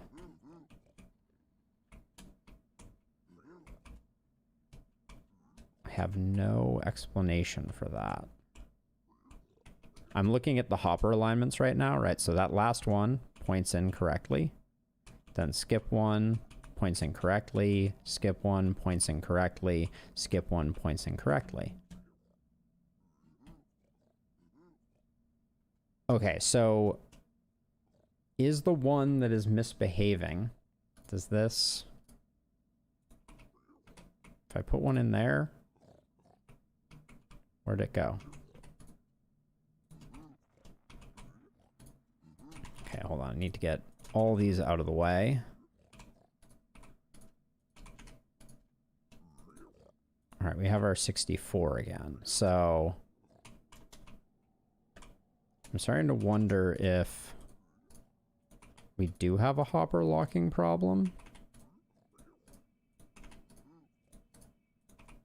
Is this hopper locked? No?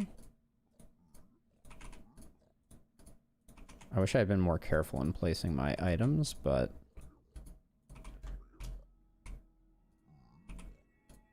okay, we got one there. One of these is going to have like 3 because I foolishly placed 3.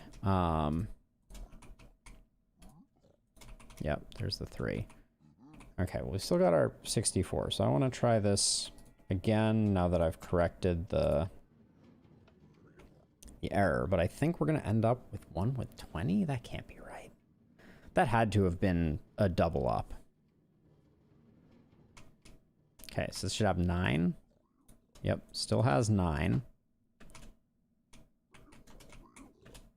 Which is not the number we're hoping for. So we got 10 from the first one. I'm gonna take them out and put them in separate slots. 10, 10, and 10. Which is 50. And then 9, and that means there are 4 missing.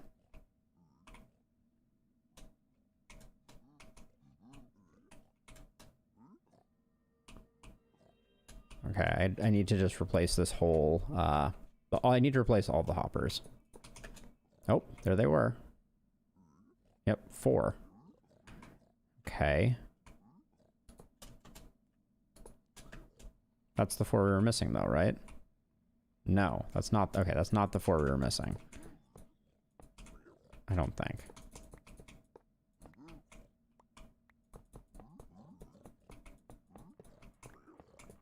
There's some more that we were, okay, yeah, we just had some, oh my gosh. There's just a whole sea of missing gold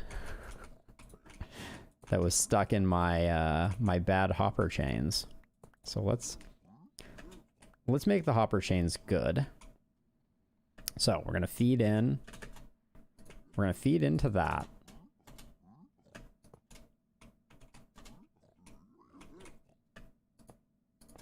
We're going to, at the end of the runs, oops, we're going to do a right turn.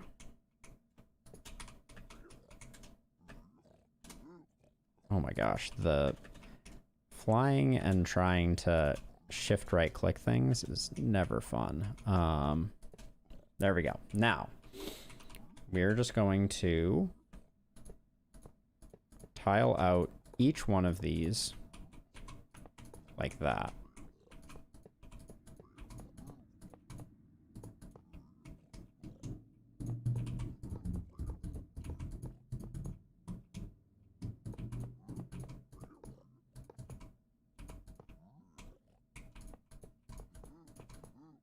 Oops. All right, now we replace powered rails.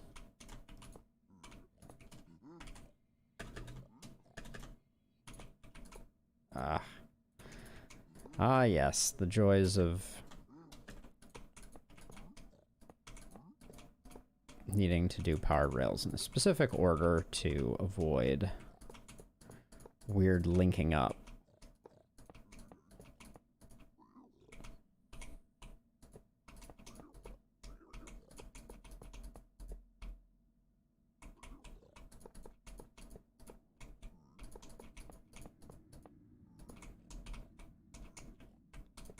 Now, unfortunately, as soon as we do this, now I'm relatively sure that, I don't know, every rail seemed to have some that we're missing. So maybe it just sorts itself out, but let's put a stack in there. Get rid of that. And then let it go. And we're going to end up with 9, I believe.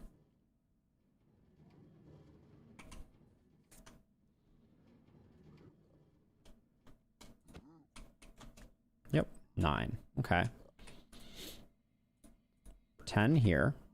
Let's take them out as we go. 10 here. 10 here. 10 here.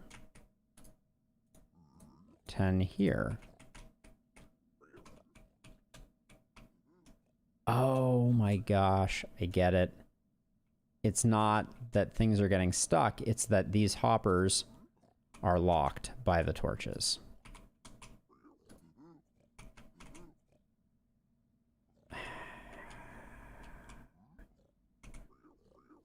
So we can move this all up 1, and that will solve that problem.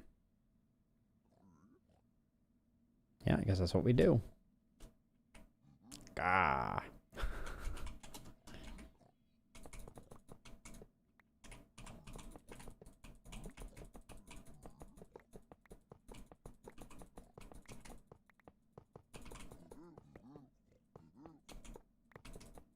So then each one, because of the number of hoppers that were locked, each one would have gotten exactly 1 more. So we are getting an even distribution now. So that's the good news.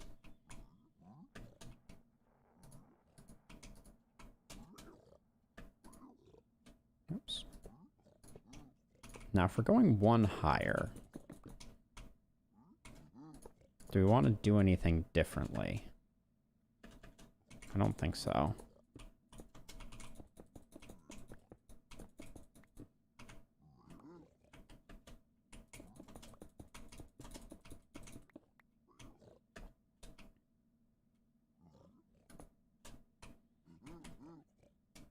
So each one is going to take 11 now.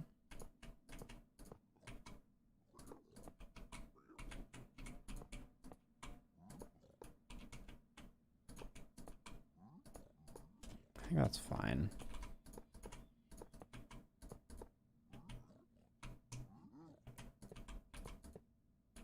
So there'll be 9 left. Yeah, we can't...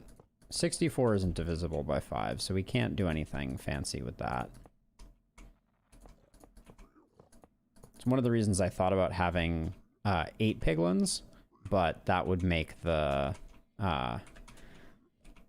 system for consolidating them a real nightmare. So we're not going to do that.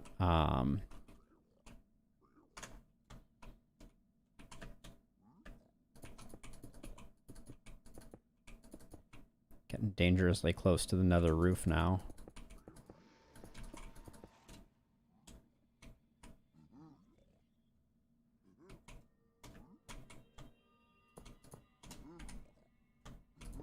Also, placing these on top of...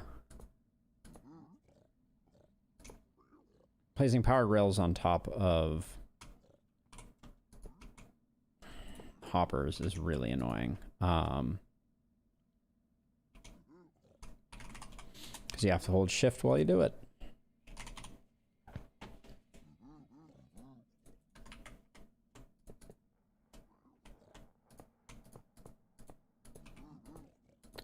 But if you walk not centered on the hoppers, at least you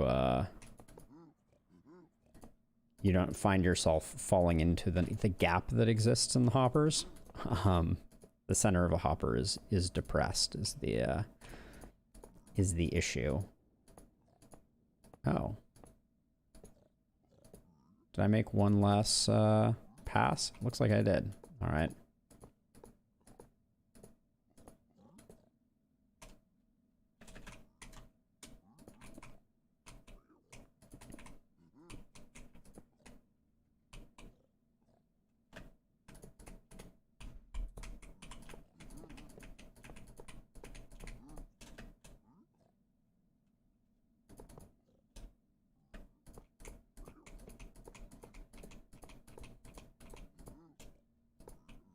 So that'll be the return. This is the arrival, or whatever you want to call it. I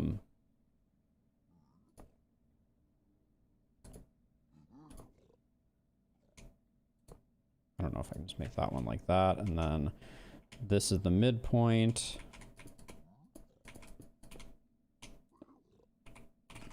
So we'll grab ourselves a lever.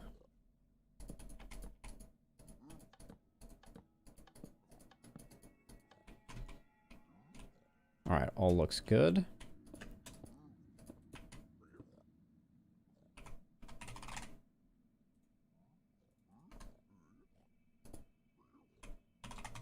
Hopper minecart.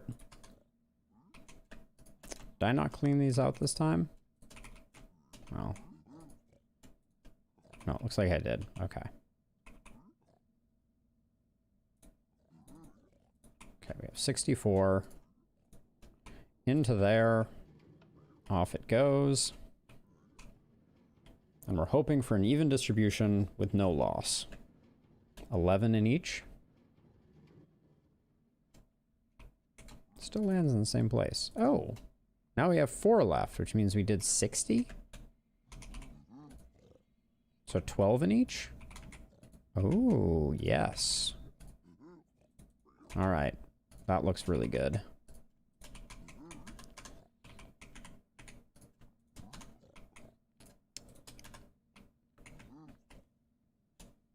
Okay.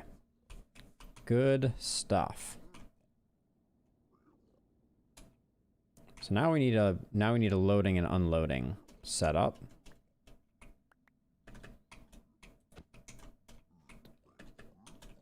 Which is what I was going to use this chest for, and I still may. So I want to be able to put 64 in there. Oh, it's going to go into a hopper. That's fine.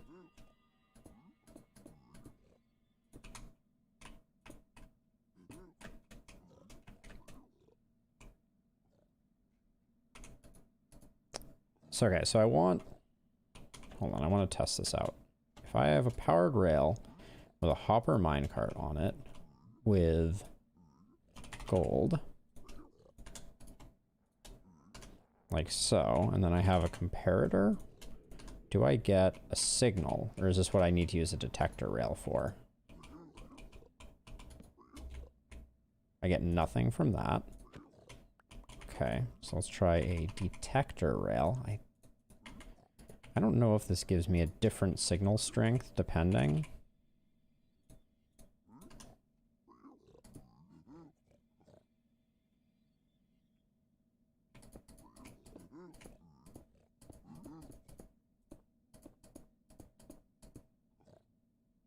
That looks like that's a full 15 with an empty thing.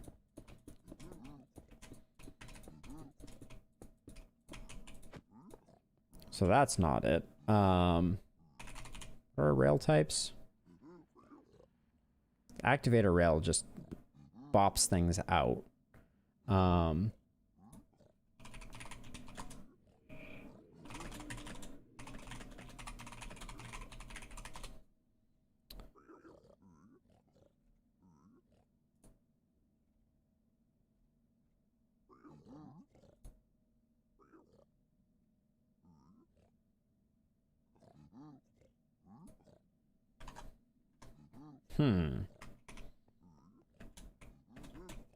So we know that we only need to fill a third or a fifth of the hopper minecart. So that's what I'm trying to figure out, is how we would go about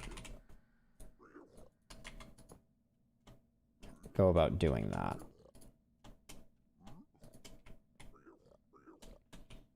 I'm a little surprised that comparators don't work. Maybe they do. Maybe if I...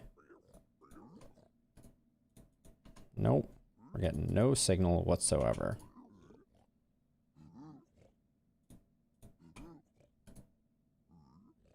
No matter how much stuff I put in.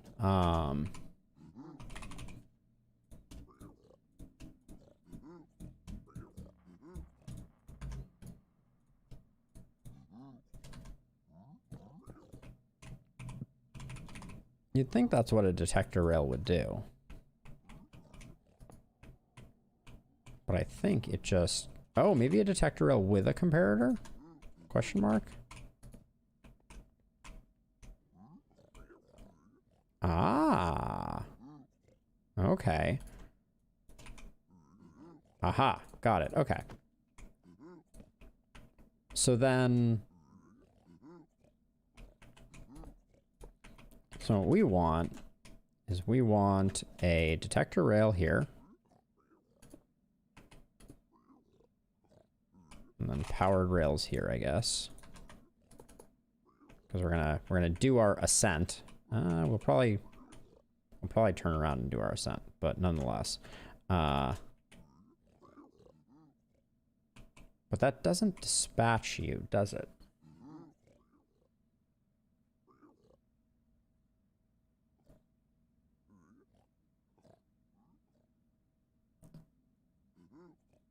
So we need to do it on a downhill, I think.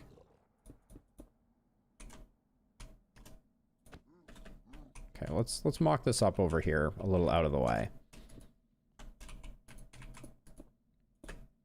So we do something like this. With a detector rail up here that the minecart sits on, and then a rail down here. And also, I guess, a rail up here. So the detector rail is on an angle. And then we need a piston to lock it in place.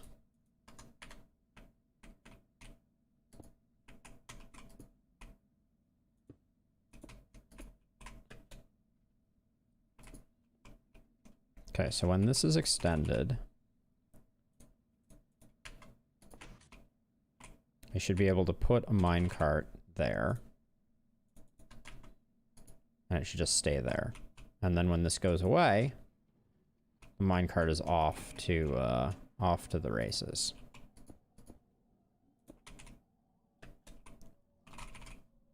And then we'll go powered rails up like this.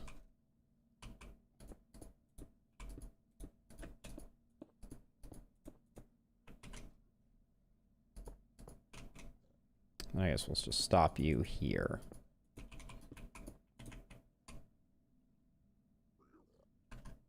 Then we need a lever.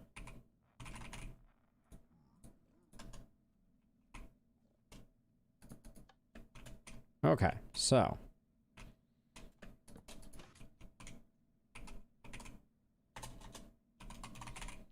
We're gonna have a hopper minecart. That is here. We're gonna have... We just put a hopper pointing into it, I think, maybe. If I get rid of it, just do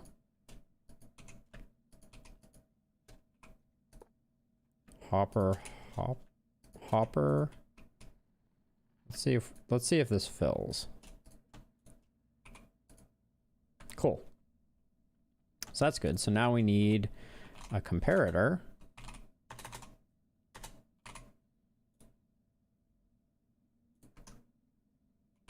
I think on, well, I guess on this side.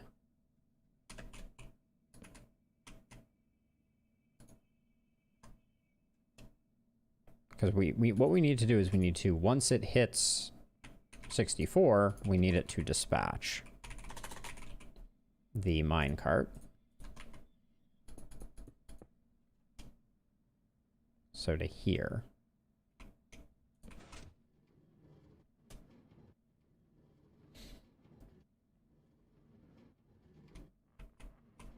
Why did I break the lever?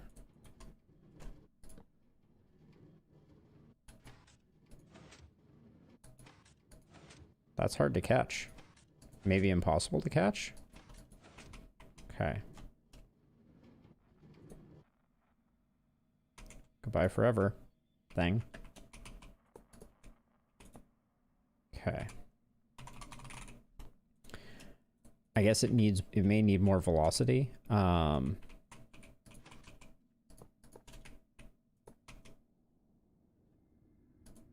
So maybe this will do it. Seems to pretty consistently knock it off. We could have, okay, we can have the lock one further down. Oh, yeah, actually that's clever. We go up one more. So that the...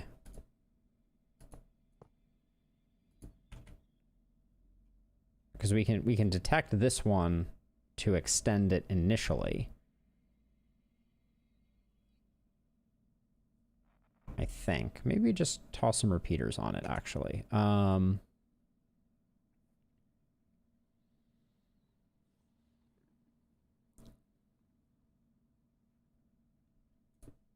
so we can just use regular rails here, because gravity is our friend. Thusly. And then now we do something like that for loading. But let's do loading on the other side, just so we don't clutter things up. So now... Boom. Okay. Cool. So there's two things that we want to do here. We want to lock it when this is present and not full. So when it gets that full, we want this signal, but we want the inverse of this signal. So we replace this with a repeater. Oh, actually, we can do this the fancy way. This is getting weird.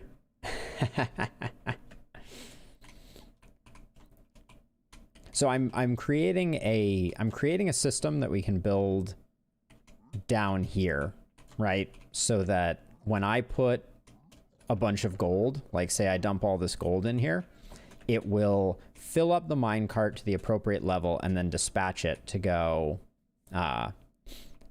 fill things up. And what I'm thinking is depending on how long that takes, we can actually do that with multiple minecarts. We can have a dispenser that dispenses new minecarts each time. That's what I'm thinking right now, which I think would be pretty cool. So that'll give us a really nice throughput if each minecart will grab basically a stack of gold and distribute it, and then we can kind of recycle them back down. That's what I'm going for. Which may or may not be weird.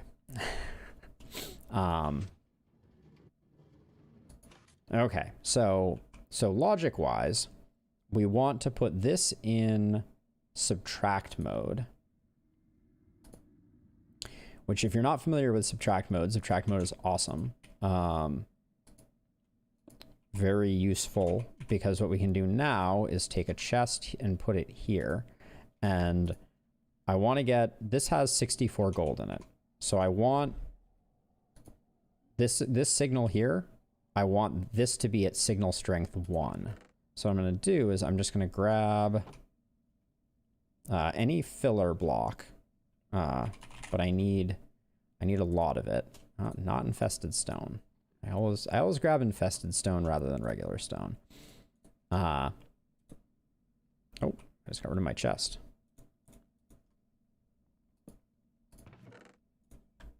So what is the... There's Control Alt? Nope.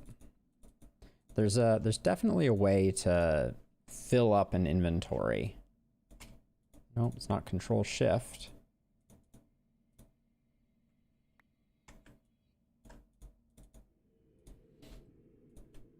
Minecraft fill inventory creative dragging. Oh, middle click drag. Oh, brilliant. Okay, good stuff. So you can see this light went off, right? And that's because the value from this comparator is being subtracted from this comparator. Oops. All right, well, now we know how to fill that back up. So if I put 1 row, that's going to be a signal strength of 5. So it's already off. So we'll pull out another one. And another one. I can do the math on this, but it's easier just to test it.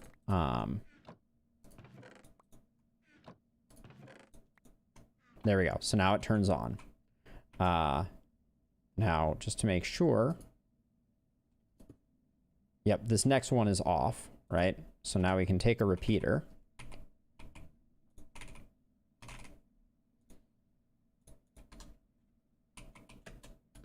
And put it there. And this repeater will only be on when this hopper minecart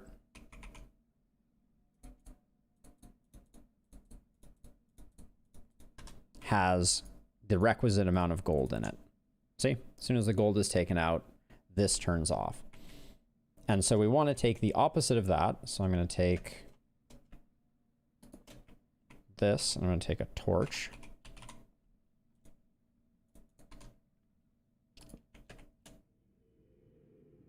And put that there, and then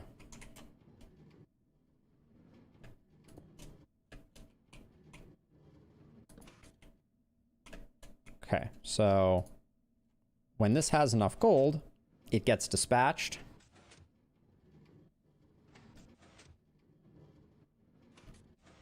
But it's a little funky, I think.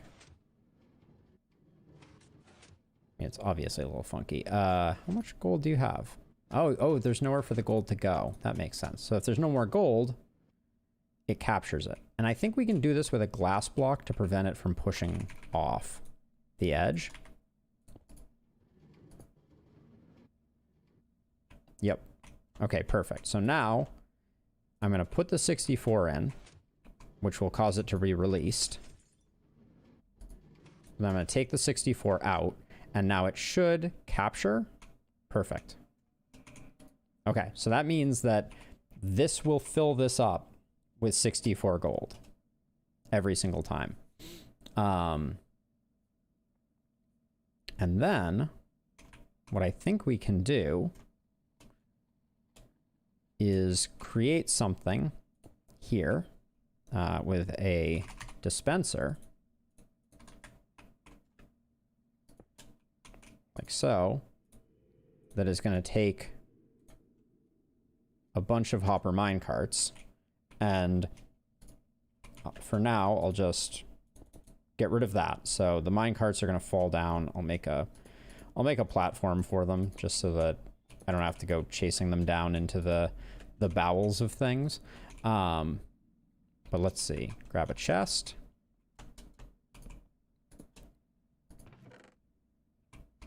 So for now I want to pause this so that it doesn't go crazy. And I'm going to fill this chest up with gold. Ah, yes, middle mouse button. The best. Actually, I want that to... Uh-oh.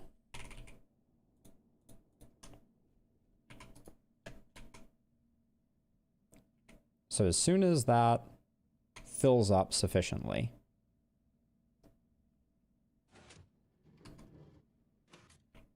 it gets sent out, but with only 49 gold, which is not enough. So we'll need to tweak that a little bit, I think, to get that just right. But the idea here is that I should be able to dispense a new minecart, which should also autofill and should also leave with some amount of gold in it. And then we need to get the gold just right. That's the important part. Because we want it to be, we don't want there to be any left over, right? And we're getting 12 per, which is 60. So we want this to have exactly 60 in it. 48 is too few.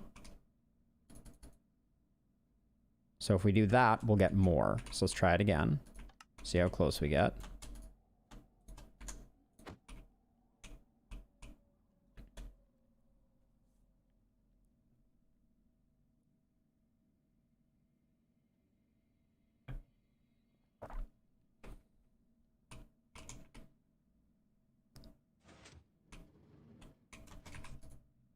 49. Okay, so that was a pretty nominal increase. So then I think the next thing that we do is if we put another half stack in there, we'll see how much that dispenses, because this is going to change the amount that's being subtracted, although I think it only does integer subtractions. So it may end up way overfilling, or way underfilling, or not changing at all. I was going to say that as the third option. Okay, let's put another half stack.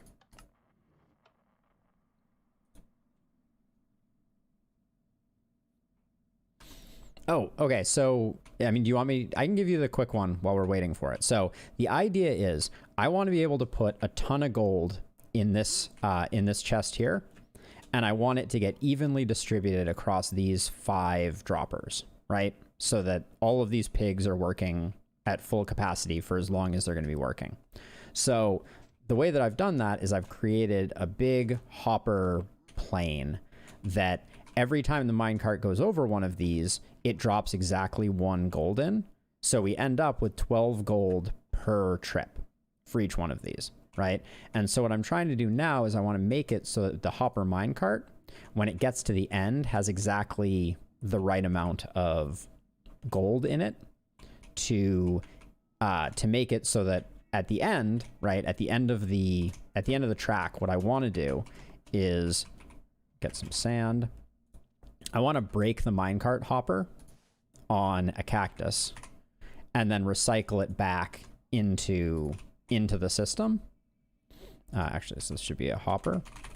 So this is another like cool construction that I really like. So I put a hopper here, and then I put that there, and now when I put a, let's just dispense another one, and I want to have 1 less stack here.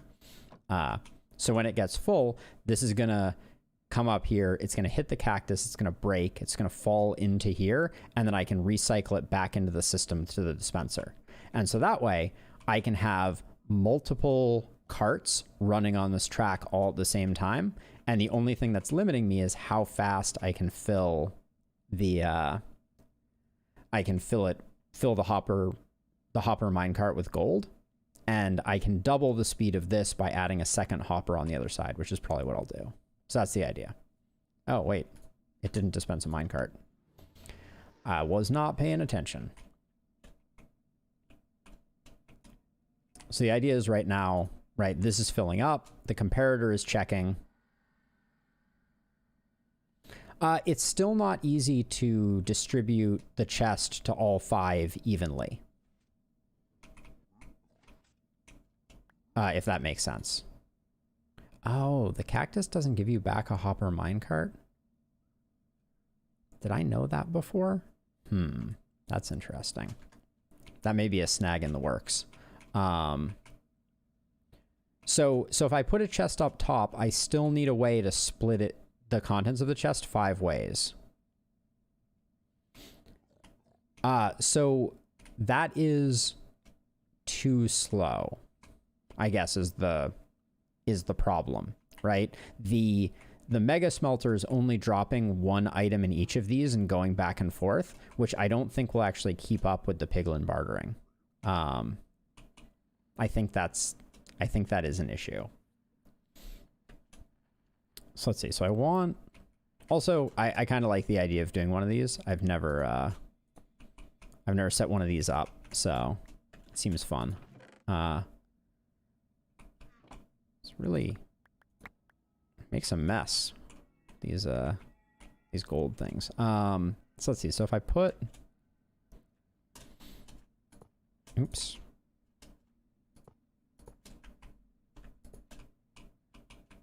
Okay, I can put that there, that there. There we go. All right, so if I do this, then these 2. Okay, so if I put a chest here and here, I won't fill it all the way up because I made a mess. Oh, this hopper gets in the way. Okay.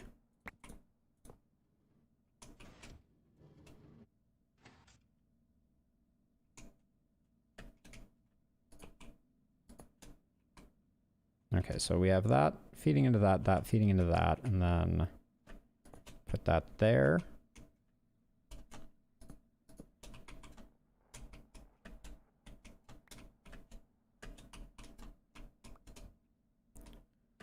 All right, so now that's not in the way, which means that I can fill that up, and this will, at double hopper speed, fill up this minecart. Yep. So it's filling at 2 hopper speed.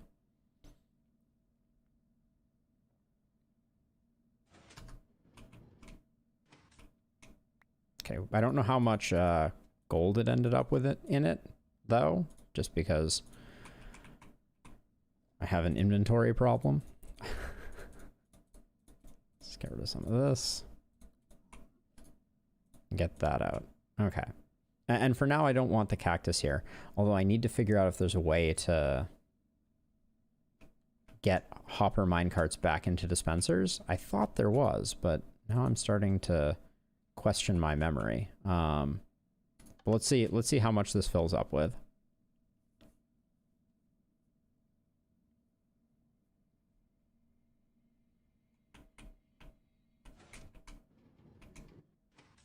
Okay, 1 ingot got taken out. 54. And we wanted...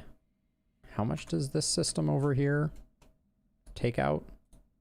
I think it was 60, right?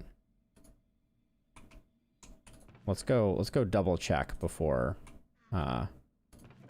before we go much further.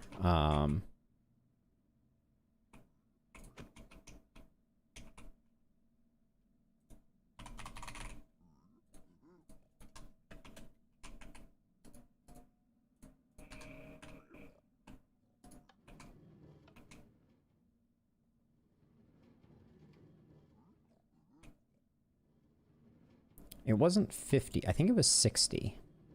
I think there's going to be 4 left in this. Yeah. So we're almost there then. We only have to go a little longer. And we can do that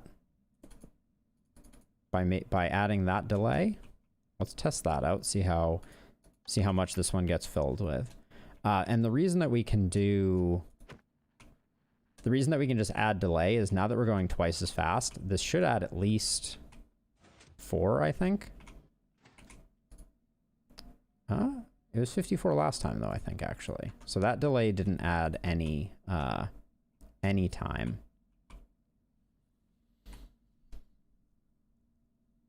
So we can just keep adding more delay. That's probably the approach that I would take. So I'm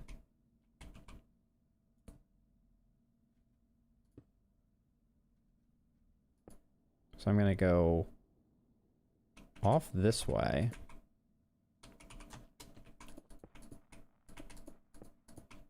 And we're just going to add a bunch more repeaters set on maximum delay. So what this is doing is this is giving it more time to fill up, basically. All right. So we'll see how many more we get. We only have to get to 60. But if we get to exactly 60, then we know that every cart's going to be empty when it gets to the top.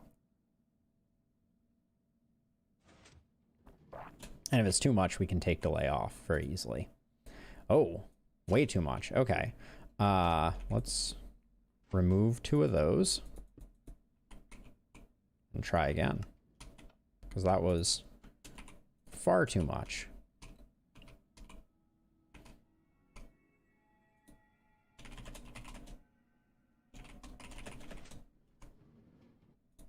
Okay, it's done. 61. All right, pretty close. So maybe just shorten that to be...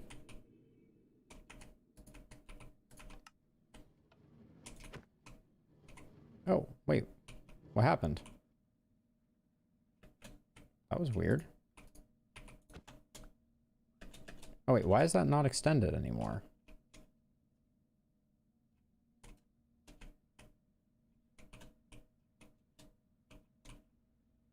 What have I done?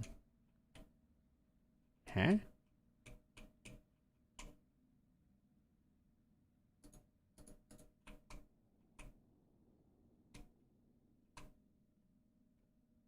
Oh, this is locked in the on position for some reason.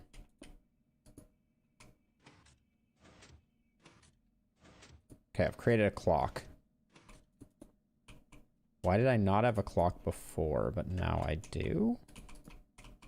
Or did I have a clock before as well? Okay, it works like this. Oh, this, got it. Okay. I understand now. To fix, the easiest way to fix this is to go like that and to separate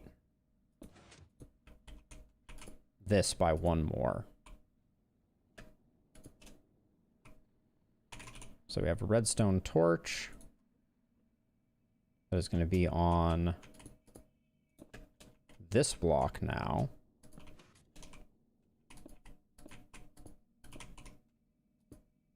There we go. And now we can shorten it. Like so.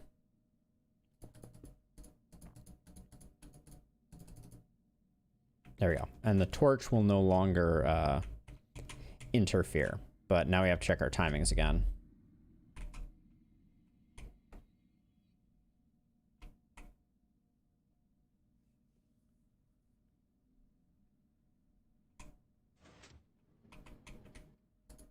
$63. So we shorten the timings again a bit more. Set those two to minimum delay. And see how much that shaves off.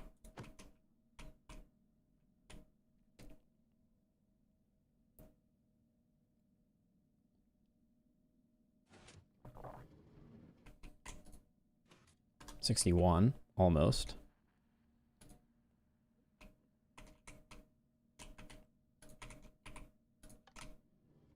I may have overcompensated. We may drop below 50 for this one.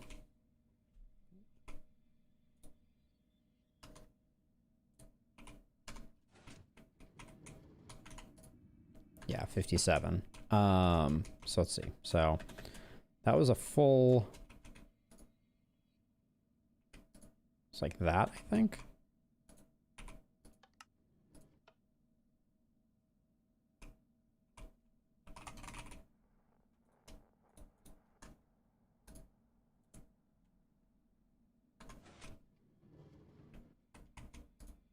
$61 again. It's just... There we go. 30% chance of that working. That's relatively high odds, all things considered. For how many times I've missed. Wait, that went all the way down to 57? Huh? Okay, I just added one delay. And I think that's going to take us all the way back up to 61.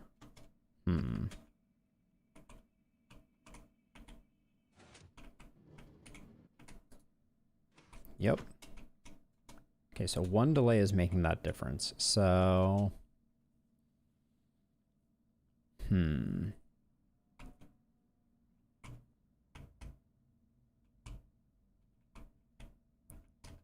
We can... do away with that? That should only change things by one tick. Which I think should... Maybe we're putting in 2 items per tick, and so... all the way down to 57 again.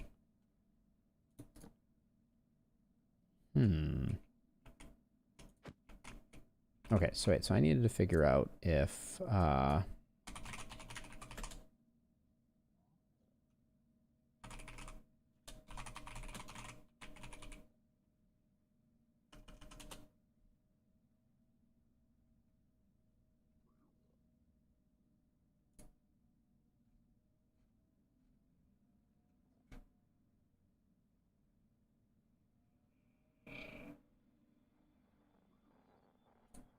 So let's see. So maybe adding a delay up here has a different effect on the system. I forget if the last one that I just did was 61 or 57 too. So now I'm adding delay randomly. Our Blaze Farm minecart is over there bopping away. Okay, so all of these delays seem to be having the same impact.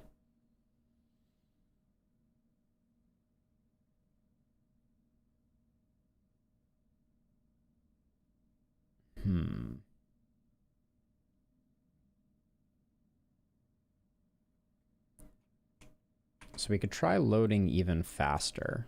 That might be the way to go about it. I wonder if that's going to get in the way. What happens when I do that? Oh, it just breaks the minecart hopper. The hopper minecart, that is. So what I'm wondering is if you can do... So I have to break that and place that there. I think these might hit it as well. So that would be interesting.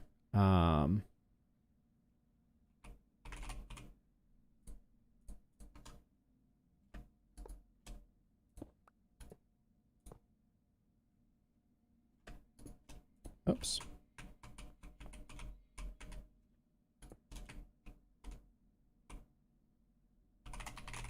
So let's see.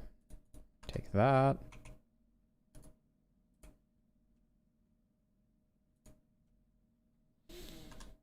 And then just for the time being, I'm just going to put some gold into these. Oh, we need a button to dispense the minecart.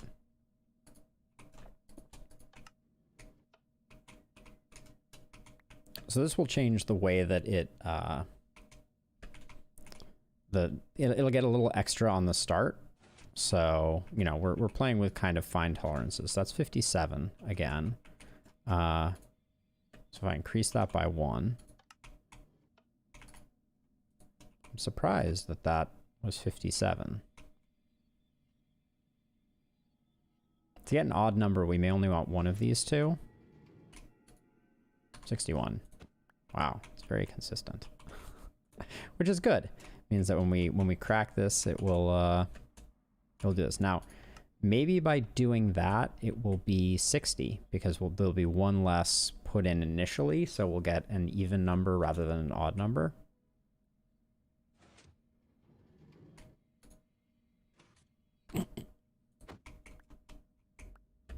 Okay, so... okay. This is an interesting idea. So I'm going to put...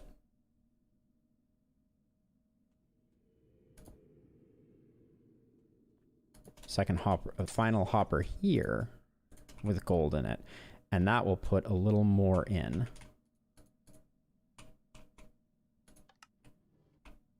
So now the 57 should become more than 57, is what I'm thinking.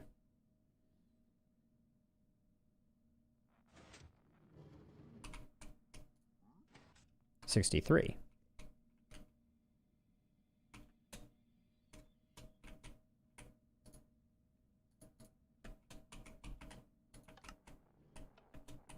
$63 we haven't seen before.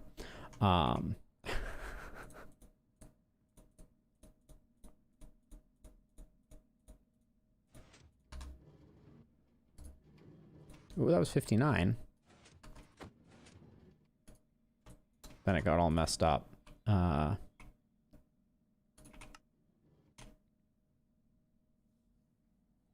I need to check that one again because it bounced back and forth. I think it was 59.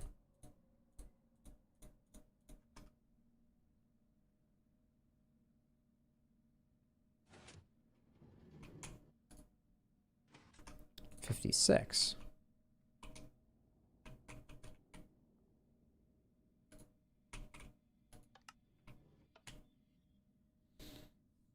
Seems odd.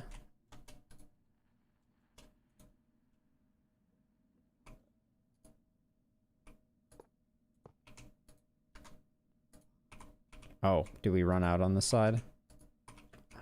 Yeah, that explains it.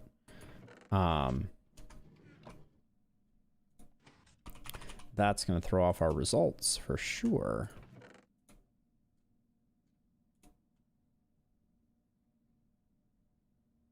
I was lazy and didn't fill it up all the way last time, so... So we'll wait for that to percolate through the system.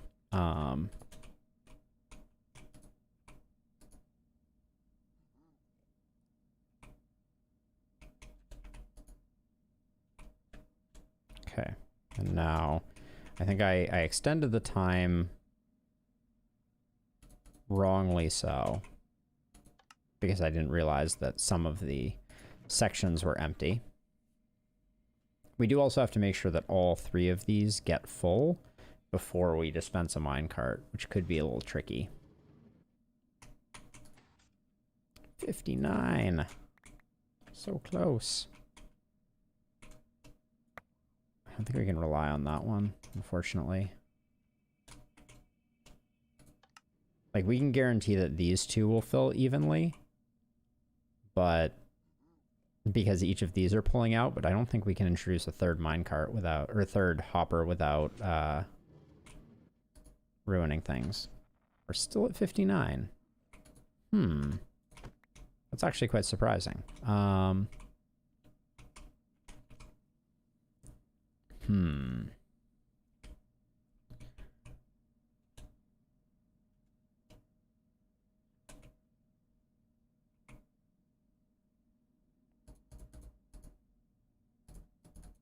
gonna get rid of the timing there and re-add that same timing here. Shouldn't make a difference. Oh, we're out of hopper minecarts again.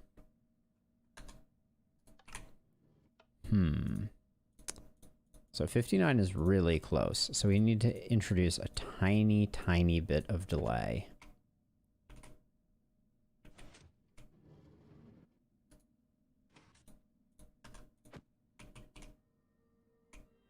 Wonder if putting an observer right here.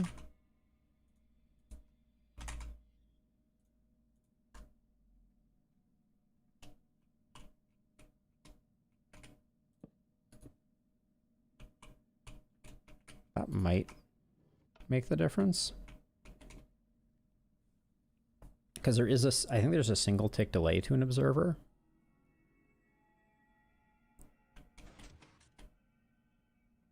Oh.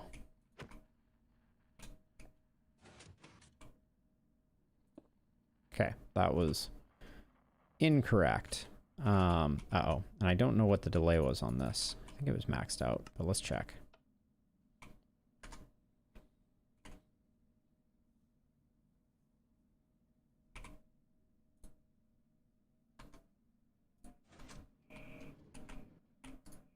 $60. All right, that's, if that happens again, I think we've cracked it. Got lucky with timing.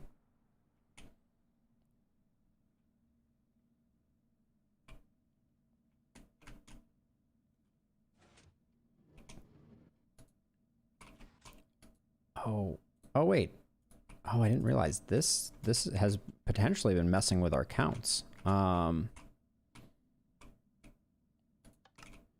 Let me try again with nothing to pull items out of it.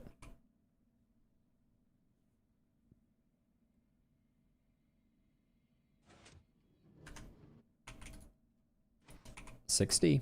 That's what we want.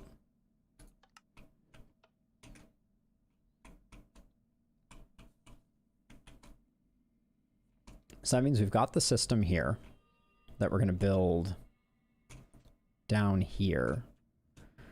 Ooh, potentially it's going to interfere a bit with this. We're going to need to figure that out.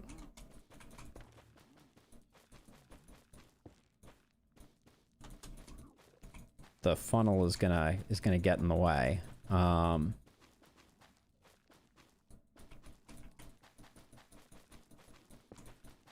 Dear the Nether. Wish you could be super flat too.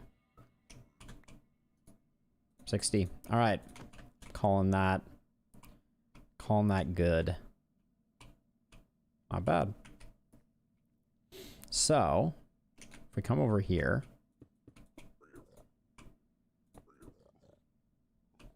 we're gonna do something slightly different. How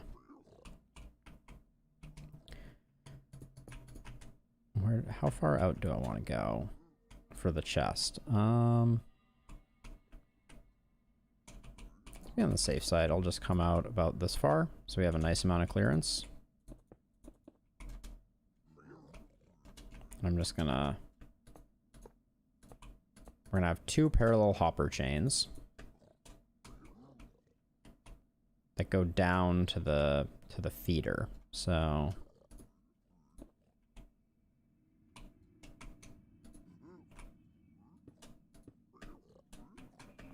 and we should make sure that the feeding system...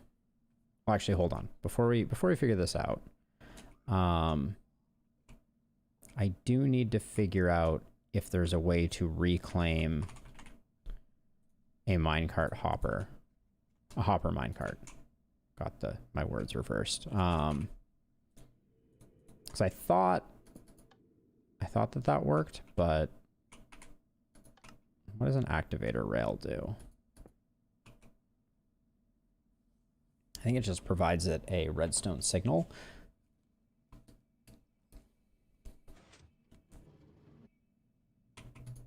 That keeps it from emptying out.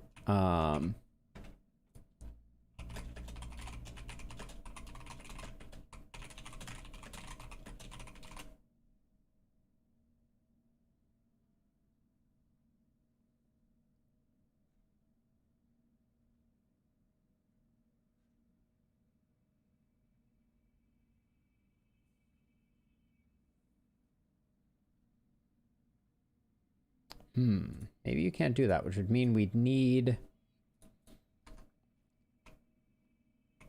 Oh, but wait. Okay, this is actually cool. I like this. All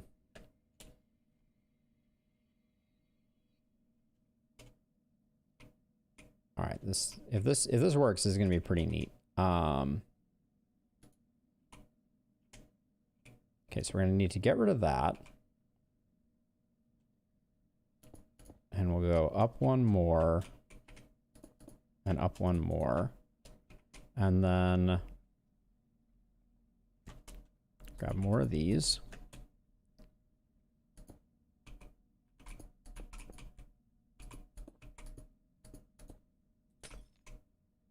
So you can stack minecart hoppers, hopper minecarts. Words.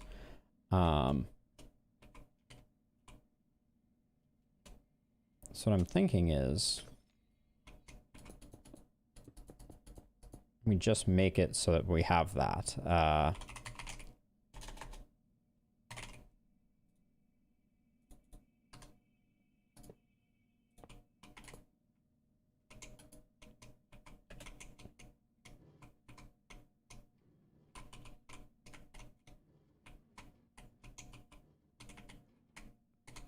Can you fall in there, please?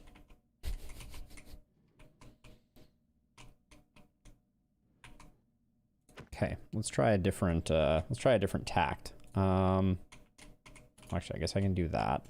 But then it needs to get pushed a little bit. Oh, but not if I... Hold on. Not if I go up one more so that it's an angled rail. There we go.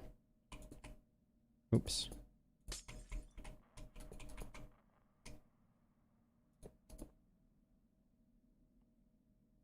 Hey, Fletch, how you doing?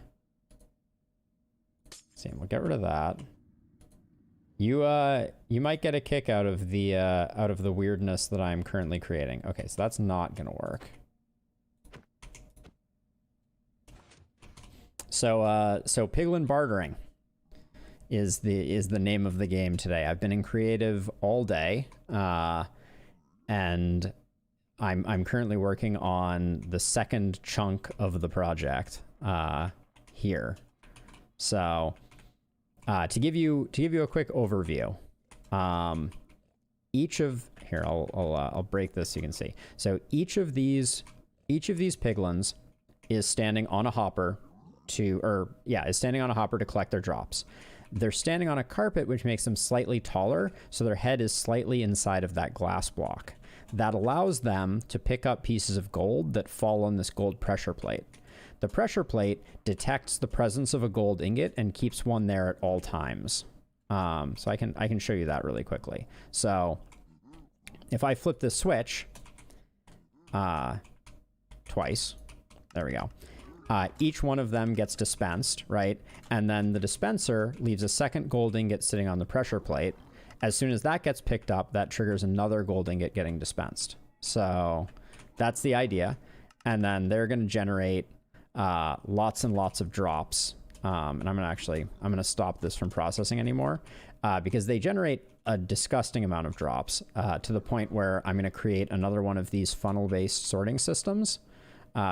This one's slightly different, but the idea is that if I do that, these droppers are going to go off, and they're going to take all the things that those guys traded me and drop them into the spider webs.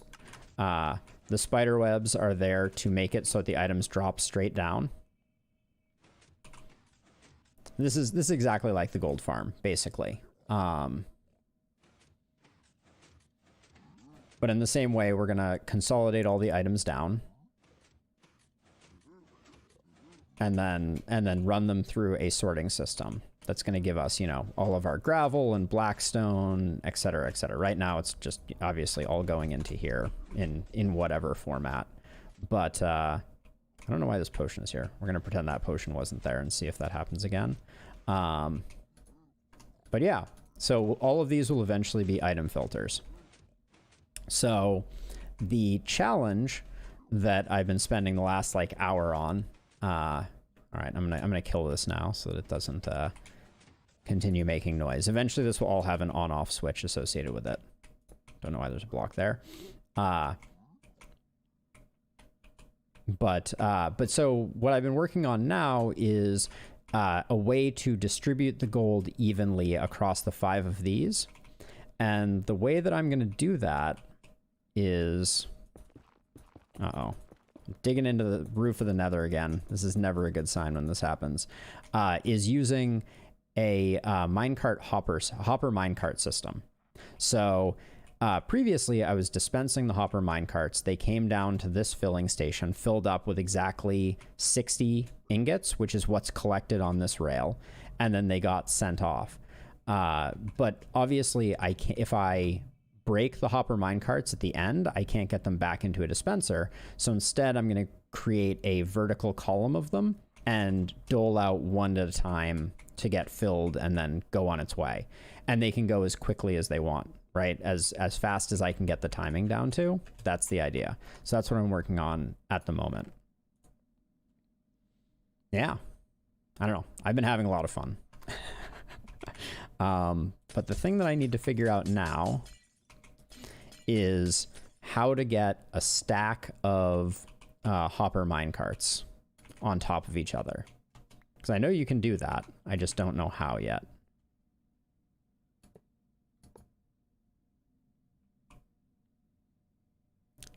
Yes. Yeah, this is... and this is also partly just because I wanted a fun challenge. But this section here is the filling station. So I'll give you an example. So if I grab a hopper minecart and I place it here and just push it into the system, it's going to get locked on that glass block. This comparator is reading its contents, and once these 2 hoppers fill it up to the appropriate degree, this circuit is going to activate. It's going to send that on its way. And why are there 58? No, they're supposed to be 60. I don't know what changed. Maybe the velocity with which it arrived here matters, because it used to be a dispenser here. So let's try that out and see if we get 60. This will probably take some more tweaking to get it just right, but the timing is very sensitive on this. So this is the way that it was before, right? So I think it comes in at a slightly different timing as a result of the fact that it's dispensed. It falls onto the rail and then travels. So we'll have to tweak that a little bit, but I bet this is going to be 60. Yeah, this is exactly 60. So that's what we want. We want exactly 60. So we'll have to adjust the timings after we get our column of minecarts sorted out. So let me see if I can... Oh, that's a way to get the minecart column going. I think I can probably just dispense them. But so the problem... So minecarts sit on top of each other. That's the dirty little secret here. And so what we want to do is we want to create a stack of them. And I think to do that, I need a little more distance, like this probably.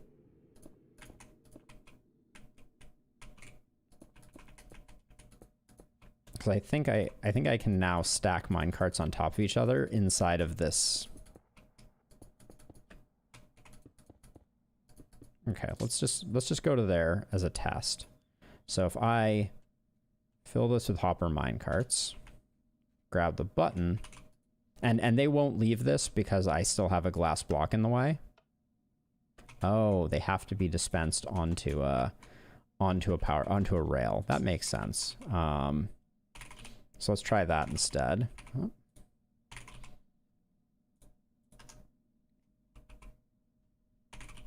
How did I not grab that block of redstone? There we go. Powered rail. Now we can put a dispenser one further back. Maybe two further back, just for to avoid any type of locking of the dispenser with the redstone block. There we go. Put these in there again.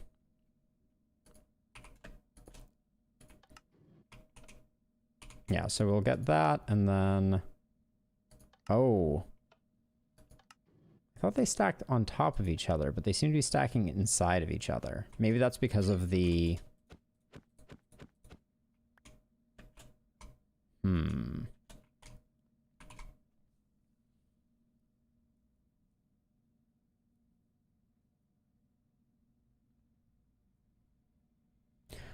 So the reason for the column is at the end of them dropping off their single ingots here, right? So each one of these hoppers is going to pick up one ingot. So they're going to distribute 60 ingots. And then normally, like, if I could, I would just have a cactus at the end that broke the hopper minecart and then just recycle them back to the front and redispense them. But when this hopper minecart hits a cactus, it doesn't turn into a hopper minecart. It turns into a hopper and a minecart, and I can't recraft them. So I need to keep them as hopper minecarts and essentially create a queue of them, right? Because I want maybe like 5 or 6 of them that are running through this system at any given time, and this will be the gate. So when this releases one, when it snaps back into position, I want another to fall into place.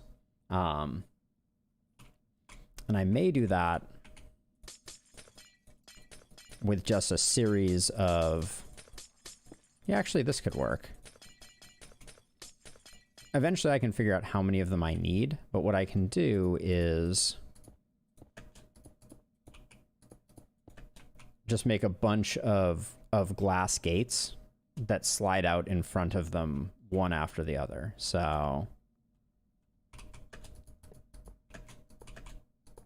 Because, like, if we have 6, we don't need 2 in the same block space.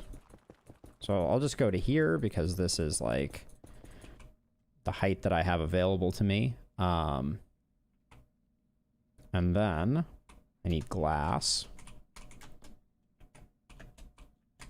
And I'll just put glass kind of every other block like this. So that we can have a hopper minecart. There? What? Maybe it was already inside of the...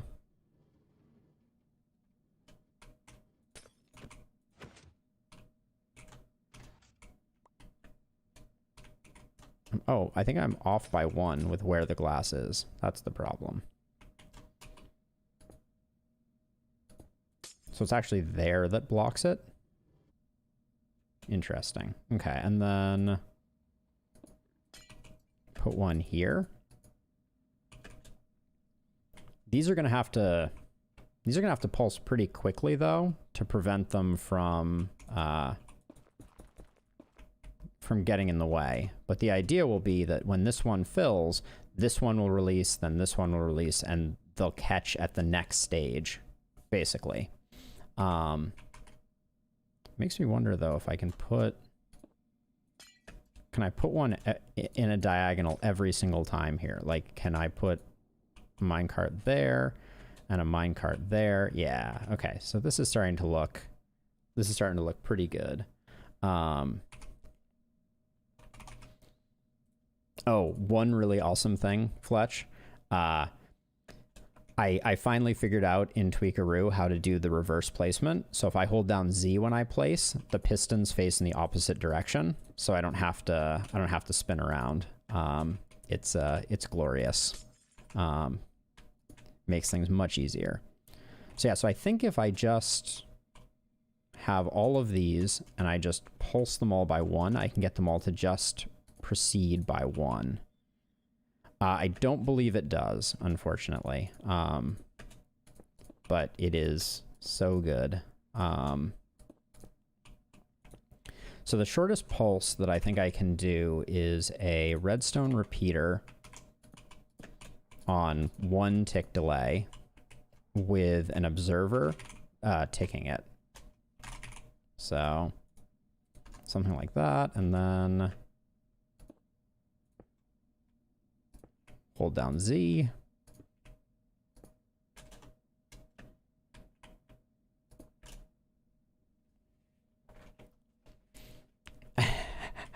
Demonstrate complexity, absolutely. Okay, so then I think what I want to do... This part's getting a little weird. But I think if I just... Uh-oh. Okay, so one fell down. Hey, that's exactly what I wanted to happen.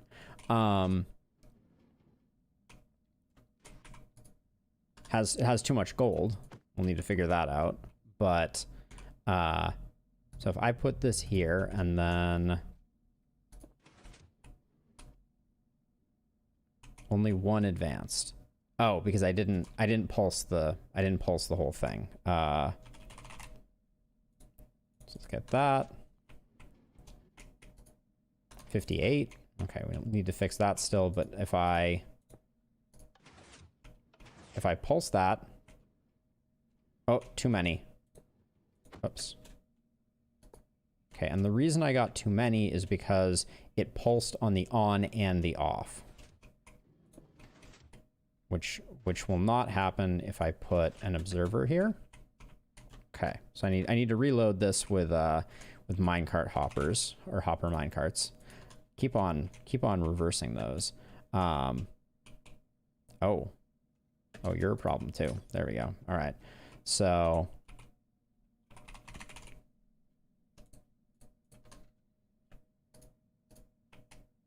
yeah, so each one of these is a bay. Whoops.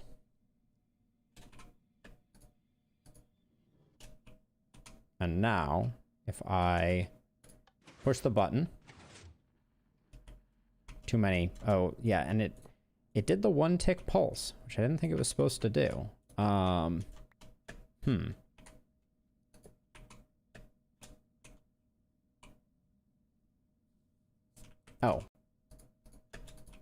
Add a repeater delay there, and I think that fixes it.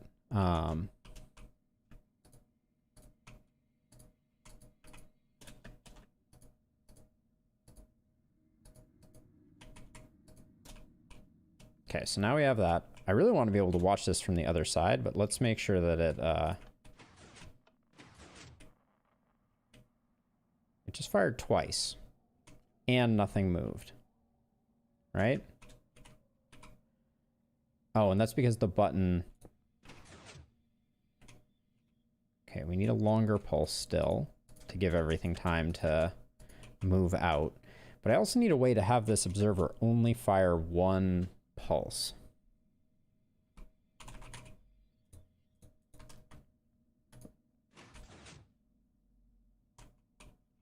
Okay, still not enough delay. I hope that's enough. I don't want to have to add another...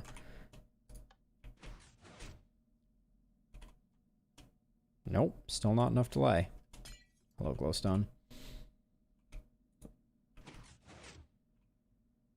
Oh, wait, is the piston arm getting in the way? Because right now I'm doing pushing, not pulling. Oh, yeah, that's probably the problem.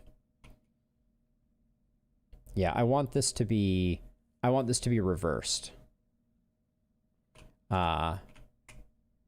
Because I want these extended, and I want them to pull back, let everything go, and then flip around. So yeah, so this all needs to move back one, so... Unfortunate. Let me get the pistons in the right place so I don't forget where they're supposed to go. There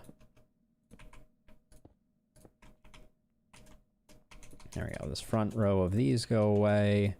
And then all of this is wrong. Wrong.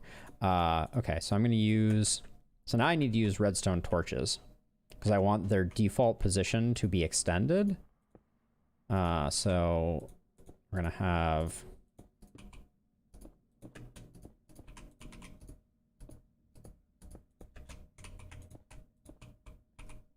redstone torches.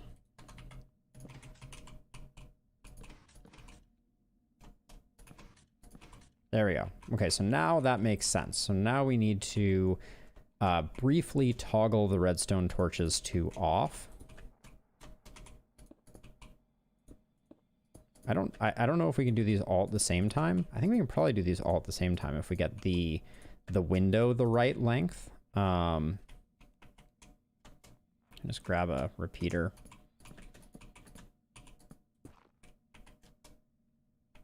And then, I mean, I think we can literally just do stone button and some redstone. If I put a stone button there and then do stair-stepping redstone. So when I push this button, it was good, but it was too long. Having to reset those is really annoying. Oops.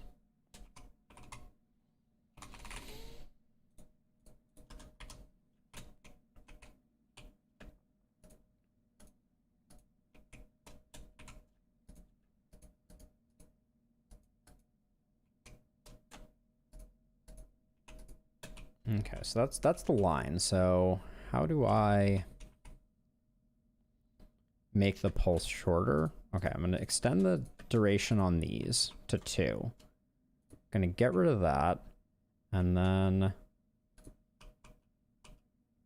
put an observer and then trigger the observer. I should probably just put one up at the top. I should stop resetting the whole thing. So now I extend the time because yeah, it's way too fast. It's not giving the minecart long enough time to get out of the way.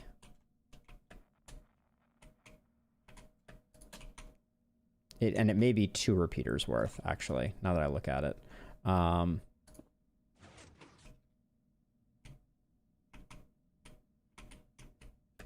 We're close, actually.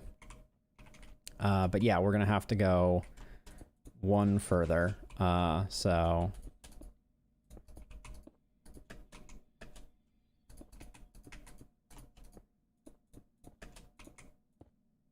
Oops. Oops. So that's full duration, and then we'll do one on like that.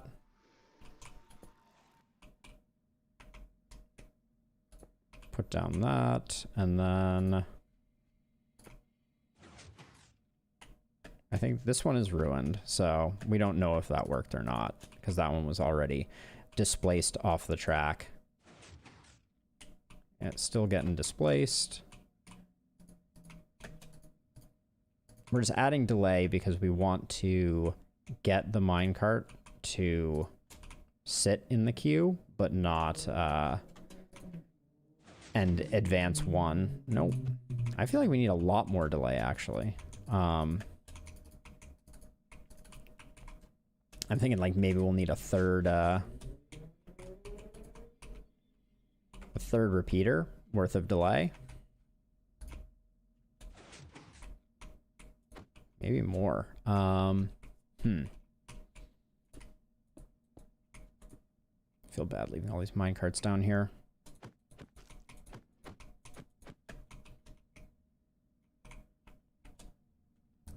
I'm probably gonna immediately replace them with even more minecarts down there.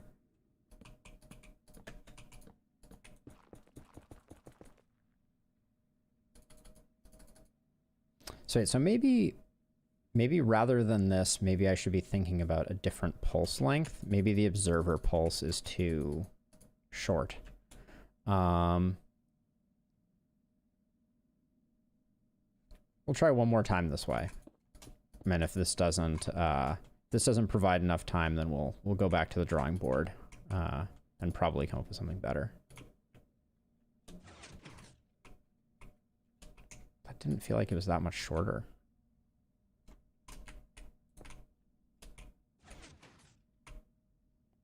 Oh yeah, like it looks like the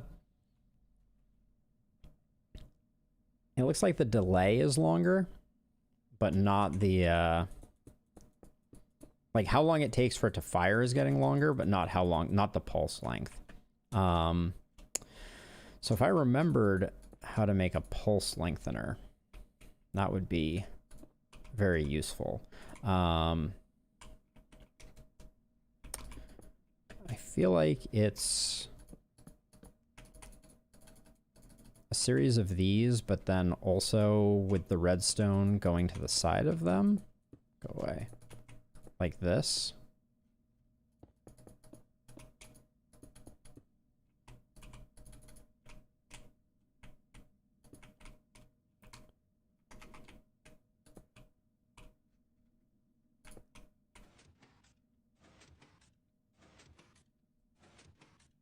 Oh, that's a clock.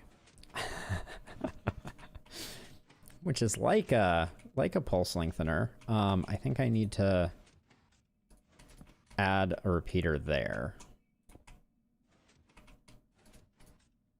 No.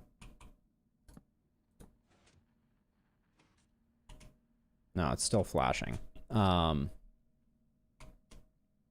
wait, maybe you make a pulse lengthener with 2 comparators? Is that right? Or a series of, like a loop of comparators, I feel like. Something like that.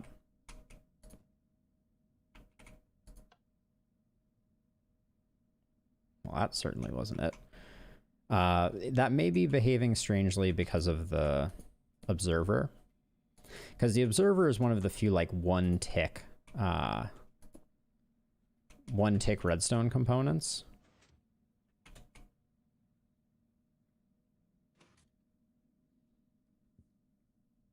That felt almost correct. Okay,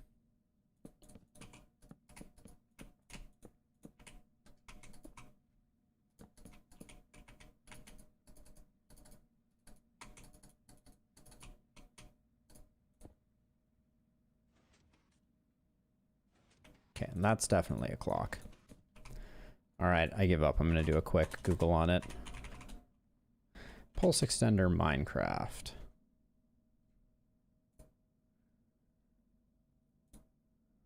That's almost exactly like what I did.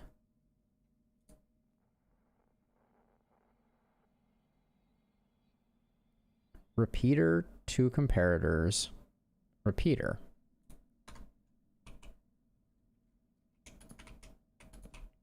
Something like that, and then it goes repeater, repeater. But I guess I'll put an official repeater here.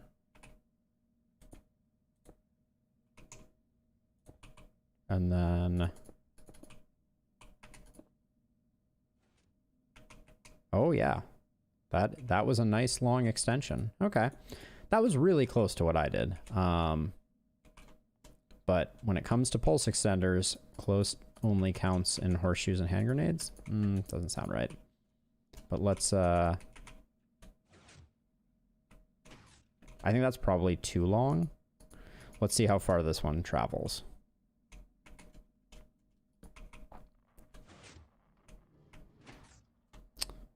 The answer is all the way. So we need something much shorter than that.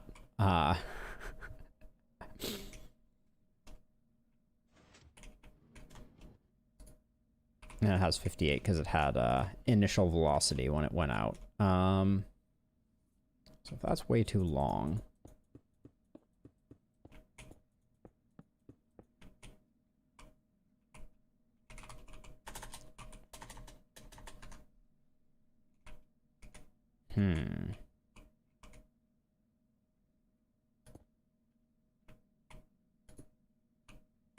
So when I just do this, that feels just about right. Why is that not right? I know that, like, this is very... I guess I could extend... I could create more distance between them, maybe. But so this one is getting hit by this. That absolutely can't work that way.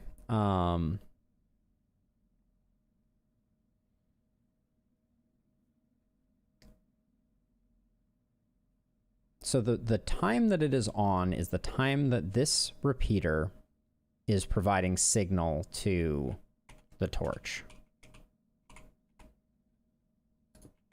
Right, torch goes off, torch comes back on very, very rapidly.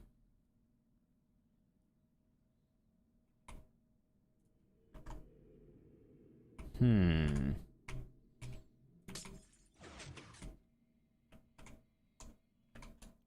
then the corner of this catches it. I wonder if I just put a wall on the other side of this. Hold on, I want the wall to be glass. Although I think maybe you can push. Okay, so we'll do...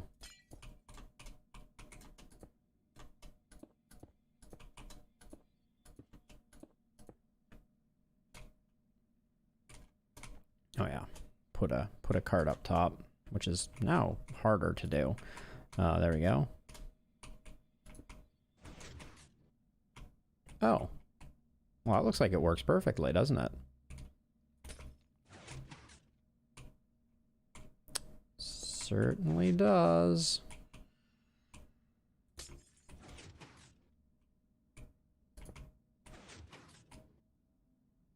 And then it hits the filling station.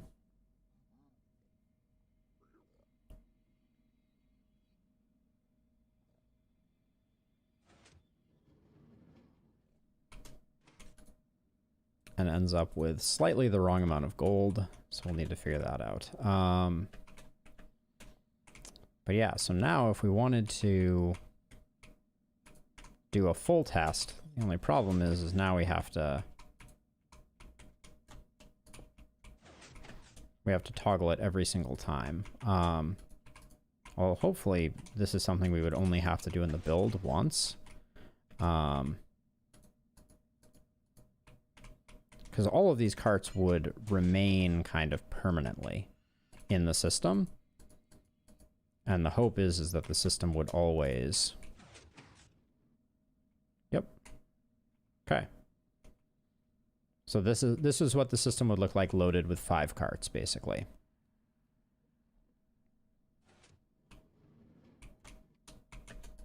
Need to get that up to 60.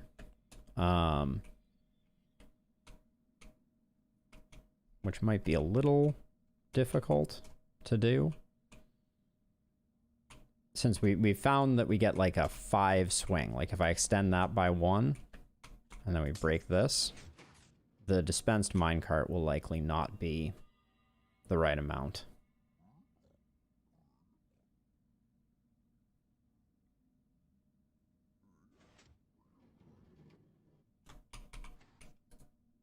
Oops, still 58.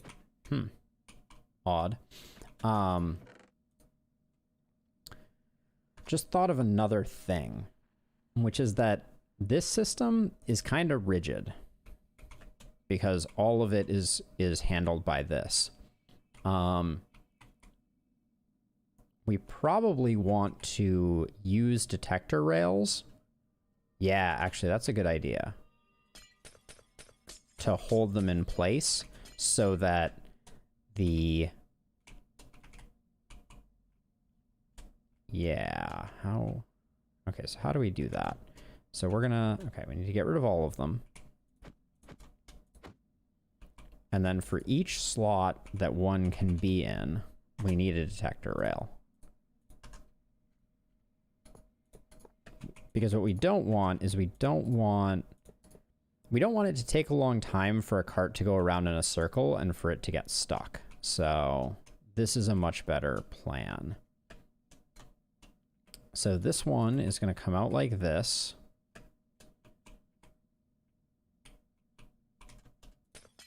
Hold on a second. Oh, you're the first one. Okay, so we need to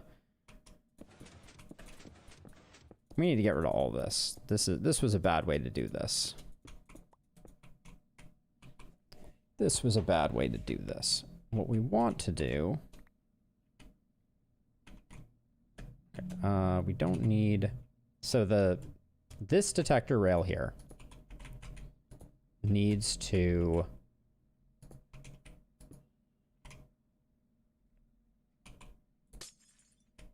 We do still need a torch.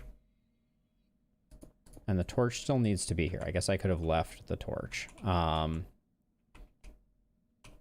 I guess the way that we're going to have...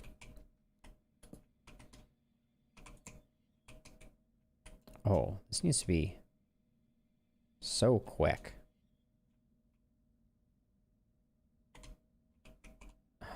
Wait a second. So... Oh, this is tricky. Oh, man. So what I want is... I want this one to be extended waiting to catch the next one, right? And I want that to chain all the way up. So if this one is full, I want it to be... I want the next one up to be extended. And then when it's not... And then I want down here, when there's one missing, for this to open up the first one, which causes a chain reaction.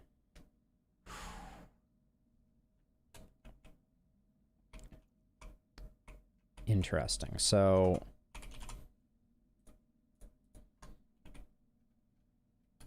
So there should be a torch extending that. And what I want is when something is up here and goes down, I want it to activate this rail, which locks the next one up.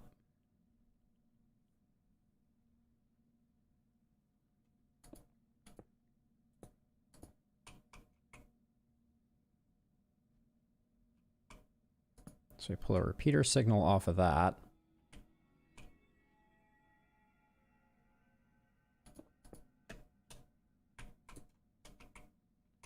I'm going to do this with class so that I can tell where I'm adding new blocks.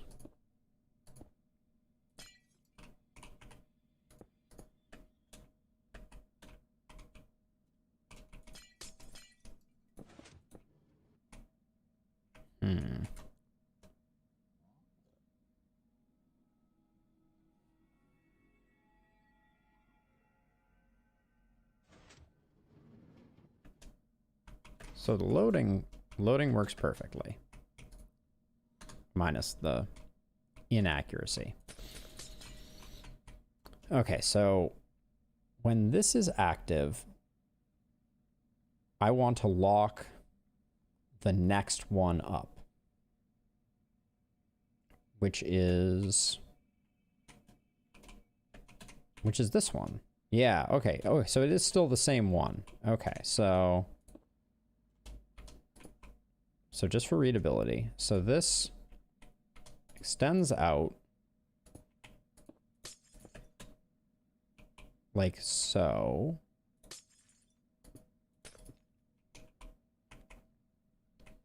And then there is a block here with a torch on it that gets flipped by this.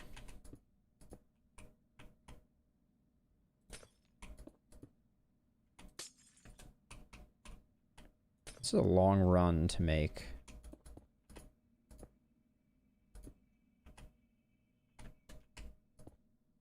Dang it.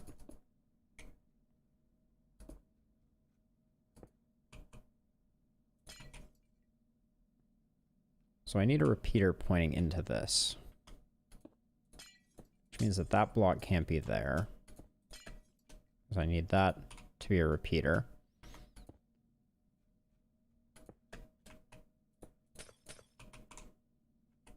That won't activate.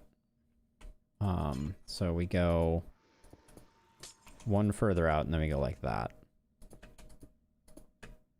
There we go. All right, so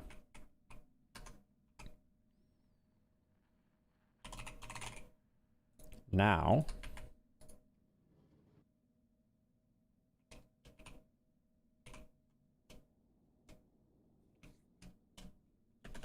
wait a second. Oh wait, this should not be active. So wait, we don't actually need... We don't need the torch. Because I want the... I want the signal going directly into the... into here. Which actually makes things a lot easier. Well, we need to go one further out, though.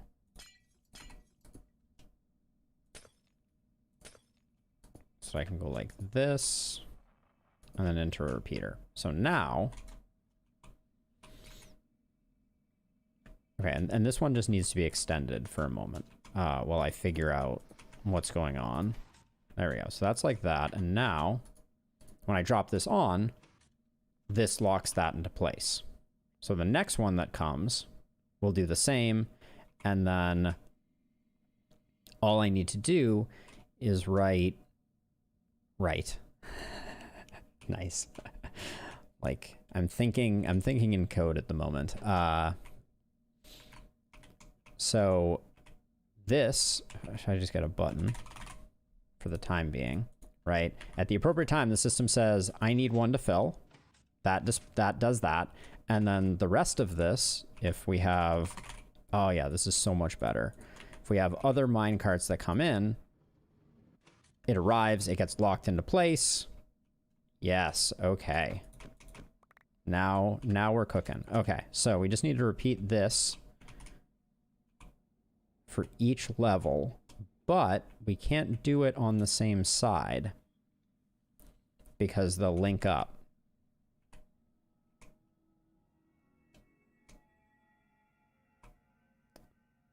If we use solid blocks, they won't. Okay, so our use of glass has already come back to bite us. This needs to be a glass block, though. And so does this, which I think that's gonna sink us.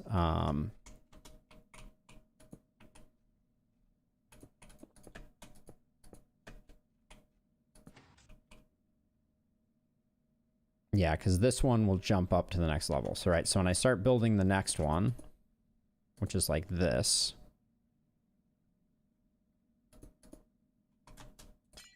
it has a block here and a block here, like that. And then I guess I can use solid blocks there and there. Oh, I can't use a solid block there because that will block that hopping up.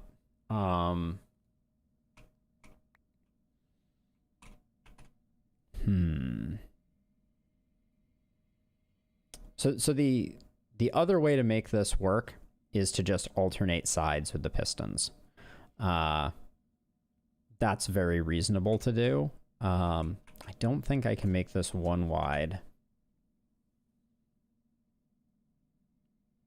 without doing some similarly funky stuff. Well, actually, so technically that can be a solid block. and that can be a solid block.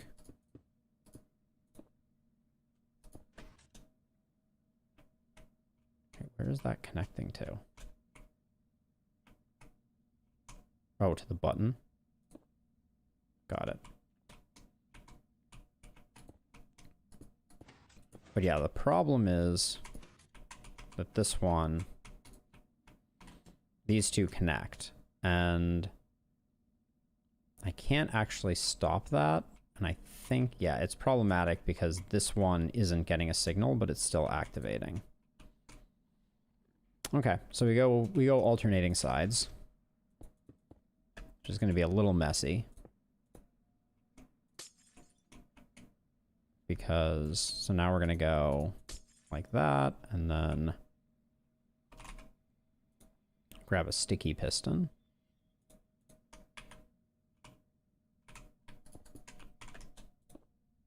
Yeah, and then we build the next part over on this side, basically. And is this what I want this to look like?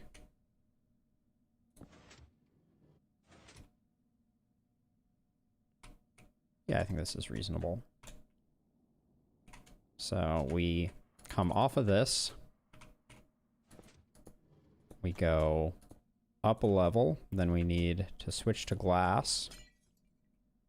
Oh, and I went one not far enough. So we go like that.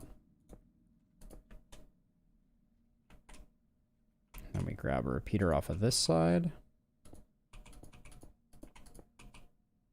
And a repeater right there.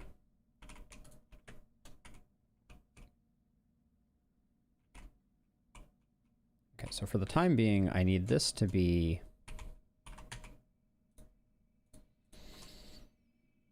Uh-oh. I need that to be extended. I need to pulse this one just to get it out of the way. Good stuff. Okay, so now... if I've done this correctly. Good. Yep. Perfect. So now we can come back over to this side and do the same thing one further out of the way.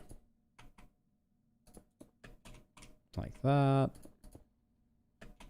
Repeater here. Repeater here. I don't know if I need the... I put a delay on this of 1 tick on this top part. I don't think I need that. We'll find out in a second, but... So there we go. That locks into place. Then this one is over on the other side. Right there. Should have kept the piston on my bar. We're not using comparators.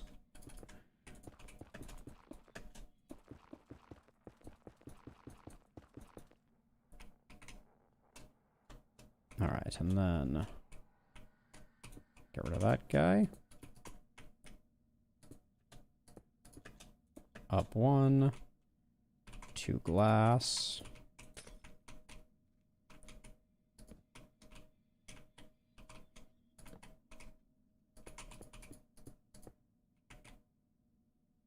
So now if I grab another hopper minecart.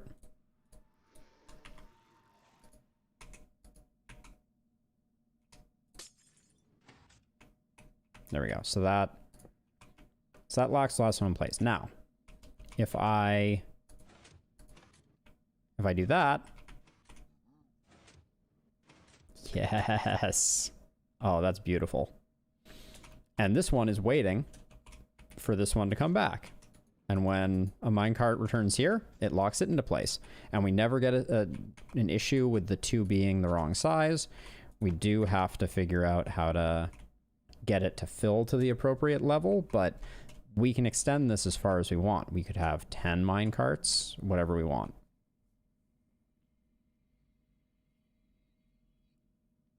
Nice.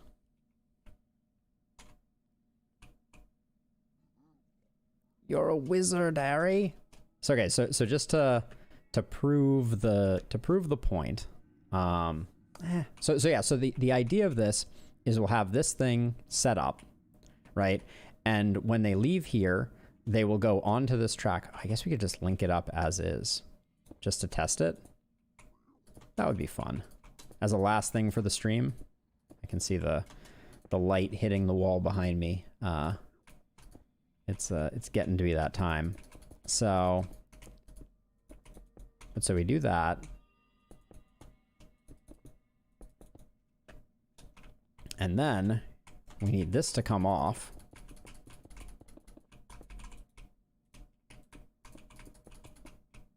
Whoops. Yeah, and this is, in fact, this needs to go a little wider.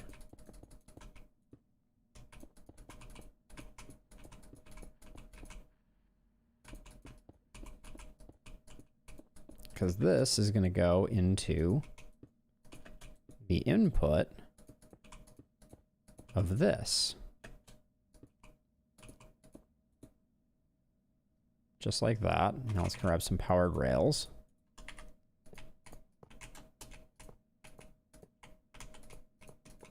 I wish powered rails could just go around corners.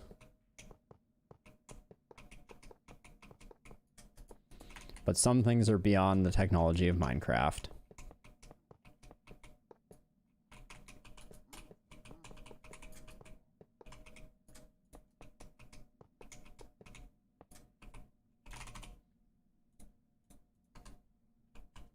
Why is that not powered?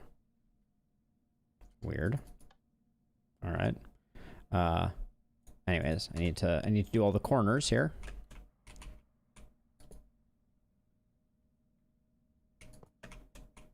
All right, now we have our levers, so let's get all our powered rails powered up.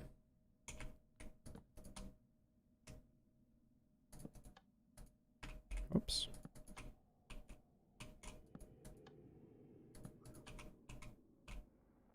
Okay, so, oh, this is an activator rail, that's why. So given this system, if I do this and flick that, what's going to happen is this is going to fill up with not quite enough. Now, all of these carts are moving down on their own, waiting in queue. This fills up, and it's off to the races. Now, as it travels over each one of these, it's dropping off 1 gold in each one of these hoppers. It's a fruit fly. And when it gets to here, has no more gold in it, and it's going to come back, and it's going to fall right back into queue. Boom. Gets locked into place, waiting, right? And so now, all I have to do is flick this again. And so the last step of this process is I need to take a signal off of this after this is dispatched, right? I have to take this signal and I have to add another delay and cause that to trigger this, which is like super easy. So let's do that. So let's see if I just take, oh, how do I get a signal off of you? Oh, and it's done dropping off its stuff and it gets locked back in. This is fancy. And just to confirm that it's working, if we come over here, this system isn't on, but we can see 27 gold in that one, 31 in that one. I think there were some slight changes because I left some gold in there. Okay, but how do we get a signal off of this that is sufficiently delayed? I guess I can take it off of here. So if I grab a repeater and put it here, yep, that's powered. Now I need to, I'm gonna need to add a lot of repeaters here to make sure that this, works correctly. And I need to go into this. Ooh, we're getting into some close quarters combat here. This is all okay.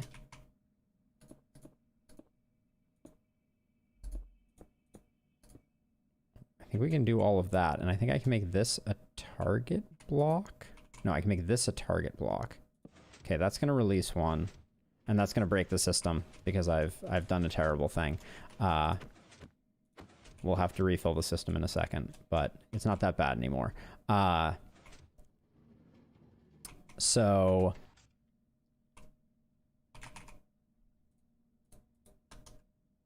if I put target block here. Okay, so we're going to need repeaters along this path. So let's, just like rails, we're going to need corner bits.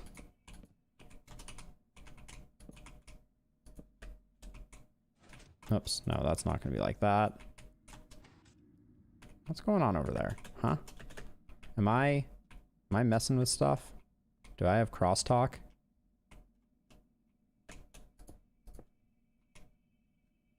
A repeater, and then that.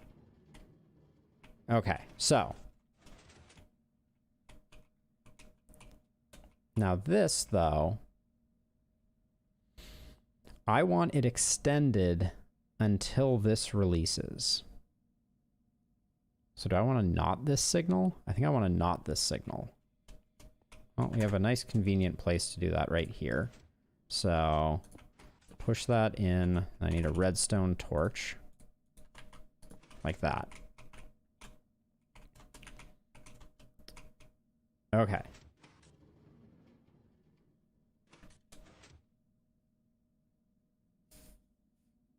I don't think this is quite going to work. Because this one is going to catch the first minecart, which is normal, right? But then I want this one extended while this is filling.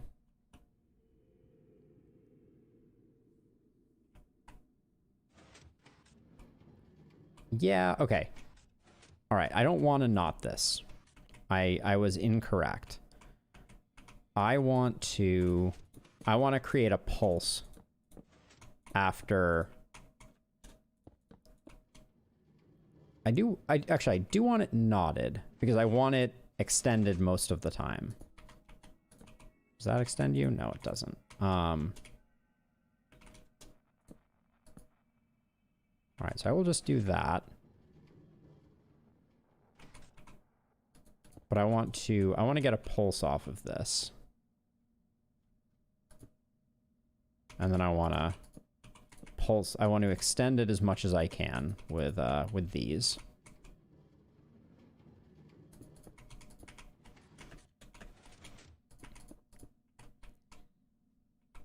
No, so this is going to leave it all of the time inverted, which is not what we want.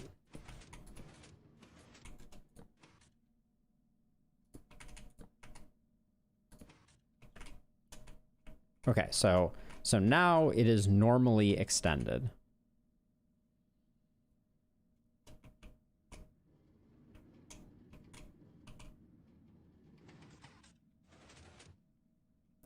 But this needs to tell it that it needs to drop one more down. This needs to recognize, and it does, because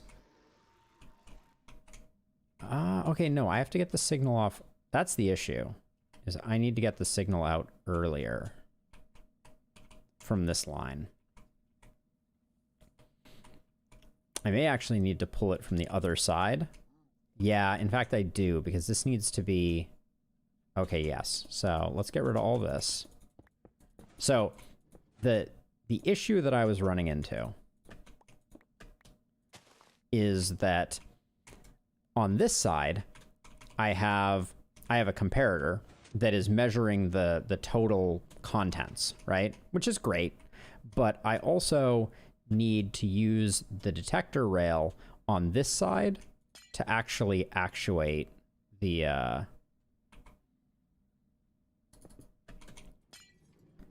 piston, which I was not doing before. Okay, so now I get it, I think. So on this side, I need to do... Oh, wait. I'm off by 1 on this one. So I need to grab this signal, and then when that signal is empty, I need to toggle this guy.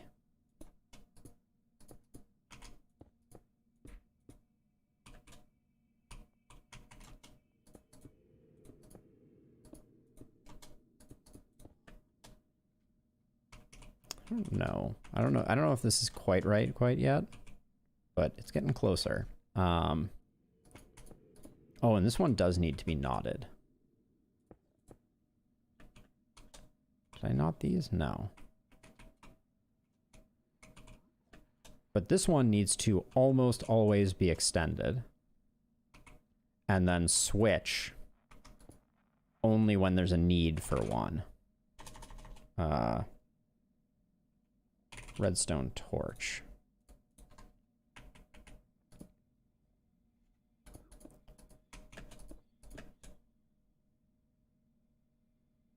I need to go one further out so that I can use a... Well, yeah, I do.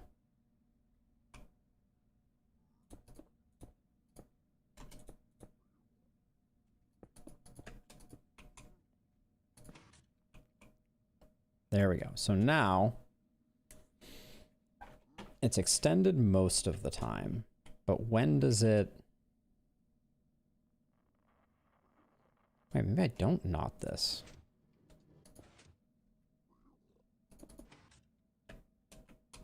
So yeah, so when there's... Okay, yeah, when there's one... Okay, yeah, that's correct. So when there's one here, it does the same thing. That's a really long extension. I think that extension is too long. I think this is the right series of events. But let's just drop a couple carts in.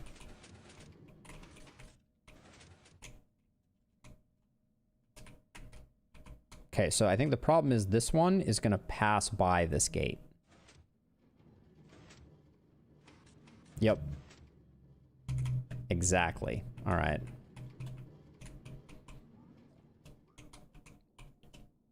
And that's because I used a different method here of... Because I have to get the timing right. But the...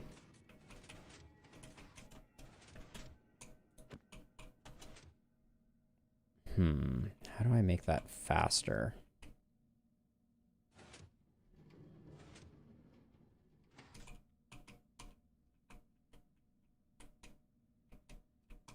It turns off for too long. It's because of all these repeaters. And I put in the repeaters to try to adjust the timing. Okay, we're gonna... This is no longer correct, so I'm gonna try removing the extra loop of repeaters.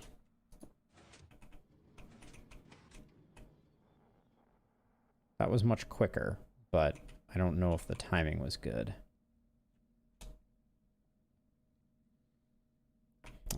I want to be able to watch this happen faster. Oh. Well, that was extremely wrong. Oh.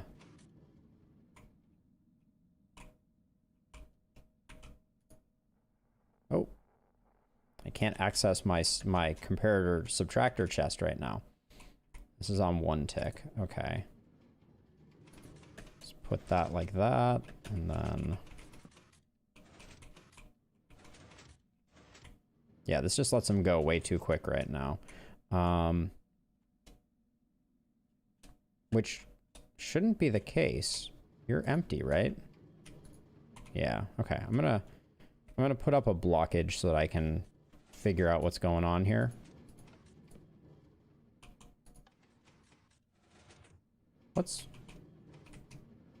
Okay. Okay, so... This should be checking how much gets filled into each one. And since we're recycling them now, it's less important that it's perfect. But, oh my gosh, why is it so fast? Okay, you have 8 in you.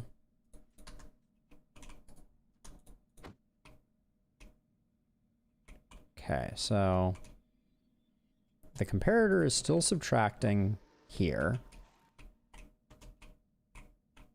Okay, let's for the moment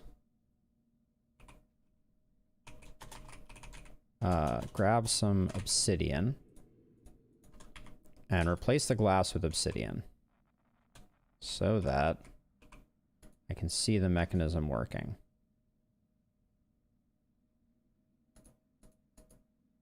Oh, wait, why is this minecart hopper? Oh, there we go. Okay, that was correct, approximately.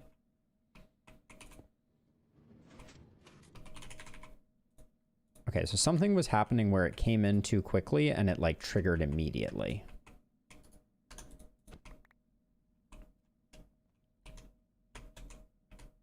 Oh, we also had a lost minecart there.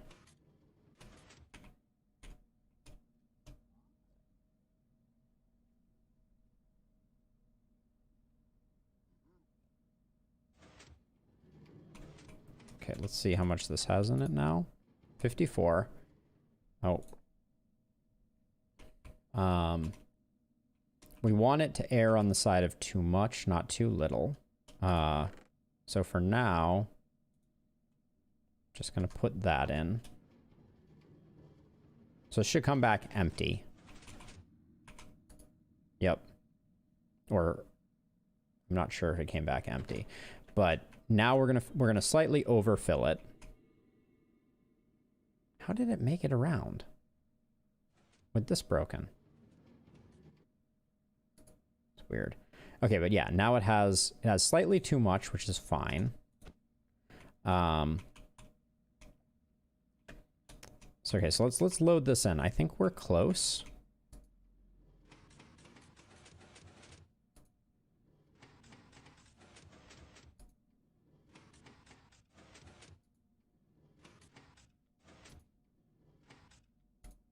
Okay.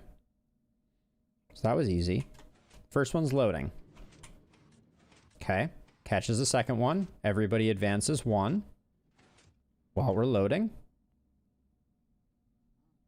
Oh. Curses. Uh-oh. Oh no, we're gonna lose another one.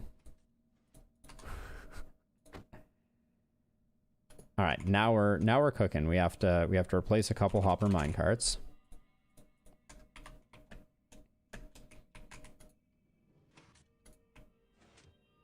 All right, so that one goes off. We catch this one. Just gonna try and watch this to see where it gets to. Anything above 60 is good. Okay. It's a little more than I necessarily would want. So, and the reason is that it slows down the overall system.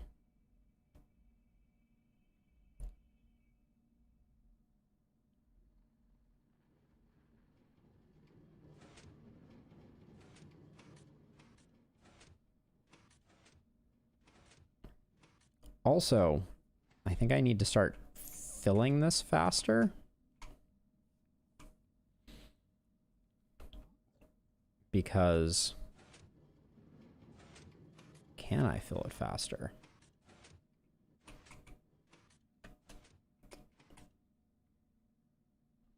I wonder if it would pull into its inventory more quickly if there was a chest directly above it. Like right here? Oh, right here. Right here? Is that going to block things up? Yeah, that stopped it from going. Uh-oh, and broke everything. But it is self-correcting. What about here? Would you take gold from here? No.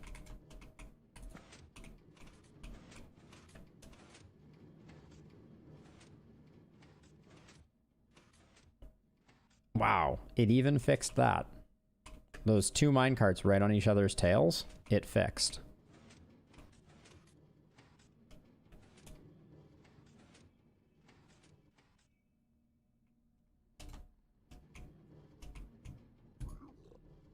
Oh, we're definitely moving a lot of gold. It's getting late. I may need to pick this up next time. I had lost track of time having fun with my creation. But I need to figure out a faster way to fill this. That's the next adjustment we need to make. And I think we can do it by putting this on flat land and freezing it in place. Yeah, this has been super fun making. Sometimes I like making things that are definitely overly complicated. And this is definitely one of them, but it's going to be pretty cool once... Where did one of our piglins went away? Where'd you go, dude? No. We'll have to find him later. And I guess I better put name tags on them because maybe they despawn, or I'm not sure what happened to him. It's easy enough to put another one in his place, though.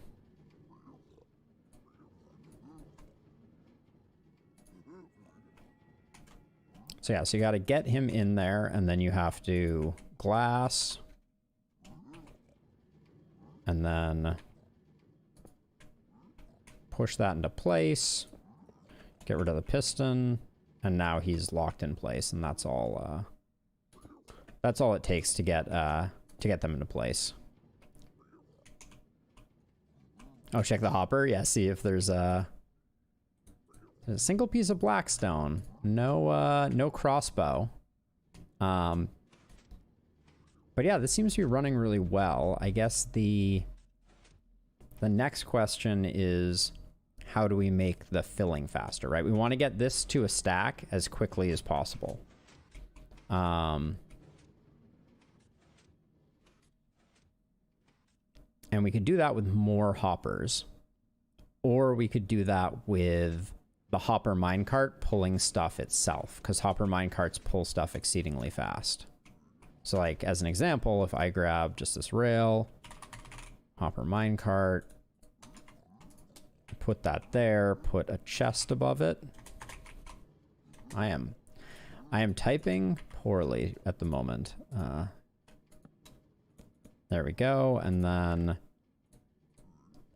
Yeah, that's way, way faster than hoppers. Actually, so...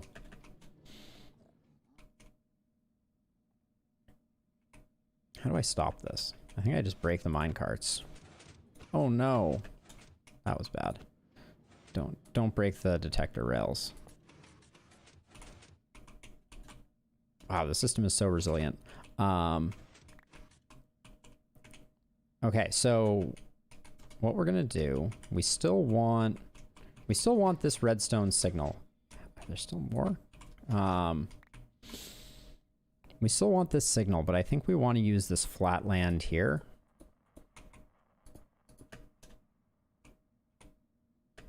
And in fact, wow, we've burned through a lot of gold, actually. Okay, this is gonna make an absolute mess. There we go.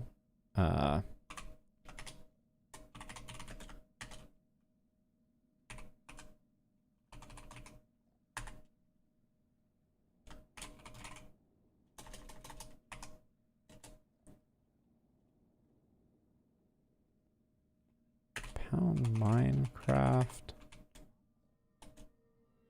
How do I do entities? Oh, whatever. I think I can just pick it all up because I'm in creative. There we go.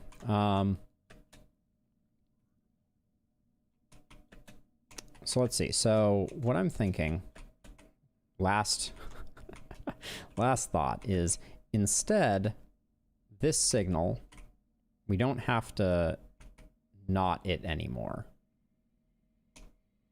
But, oh, we are going to move it over some.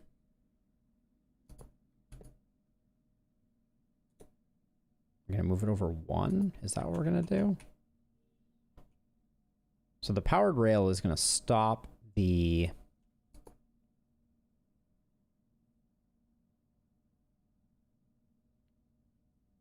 This used to be a detector rail. Ooh, do we need this on a detector rail and on a... Because the nice thing is we were holding it in place. Uh-oh. This is me about to go for another 4 hours.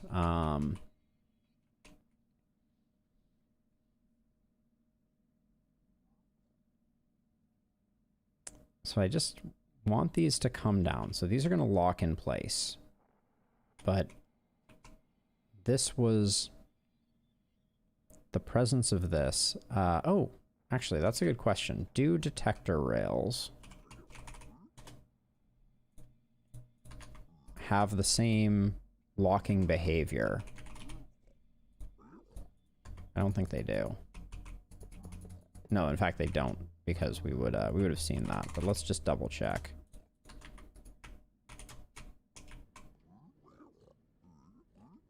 Nope, it just travels over it. Now, if I put a powered rail on the other side of it, does that stop it? Oh, quite the opposite. It, the detector rail actually powers the powered rail.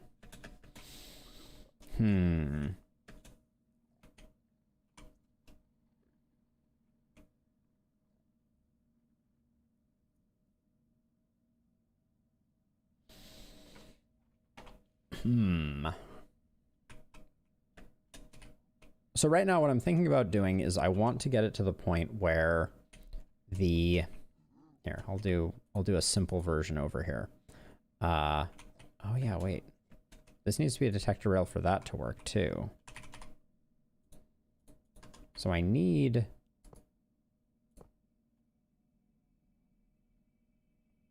But I can put this on flat ground. Yeah, okay, that's the ticket. So this last one, in fact, I'm going to go like this to give myself ample space.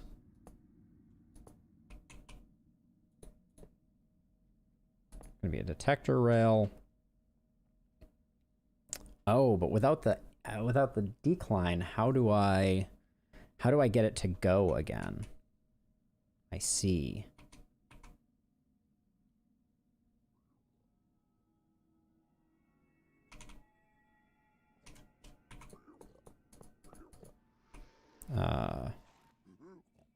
Lever. That doesn't make things go, does it? No. So if I stop it not on a downward slope, oops, then I can't get it to go again, which is really important after I finish filling it.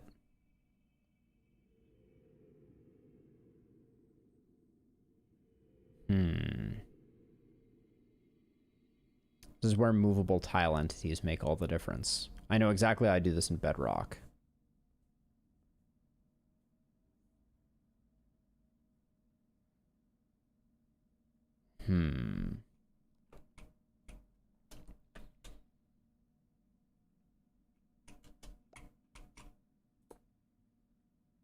So, okay, so what I need to have here is I need to have something like this.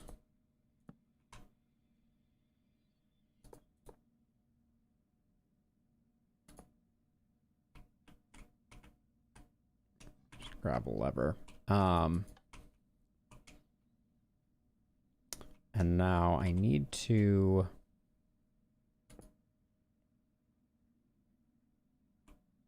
I need to see if this will stop the... where this stops the cart. Oh, nowhere, you say. Got it. Oh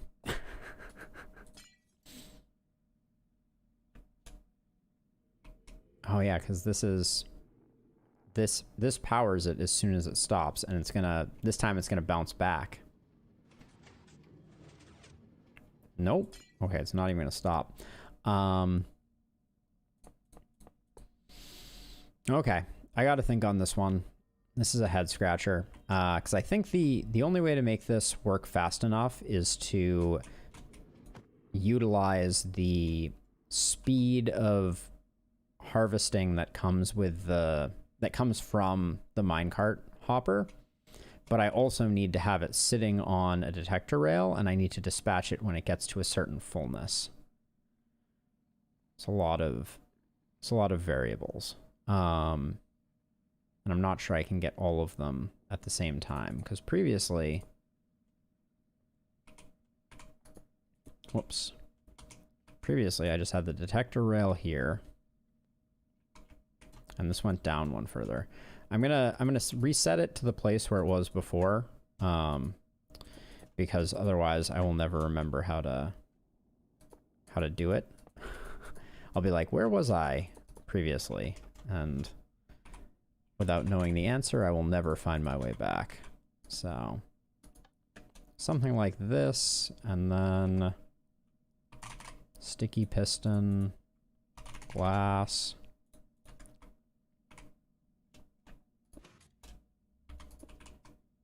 There we go. And now if I had a hopper minecart, it arrives. We lock off the previous. We fill it. Oh, I deleted the filling system. Haha.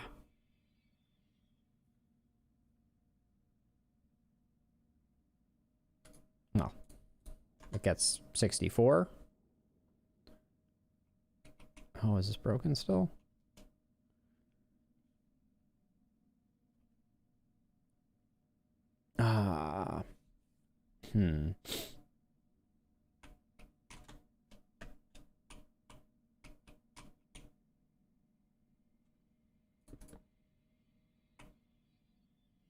Oh, 64 isn't enough. That's the issue. It needed slightly more than 64. That's right. Then it dispatches. All right. It is fixed enough for now. I'm going to take off. Thank you everyone for swinging by. Fletch, I hope you have a great weekend. Buffalo, thanks for hanging around. If you managed to make it this far, I totally understand if you didn't. Yeah, and I'll catch you all later. Bye bye, everybody.